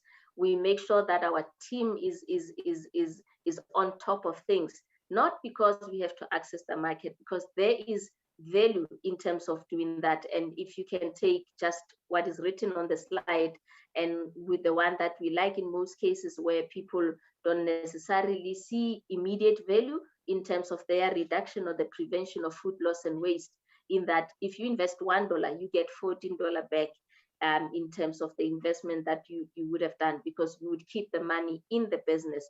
So it's in almost everything that we do in the sector, that in as much as it helps us in terms of the credibility, in terms of the trust and the confidence that the people that we serve as the public, as the consumers, as our customers, as we trade together, all is not lost. And in that regard, we are truly shaping the world of trust. And if we do it together, we will learn from each other. And I think there will only be success coming to the sector. With that, I thank you.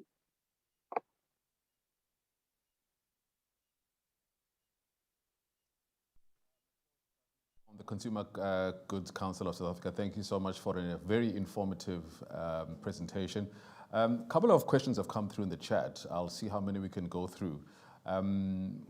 So the first one says, what role can an international entity like Bureau Veritas play in ensuring that clients and consumers are up to date with processes and regulations? That's a brilliant one. As I've said, we have a collective responsibility as the sector. It need not, because we cannot do everything. We might not have the full capacity to reach out to all the bases. And for companies that are even at a better or a placed opportunity to play in other markets, that synchronization is quite critical. We just had one member that said they are struggling to get regulations that apply to other markets, be it your SADC market or your ECOWAS or the other levels of Africa. So education, availability of information, and I think we've got brilliant technology in terms of sharing information on our platforms, social media, websites, and continuous education and concerted efforts.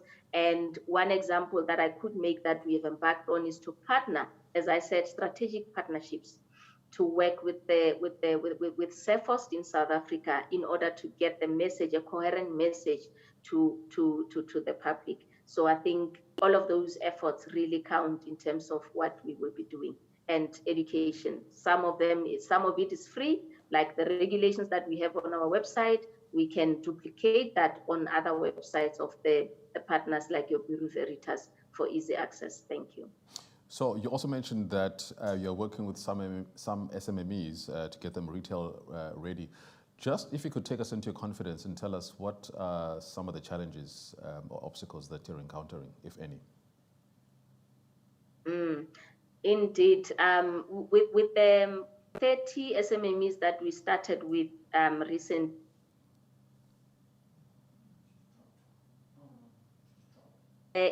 is the critical aspect of scaling up. That's the first one, the infrastructure that they need to have in place. And in most cases, we look at infrastructure as just the building that you have to get in order for you to process.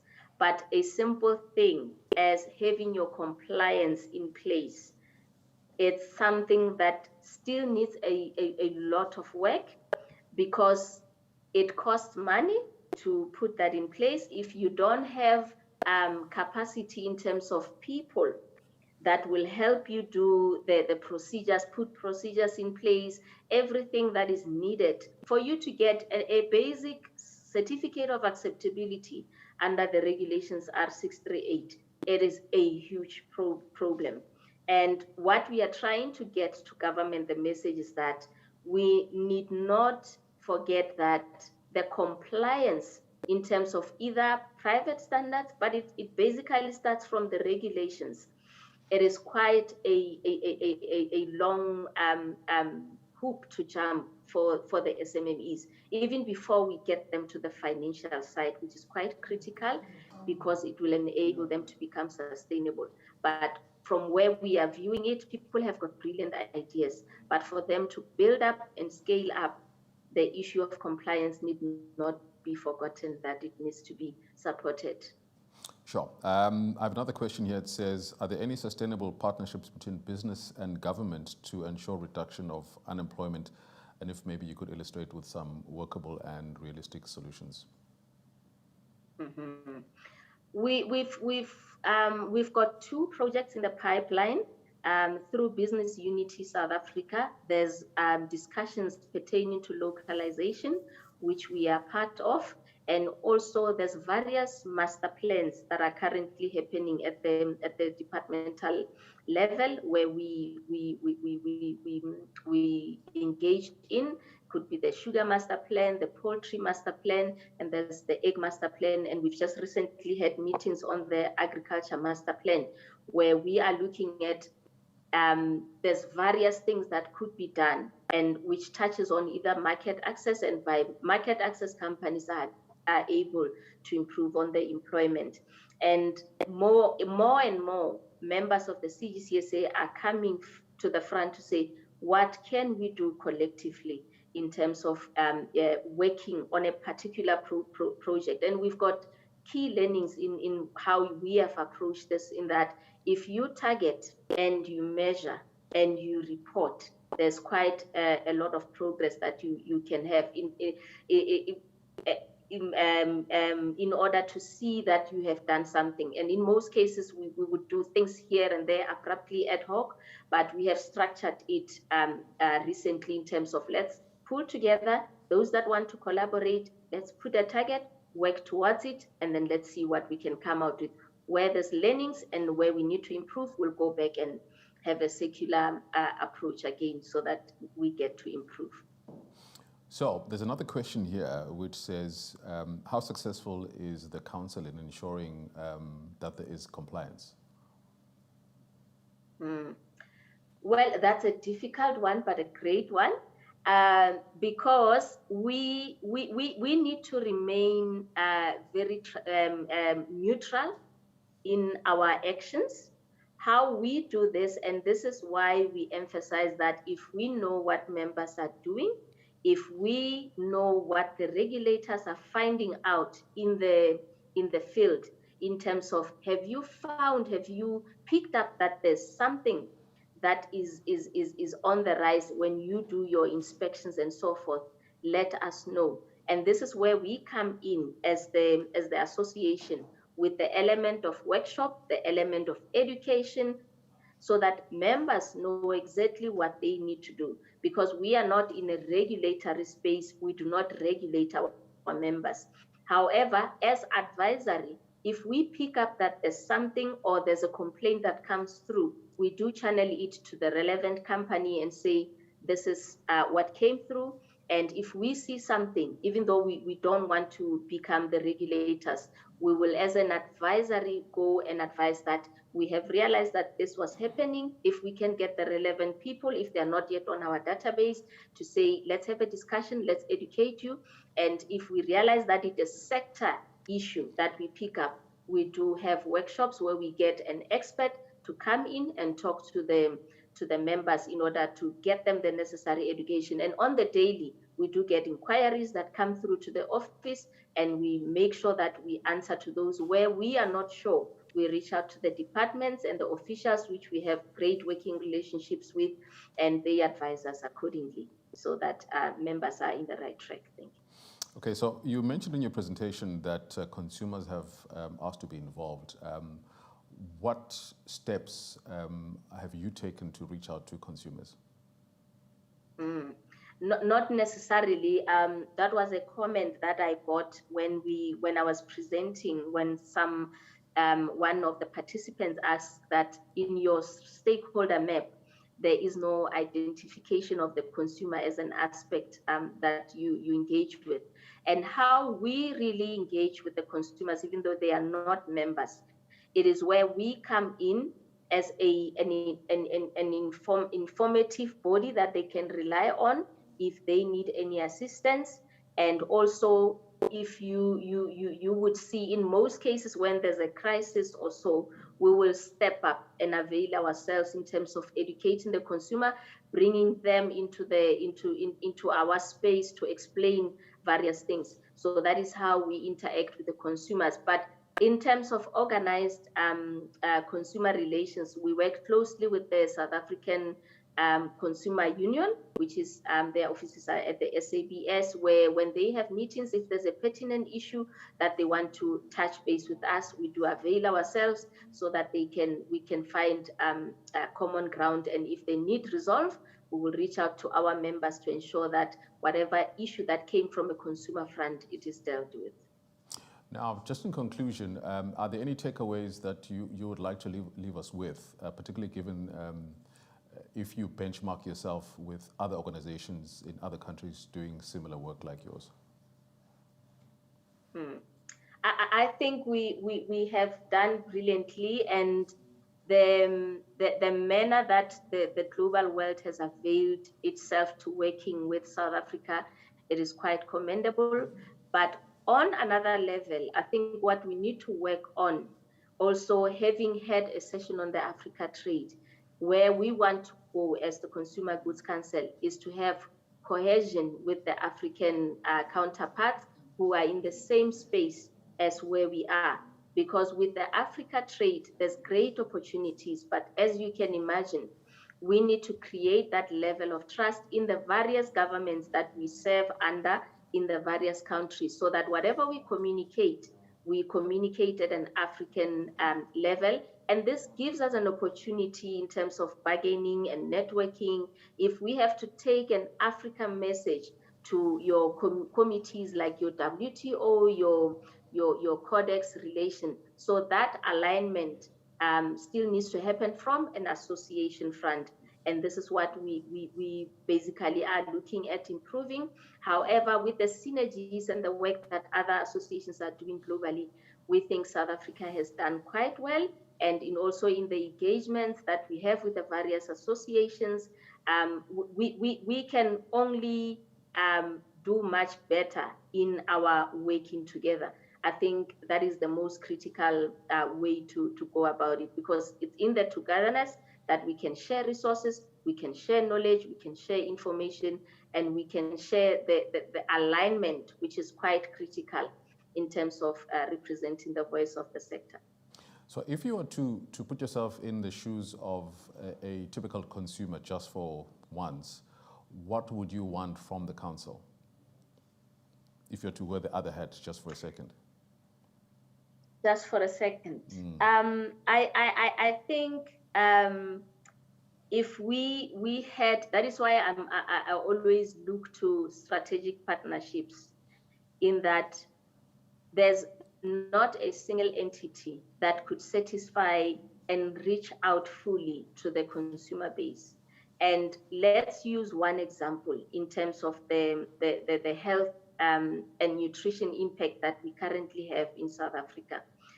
For the behavioral change to happen in South Africa, there needs to be a very robust media campaign led at a very high political level, at a very high business level, in order to shift all the impacts that are happening in terms of obesity or nutrition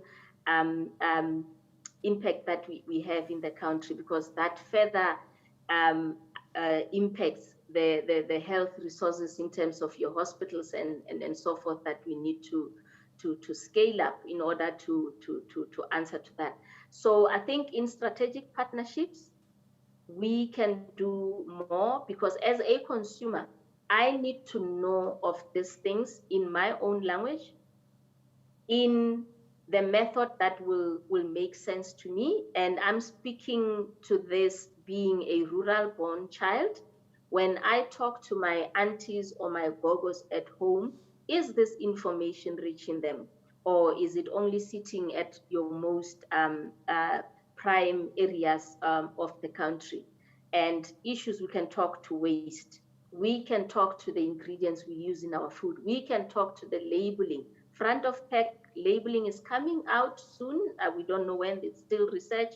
There's still deliberations. However, will the consumer at the ground be informed about everything. So it is in that concerted effort if we pull together as one and reach out. Because as a consumer, when I talk about the consumer, I talk about that person that is sitting, the layman that is sitting at the most rural areas.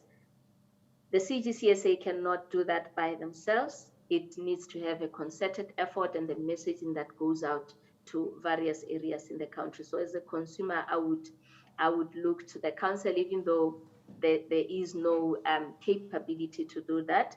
But with the level of work that we have done, most consumers reach out to us looking for that particular assistance. Matlo Setati, Consumer Goods Council of South Africa, we thank you so much for your time. Now for the final session of the afternoon, somebody who's no stranger to you, if you've been with us from early in the morning when he started with the sustainability session, I hand you over to the man who's going to take us through cyber security. Ladies and gentlemen, Jason once again. Thank you so much, Makosi. It's always a pleasure to be here. First two sessions were fantastic.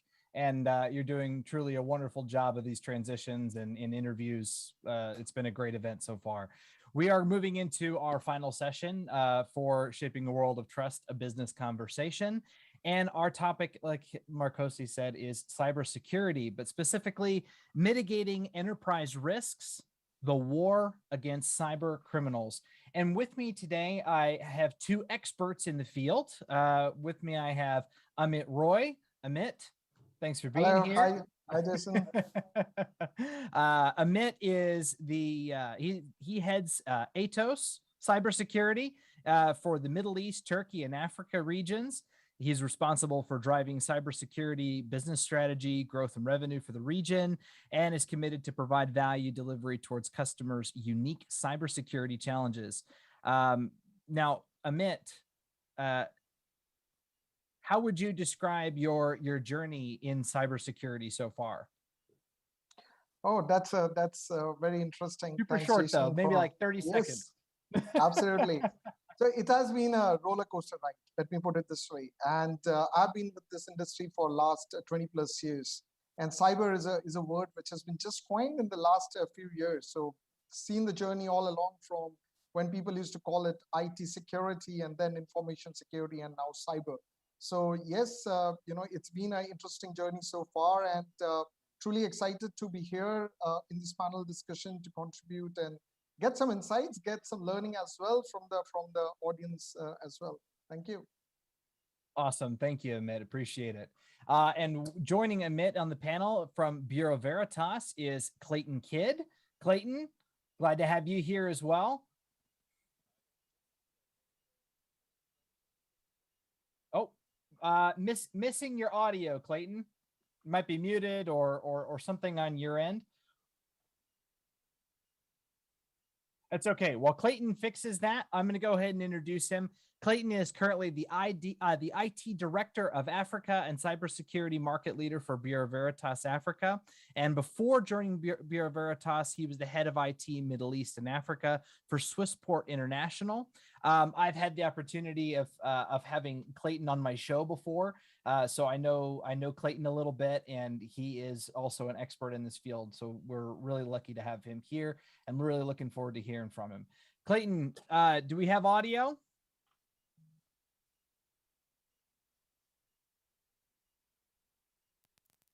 It looks like we might still not have audio from Clayton. Hello? Can you hear me now? Hey! I'm back. There he is. Thanks for the introduction, Jason. Hey, not a problem, not a problem. I don't see you on video just yet, but I know that you're there because I saw you earlier. Clayton, could you give us 30 seconds on just your journey into cyber? Yeah, so I come from the internal facing, firstly, from an IT management background, so I know what it's like inside. And, the challenges, obviously, that we face internally are very, very vast when it comes to the choice of technology, the choice of implementing strategy, the choice of how do we conduct a proper risk assessment, you know, internally and gap analysis. And now with being the cybersecurity market leader for Bureau Veritas now, I get to combine the knowledge which I'm attaining and attain within Bureau Veritas and my internal knowledge to give the best advice on this particular topic. Excellent. Thank you, Clayton. Really appreciate it. Okay, let's dive in. So just kind of as a introduction, right? The title of this session is so provocative, right? The war against cyber criminals. Especially in the last few years, we have seen a huge rise in cybercrime, specifically attacks on data, attacks on large companies. And we've seen that even some of the biggest companies on earth are not immune to this type of attack, this type of crime. But so it's a topic that is on most people's minds. If it's not on their mind, that could be a pretty serious problem. So, but diving into it, how much do we need to worry about cybersecurity? Amit, can you get us started? I'm a new business. Do I need to worry about information security? Yeah, great question, Jason. I would start like this.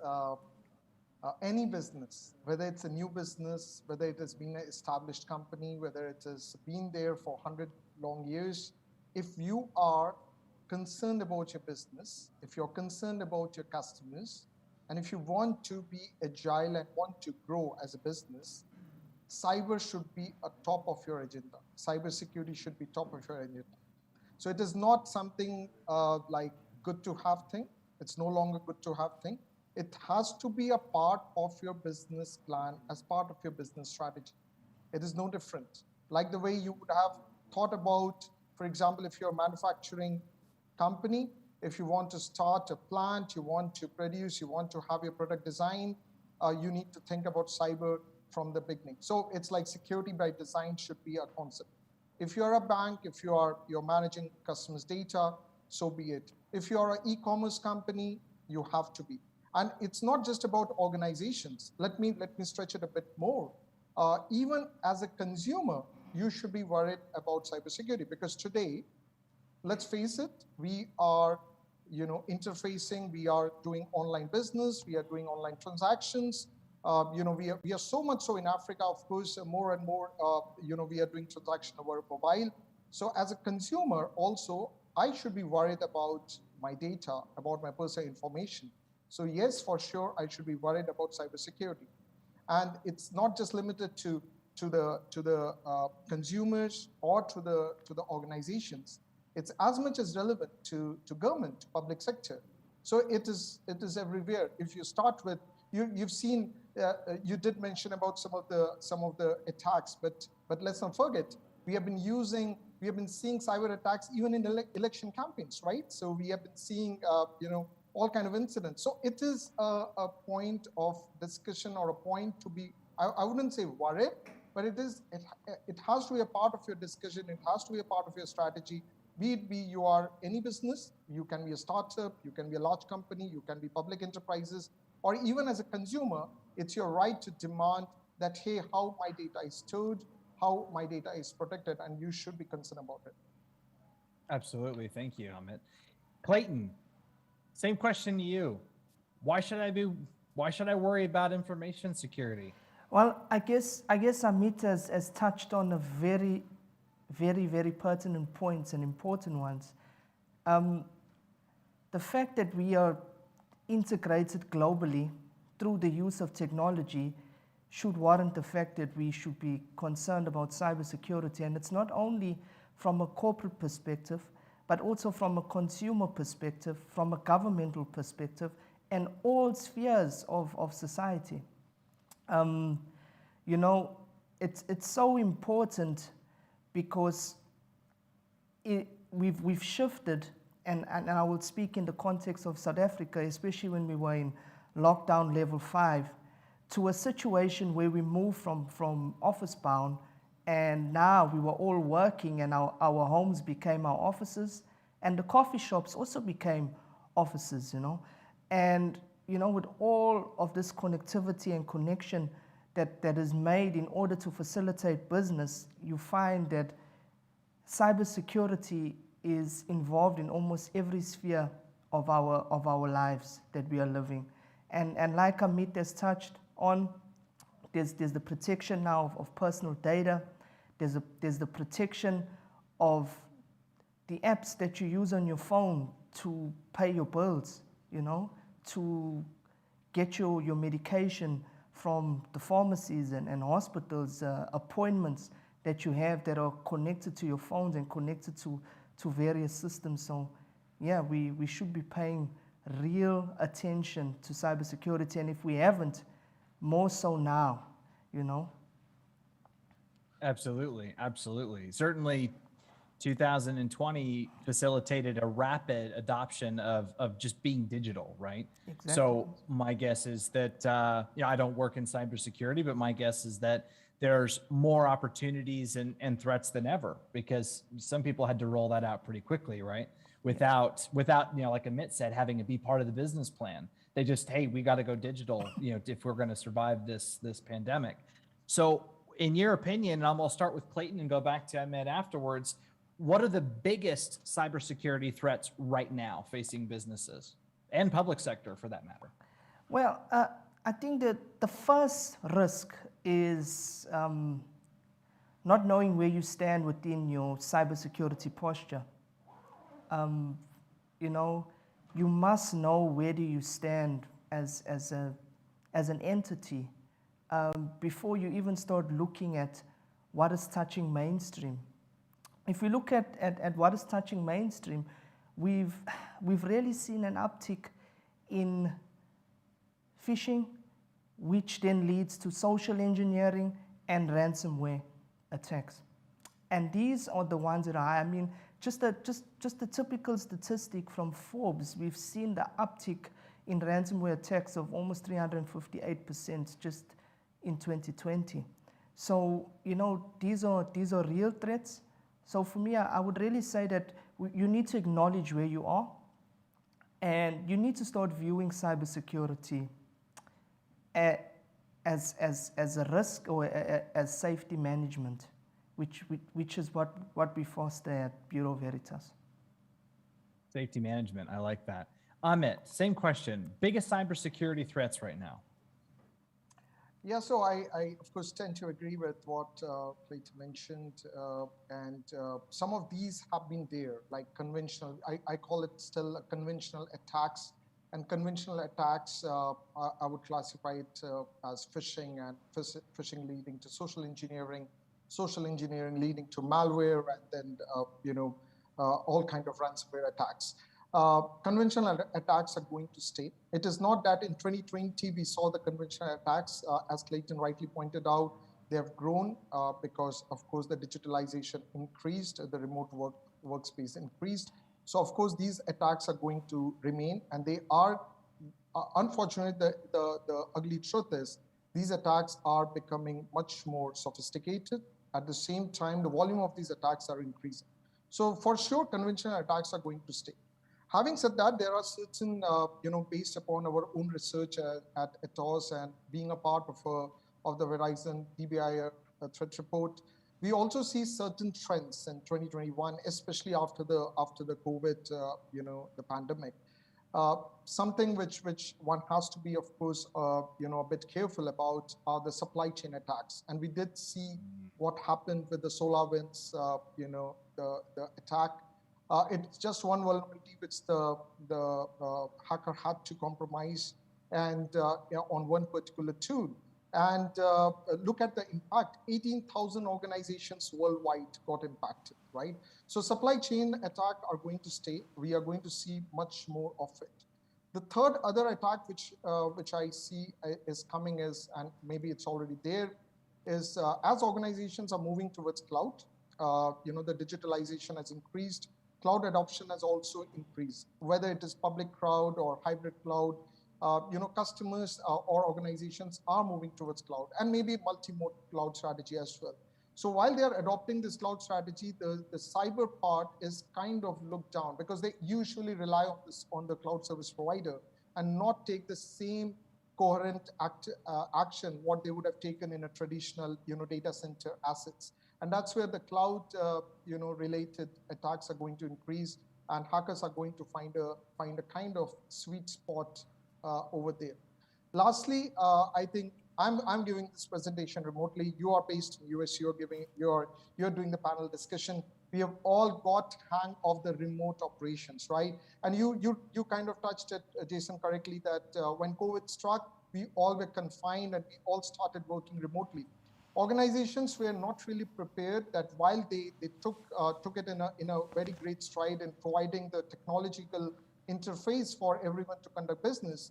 But I think the cyber part was kind of let down. And of course, that was a kind of sweet spot, if you ask me, for the hackers, for the perpetrators. So of course, there was an increase in the remote attacks, whether it is Windows-based remote attacks or any other remote connections, VPN vulnerabilities which were exposed. So these are the other kind of attacks which are going to, whether it is RDP kind of attacks, these attacks are going to be there and it's going to increase. So those are the primary big attack patterns which we see as in Atos. We predict that those are the attacks which will continue as we go beyond 2021.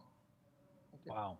So not only are these attacks aren't going anywhere, they're getting more sophisticated. They're even going beyond information, logistics, supply chain. Wow.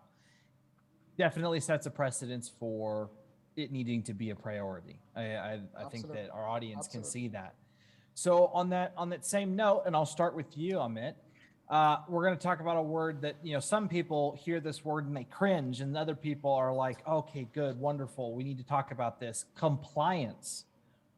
What are compliance obligations as business owners, as NGOs, public entities?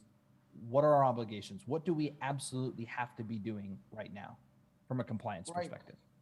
A great question, actually. And let's start with why compliances were there in the first place, right?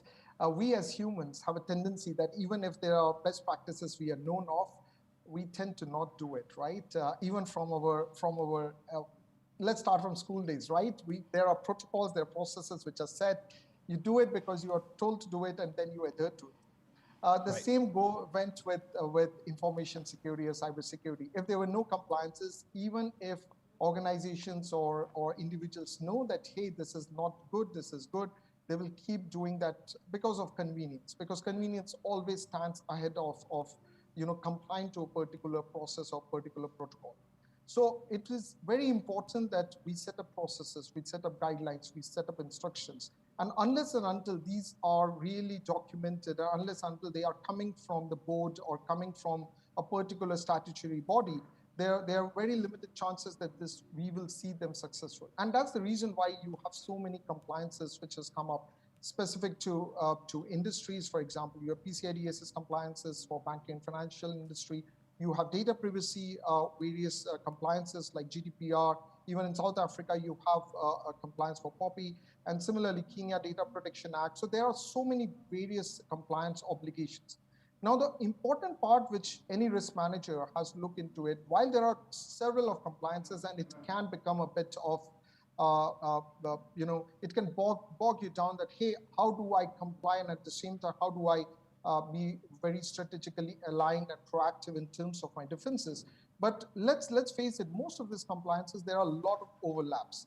Now, as an organization, like in Atos, we try to help organizations to integrate these compliances so that they can get the best of it, and then it's easy for them to integrate, easy for them to manage over a sustained period of time. What is important is you understand what are the overlapping things. Of course, there might be fragments. From those fragments, also try to see what are the fundamental common things and try to address those points and then build on top of it. That way, you're not really changing a lot what you have already done, but at the same time, you build the overall culture of the organization and slowly, gradually start developing the cyber resilience, even in the people and the process part. So I think compliance obligation is a must, because if you take it seriously, there is a driving factor for you that, hey, if you don't do it, there are, of course, penalties. But at the same time, the good part is if you start doing it, a lot of your security practices, which you really want to adopt, you really want to push it, you really want people to adhere in your organizations and even get buy-in from your from your board or from your CEO might be much easier when you take the compliance part. Perfect. Thank you so much, Amanda. Appreciate that. Clayton, compliance is a big part of the message of Bureau Veritas, not just in cybersecurity, but other areas where Bureau Veritas makes a big impact. I would love to hear your perspective on compliance obligations. Same thing. Yeah. So I think Amit has touched on quite a lot with regards to compliance, but you know, in shaping a world of trust, compliance is key, whether it be on the governmental level, whether it be within the communities of corporates. You know, as Bureau Veritas, we are a business to society business, you know, so shaping trust and ensuring that there's trust amongst the stakeholders is of paramount importance. You know that from a compliance perspective, we have in South Africa POPI, as well as from the European side, we have a GDPR. And, you know, with POPI, some really punitive measures are instituted if you're not compliant. I mean, a case in point would be a data breach that we saw with British Airways, which had them, you know, having to pay out a fine, you know. So from a compliance perspective, it's very, very important that companies, corporates, societies, communities, governments, all of these different stakeholders, you know, are involved in compliance. You know, when you look at a corporate perspective, you look at your user community, and we all know that cyber culture trumps everything. So, you know, getting your users more in tune with what is happening around in the cyber world, you know, really helps when it comes to driving the message of compliance, as well as the statutory measures that are instituted by the different bodies that run these compliance. So I would say, you know, there are punitive measures, but it's also very, very important to note that it's a journey, and that you need to drive this kind of culture of compliance, not only within the corporates, but within society, within people's homes, within the business society at large, and governmental spaces. Absolutely. Well, something Amit brought up, that the compliance sometimes seems quite burdensome for a business. How would Clayton? How would you respond to that objection of a business saying, this is just too much. This is too much burden. I can't do this. I think. What would you say? Yeah, I think, Jason, it's a very, very good question. And I mean, up until recently, governance became a very important thing at the board level. We've seen the implementation of King 4 and all of these other methods of running governance. And I think for corporates at a board level, they need to see the importance of compliance, and then through their different mechanisms, through their different constituencies, need to drive that. Within society and government, I mean, our leaders within government need to realize the importance of compliance around cybersecurity. I mean, Amit touched on something very important where there were hacks with regards to certain election processes, you know. So it's very, very important that the compliance is driven as a message from the top, but also from the bottom up. So involving all of the stakeholders within corporates, within communities, and within societies and government. I like how you're looking at it as kind of a holistic, it's everybody, right? It's not just the business's responsibility. It's business, government, stakeholders, board level, and even the consumer, right? Yeah. It's everybody. Everybody. Fantastic. So with all that being said, okay, great. I want to make cybersecurity a part of my business. I'll add it to the business plan, but is it really that simple? I mean, certainly cybersecurity in general faces its own challenges. What are the big challenges that are facing cybersecurity right now? Let's actually start with Clayton, and then we'll go back to Amit. The challenges, number one, is The biggest challenge is the rise in daily attacks. That is number one. Number two is companies not actually being able to benchmark where they currently are when it comes to cyber resilience. That's number two.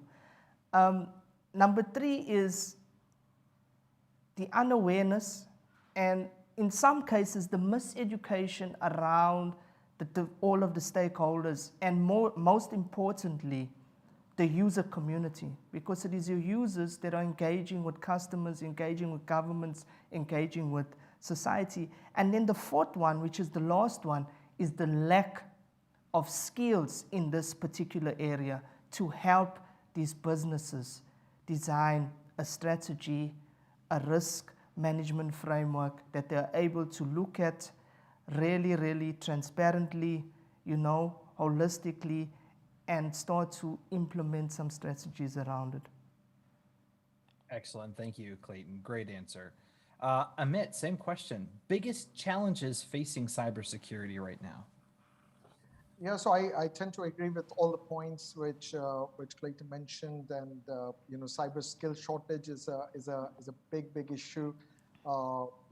Despite having service providers such as ours and Bureau Veritas available to assist, but of course it has been a big challenge. But without that, also there are certain other challenges, and kind of Clayton did touch upon it. One is, of course, since the and I will term it in a bit different way. Since we have moved towards rapid digitalization, we have moved towards cloud adoption. The overall attack surface for an organization has kind of blurred. You cannot really define that. Hey, this is my attack surface which I need to protect, and this is where it starts. This is where it ends. Right? Because it has become so much wide that unless until we really know which are my crown jewels, where does the real asset lies, it becomes a bit difficult for information security professionals or the IT people to really align and say, hey, this is where I would start with, and this is what are the strategies which are going to encompass. To top it all, as the business demands have increased, there is complete convergence of IT, OT, cloud, and we are talking about converged security, because unless and until you bring out all together, you cannot have a very siloed approach. So you need to have a very well-defined plan in terms of having a more converged plan, because everything is now kind of converged. You can move from one hop to another, even though they might be just connected through a one protocol, right? So hackers know it very well, and they know that attack surface is no longer very much in control of the organization, unless the organization have a good mechanism to track it and to see the overall attack surface. They would always have a blind spot. So that is number one issue which is there. Second, of course, Clayton did mention about the complex and rapid sophistication of attacks. That is going to stay, and we need to have counter strategies to look into it. And of course, to start with, having a good gap assessment of where do you stand, what is your current maturity level in terms of your people, process, technology is a good starting point. The third is, even though in this panel itself, both me and Clayton did mention a couple of times that, hey, it is everyone's problem, or it is everyone's issue, but seldom it is treated as everyone's issue. If you see an organization, it becomes like, hey, this is a part of the cybersecurity team's issue, or this is a part of the IT team's issue, or this is a part of the IT, maybe the CIO's problem. If the business and the cyber part is not really aligned, and we are not really talking from the top, getting the right sponsorship, driven from the board level, we are going to have this challenge all along. So getting that executive buy-in for overall cyber strategy is also very important. Yes, when an attack happens, everyone wakes up and say, hey, this has happened, it comes in the news. But after some time, business keeps on moving on its own, and cyber or the IT team is left to just clean it up and say, hey, this becomes your problem. So that has to change. That overall mindset has to change. Lastly, maybe thanks to the overwhelming usage of technology, there is an over-reliance of technology. So though I'm also coming from a vendor but I would say that over-reliance on technology, saying that, hey, I have all these technological tools and they will take care of my problem, is a wrong thing to start with. Because unless and until you know what are your real problems, you can keep putting a lot of technology tools and think that you are cyber secure, but you're not. So knowing your current state and then working towards it is extremely important. And that's where the skill set, the processes, the right gap assessment are all kind of interlinked and equally important.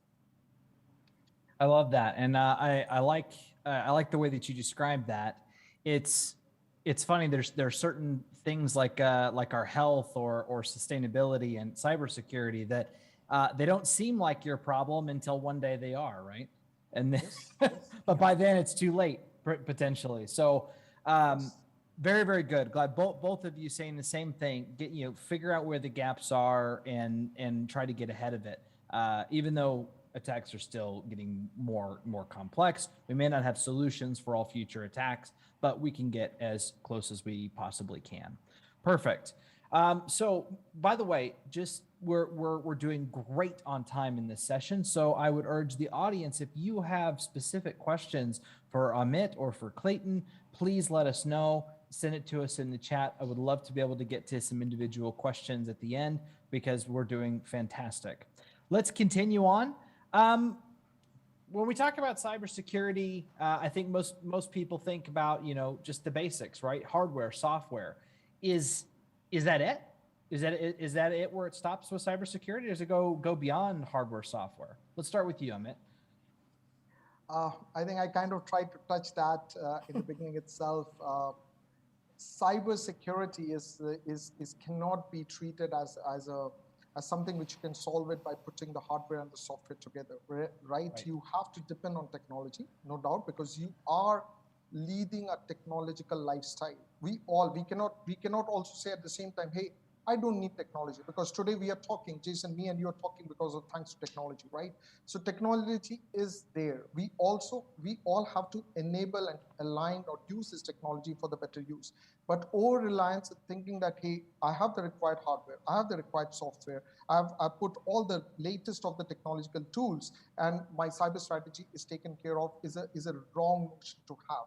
Of course, you need to have a good alignment with your business objectives. And when I say business, I'm not using cyber objectives. You need to have what you want to do with the business and how you want to align the business objectives with the cyber, and then start with your gap assessment. Gap assessment itself means that you want to know where do you stand with respect to your processes, with respect to your people's resilience, because they could turn out to be the weakest link. So you need to know what is the kind of level of maturity they exercise. And again, let's not mistake that every user should have the same kind of awareness. So it has to be different. But at the same time, then you bring the technological input and come out with an integrated manner to work, to ensure that your people, process, technology all work hand in hand, and with right responsibility roles and responsibility defines. And mind you, a very important aspect is, of course, the access management part, because the basic foundation of cyber starts with that if you give limited or,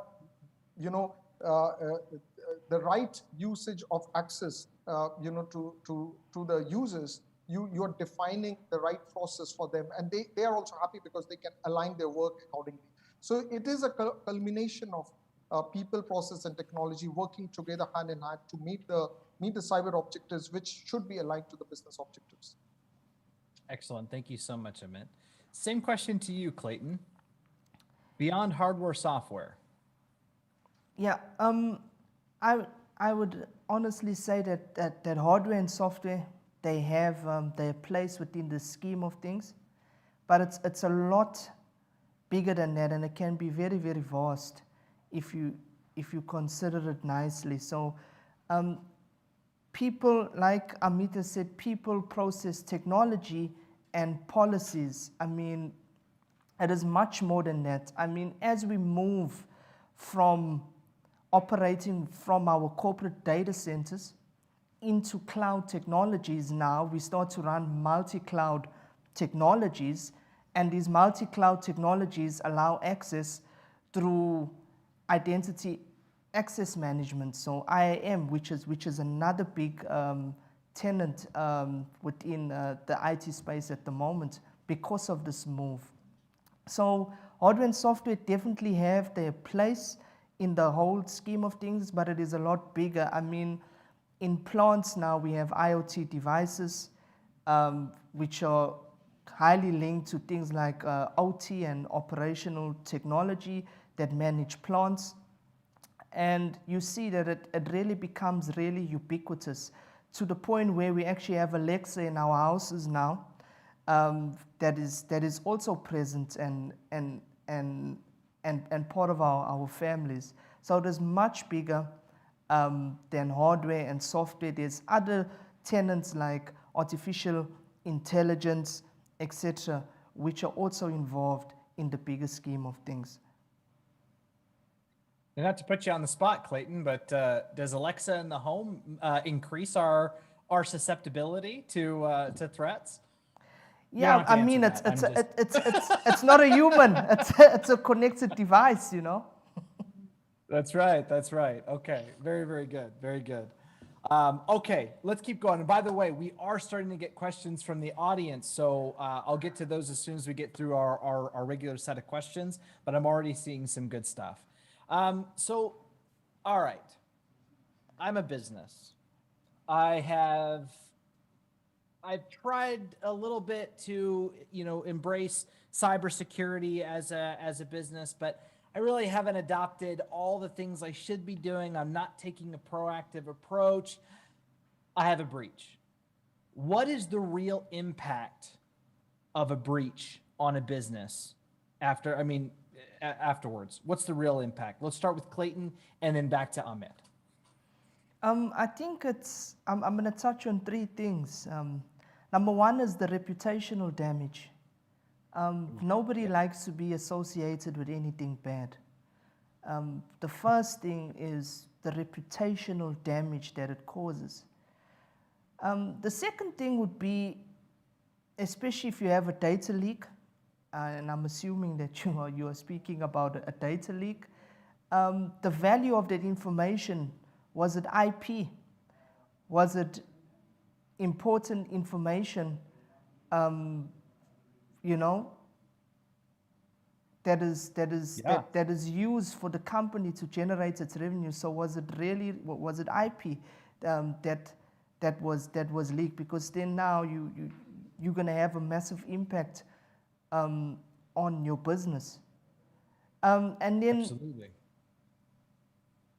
Sorry, are we still live? No, sorry, just agreeing, Clayton. Keep going. Okay, so the first one was reputational damage, and I think the third one would be trust. I mean, as we are becoming more infused into the digital space with businesses going digital, there will come a point, where it all becomes about trust, especially when you're dealing with personal information, you're dealing with records of different companies and entities and people in Pacific. And yeah, and then the data leaks. I mean, if it's a data leak, there's massive impacts now, as we've seen with the institution of GDPR and POPI now, which draws our attention to it. Absolutely. Thank you so much, Clayton. Amit, same question to you. There's been a breach. Yes. What does it look like? How does it affect me? What does my business look like now? So it all depends upon how much you have been prepared for the breach. And I usually I go with the statement which is quite now popular, that it's not about how, but it is when, right? Because I think any organization should be prepared that they would be breached. When is the question mark, right? So Clayton rightly pointed out the reputational part of it, and I think no organization would want to be associated when they are breached and they are in the news. But it's not just about what comes in the news is only this much, right? A very less percentage of what really happens. Many of the incidents don't even come in the news, but the fact is there are many small organizations, and I'm not talking about large organizations, smaller organizations can really go out of business. You think about a startup company, you think about a smaller organization whose a very small team, they are completely relying on cloud, they are completely relying on third party to do the business, completely on e-commerce. A breach happens, they can be completely thrown out of the business in no time. If their proprietary data is stolen, they can be left many years behind than their competitors, right? So, and this we have seen also, and you can just keep on magnifying. We just saw a breach, which was also well publicized, the Colonial, the oil, breach which happened in US, right? So just think about it. The entire oil, movement got shut down, and government has to say, hey, we have to shut it down because there's a breach. So the breaches can affect you. Maybe it can be a complete shutdown of the business. It can be a data which is stolen, which can be then used as a ransom against you. It can be something as cynical as we've seen in healthcare industry, where when vaccines were getting produced, at that point of time, there were breaches which were happening, and the vaccine production were delayed, right? So there can, and of course, you can go up to the extent of even nation-sponsored attacks and breaches for various other reasons. So any organization, the breach is something, of course, you should be prepared for, but however you are prepared, the breach could be really devastating unless until you have put all the required mechanism. And that's where the fundamental part is how soon you can come out of the breach. What are your cyber resilience practices which you have already adopted? What kind of disaster recovery backup plans you have already made? How you have done those drills to come out of it faster? It all depends, differentiates your organization to someone else, that how much of breach you are going to withstand and how much you're going to come out of it, much faster. So breaches can be very damaging. So, but at the same time, we have to live that. Yes, there will be breaches, but what should be our strategy around it from a proactive as well as from a resilience point of view?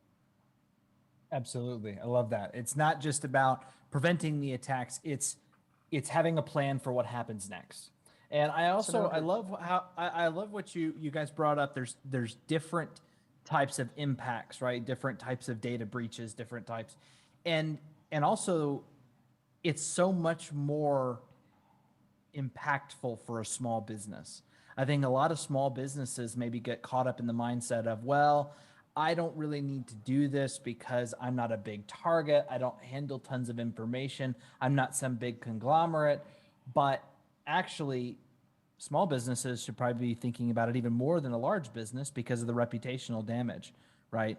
If there's a data breach at Google, Google's not going to really go out of business, right? I mean, it'll hurt them. People will be upset, but people are going to continue to use Google products. But a small business, that could be it. That could be game over, right? So I appreciate you both really diving into that and outlining it. So most of our audience, I think, are small businesses. So pay attention. This is for you. This is for you. Okay. So last question as part of our regular program, and then we're going to dive into some questions from the audience. And this is kind of the big one. So I'd love it if you both would take maybe a few extra minutes on this one. And we'll start with you, Amit, and then we'll end with Clayton. And that is, okay, big question. How do companies protect themselves against cyber criminals? Right, a great question. And I would say there is no silver bullet.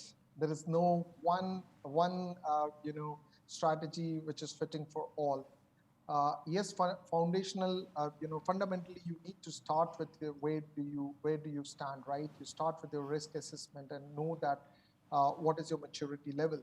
But having said that, I would still, throw some practical, suggestions, especially given in view that organizations are moving largely towards cloud, digitalization, remote workplace. So we've seen it all. So one of the very important, which I've started liking it, is a zero trust framework. It is primarily talking about that you authenticate and you give a zero trust foundation to everything around your access, your authentication. So with a zero trust framework, which can lead to micro-segmentation, where you try to reduce your attack surface and then move it to what Clayton was mentioning about identity and access management, it can help a lot in terms of reducing your attack surface and knowing that where your assets are lying, but at the same time providing the right access, minimum access, and that to getting required authentication. And I will give you an example. It is not related only to organizations, okay? This zero trust framework as well as identity and access management can be a great facilitator for business as well. Like for example, you as a consumer want to do your e-commerce transaction, bring the identity and access management directly to your consumers, right? You have your phone, you can provide the authentication from your phone itself. Make it so seamless for your consumers to authenticate using their social media accounts, way to the authentication from their phone, that it becomes a seamless experience and it leads to higher customer success, higher customer experience, because customers also want good customer experience as well as a secure customer experience. So zero trust framework, which leads to micro-segmentation, leading to identity and access management, can be a great starting point for organizations to do. The other important aspect especially for whether it is a medium-sized organization or a larger organization, you need to think about a proactive mechanism for threat detection and also a mechanism to come out with a good response side of it. When I said threat detection, that is where you need to combine human skills with machine learning, with AI, to ensure that you are able to detect threats on a real-time basis. But at the same time, if a breach happens, you're prepared. You know how to respond back. You know how to mitigate the risk at the bare minimum point. So that is a second good strategy to adopt with. The third is, which has been very foundational for IT security, was vulnerability management. But I would call it, you start with a risk-based vulnerability management, which is something which Clayton also mentioned, that you try to discover the threat, you try to prioritize it, then you mitigate. So you don't go blindly that, hey, these are the counters of vulnerabilities which I have in my system, and I start mitigating all of them, because all of their impacts would be very different. So you try to prioritize your assets, you try to prioritize your mitigation strategy, and then roll out your strategies accordingly so that you can come out with a risk-based vulnerability management program. So those are some of the key takeaways which an organization can adopt for. And of course, there are many more, but I think I will leave some for Clayton, and maybe we can circle back. Appreciate that, Amit. Clayton, same question to you. How do companies protect themselves against cyber criminals? I think it's very, very important to note that you must measure where you are. So an active risk assessment that is endorsed by, the board, in corporates, within communities and governments, the people that are able to make these decisions. Apart from that, I'd like to deep dive in this question and say that there are 4 particular pillars. And now I'm speaking from being somebody that comes from working as an internal IT guy and a head of IT. And those 4 pillars that you really wanna address is what is happening at your edge. So what is coming in, what is happening within your network, then what is going on your electronic workplace equipment, which is mobiles, tablets, laptops, desktops, printers, etc., and then your user community. And I think a plan across that spectrum and a risk analysis and gap assessment across that spectrum would really give you a good indication of where do you stand. So coming back to protecting against criminals, one that Amit has mentioned, which is zero trust, which is based on authenticating periodically all of the time, so that we know that it is Jason Schuster who is entering the network. It is Jason Schuster who is present on an example, our Google tenant or our Microsoft tenant. And then also having active threat intelligence where you are actively monitoring what is going on. And that requires the confluence of the human ability as well as artificial intelligence. Now, just to wrap this up, looking at the 4 pillars, which is your edge, your LAN, which is your local area network where people are operating, your electronic workplace equipment, your user community. Now, I'm just going to stick a bit on the user community because they are so pivotal and so important with the fight against cybercrime. And running active campaigns with these users, showing them how to identify what is social engineering. When somebody is asking them to do something that deviates from the culture around cybersecurity within the entities. I think once you have that button down and you have your gap analysis and you view this as risk management and as safety management, I believe that you are starting to come into the fight. You know, you come into a gunfight, not with a knife, but rather you are coming with some sort of an automatic weapon into the fight. I like that, Clayton. Thank you so much. Yeah, and the user community is so pivotal, and we see attackers getting more and more bold, but also subtle with things, you know, like Facebook posts asking personal questions, but masking it as, you know, like a fun game or something like that. So yeah, user community, huge, huge. Okay, we have time for, I think, these 2 questions. And then I'd love to hear your closing statements from both of you. And then I think we'll be done with the session. So the first question is actually one that I was going to ask if someone didn't ask it, right? So we've seen the increase and this is from Evans, who's one of our audience members. We've seen the increase in cybersecurity globally, and yet we still see businesses not implementing full-fledged cybersecurity measures, including not training end users or employees. And sometimes it seems like all of this costs a lot of money. It seems kind of cost intensive, but what are your recommendations, especially for smaller businesses who we know are potentially the most impacted, with regards to cost-effective cybersecurity approach? Amit, two minutes from you.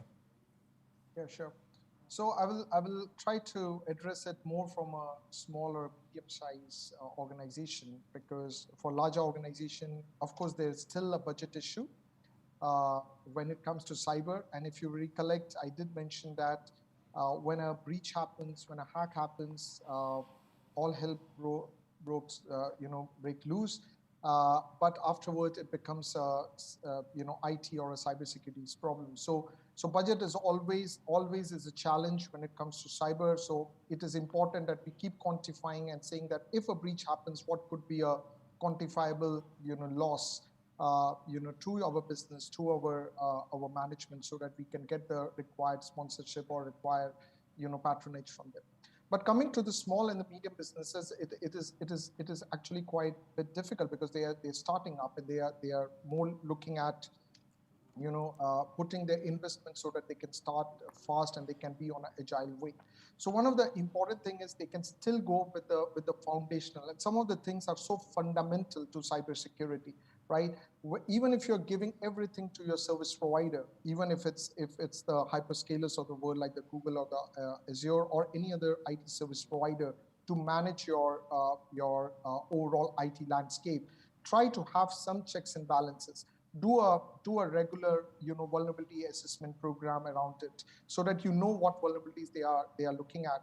You cannot simply rely that, hey, and have a maker checker facility. So if someone is already doing your services in terms of managing your IT, appoint someone. If you cannot do it yourself, appoint someone to do that check for you, so that you at least know that where your key vulnerabilities are, your key assets, where they are lying. At least you can safeguard. Second important thing is take backups. Backups, it is not like in today's world, storage is not an issue. So, but it is a good practice. Start taking backups. I have seen personally where smaller organizations have been hit by ransomware, just that they didn't have other backup in another different place. you're gone, because you cannot now, you're completely dependent upon, until you pay the ransom, or you don't choose to pay, you're out of the business, right? So you have to take those fundamental foundational steps. And also it's very easy to appoint, take services. And today, cybersecurity as a service, as a monthly service is also very, very readily available. In fact, as an organization, we do provide that. And you can take such subscription services where one can give you that extra level of comfort, ensure that you're getting monitored, your threat detection is happening on time, you have the required mechanism to respond, and all this as a more like a subscription-based services, which is available to you, and more like a pay-as-you-grow service. So you can also avail those services, which may not cost you much, but the benefits are much, much higher. So I think for small and medium business also, there are various options which are available, but today maybe lack of knowledge or lack of availability, people are not addressing those foundational or fundamental things. Absolutely. Thank you, Amit. And Clayton, anything you want to add? And by the way, the next question is really just directed at you, Clayton, but is there anything you'd like to add to what Amit said? Yes, I mean, small businesses, the main thing that you want to protect is your IP, you want to grow. You want to grow unhindered. And unfortunately, cybersecurity could become a hindrance.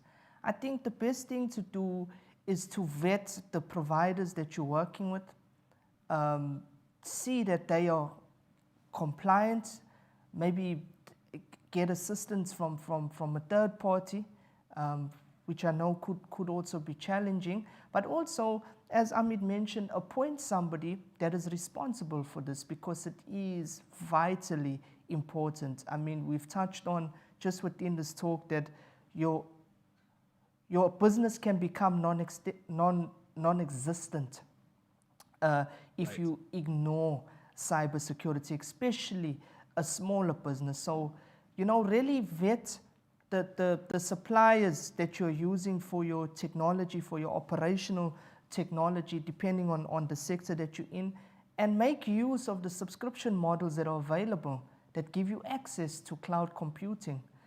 For those small entities that want to stay away from cloud computing, I would really just give a recommendation for you to actually pursue that, because that's how you really get access to cutting edge technology. But with that being said, Jason, it's not purely about technology. The fight against cybercrime is knowing what to do when it does happen, ensuring that you have all of your information backed up, ensuring that you have the necessary BCP or business continuity planning in case it happens. I mean, we've seen what has happened with the big state enterprise Transnet, where they were impacted heavily by a cyber attack, which brought their operations to a grinding halt. So I think it's very, very important. It's very, very pertinent that small businesses start to ask questions and read. We've never ever been in a time where information is so readily available on the internet and from different providers. That's right. And if you don't like reading, YouTube, right? There's got to Exactly. be resources. Exactly. So, okay, small business owners, small business people, learn, educate yourself. There's lots you can do without having to spend lots of money. Perfect. Thank you both for diving into that question. And Evans, thank you for that question for the panel. The last question is really, should be a pretty short answer, but it's from Diana. And Diana says she's from a startup who they want to help SMEs and startups prepare their trade. They want to cooperate with Bureau Veritas to help small businesses. Who would they talk to, and how would they go about doing that? They want to help small businesses. Bureau Veritas is quite a big entity, but small businesses within the cyberspace, or do they just say they want? They want to cooperate with Bureau Veritas in their strategy. Since this is a panel on cybersecurity, let's say that's part of it. Yeah. Who should they reach out to? Well, within South Africa, you know, I'm the cybersecurity market leader, so I would definitely be open to having discussions, you know, on what their needs are and how they plan to help SMEs. Because there's a big part for us to play, you know, especially being a business to society company. We always want to give back. Absolutely. Sounds good. So Diana, get in touch with Clayton and go from there. So awesome, awesome. Thank you so much to our audience for participation. Thank you so much to our panelists for being here. If we could maybe just take another 45 seconds each, starting with Clayton and then Amit, your closing thoughts for the audience. My closing thoughts would be, please take cybersecurity seriously, because if you don't, you would be really, really blindsided. I mean, we are seeing, as Amit says, the small snippets in the headlines of cyber attacks, but please gauge where you are. I mean, get in contact also with us as Bureau Veritas for us to run a gap analysis and to run a risk assessment so that you can really see where you are. And this is both small business, big business, governments. Be cognizant that cyber attacks are on the rise, increase in malware and ransomware attacks just within 2020 of 358%. Punitive measures are being instituted. We've seen that with British Airways. They've had to pay a massive fine. We've seen the knock-on effect, not just on Transnet, but the state in itself without it being able to deliver certain commodities from the port. So the ripple effects are massive. We must engage around this, and we are here to assist you. Beautiful. Thank you so much, Clayton. Appreciate that. And Amit, your final closing thoughts. Cyber is important. Cyber is for everyone. Take it, you know, with the right attitude. I would call it. Make it a business enabler. Yes, we have all said that how it can, you know, cause damage to the business. But look at the other side of it. You address cyber properly. You have a business enabler. In fact, that's the example I was trying to give, that how the identity and access management itself at a customer level can make the customer experience so seamless. So try to adhere to that. Of course, as Ethos, you know, we are a global company present even in South Africa. Our cybersecurity team is there to assist you. You know, just a calls away. But take it in the right, you know, with the right attitude. Don't think that it is a lot of fear factor which is getting created. It is serious. It is a serious business. Hackers are no longer the school kids. There is, I didn't touch upon that, but today, like the way I said, security as a service is available by service providers such as ours. There is attack as a service is also available. Okay, so you need not to be a hacker. You can pay to get someone attacked, right? So it is a serious business. So take it seriously, you know, make it a business enabler. And I think together we all would succeed. Thank you. Perfect. Thank you, Amit. And thank you, Clayton. You both have been fantastic panelists. I've certainly learned a lot. I know our audience has too. Please, audience, get in touch with these experts. Get in touch with Amit, maybe on LinkedIn or via his website. Same with Clayton, and take your cybersecurity seriously. Thank you so much to both of you again for being here on the panel. And I've had the pleasure today of doing this. So thank you, Bureau Veritas, for letting me be a part of this as well. I'm going to turn the time back over to Marcosi. Thank you, Jason. Yeah. Thanks a lot. Wonderful to meet you both. Take care. Yeah, same here. Same here. All right. Thank you so much, Jason. It's been a long day, but I think very informative. The goal was to shape a world of trust via a business conversation. And I think we pretty much knocked it out of the park. Well, from my perspective anyway. Now for words of closing remarks, should I say, is a lady who I met the first time via Teams. The next time we met, it was in a virtual room as an avatar. So if time allows, we might actually meet physically. From sales and marketing support from Bureau Veritas, let me introduce Sese Matlaping.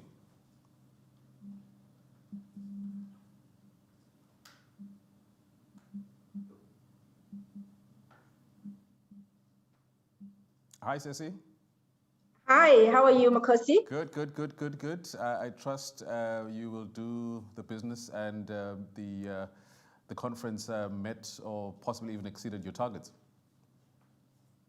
It has over exceeded the expectations that we have in terms of the people that joined in, from all corners of the continent and also outside of the continent of Africa to join us in this, event. So it has been quite, well received. And I thank everybody who joined the conference. Right, so the question is where to now? I'm assuming people will mingle, network. In some places, people mistake the end of a conference for the end of the conference, but actually it is the beginning of a relationship. Yeah. Okay.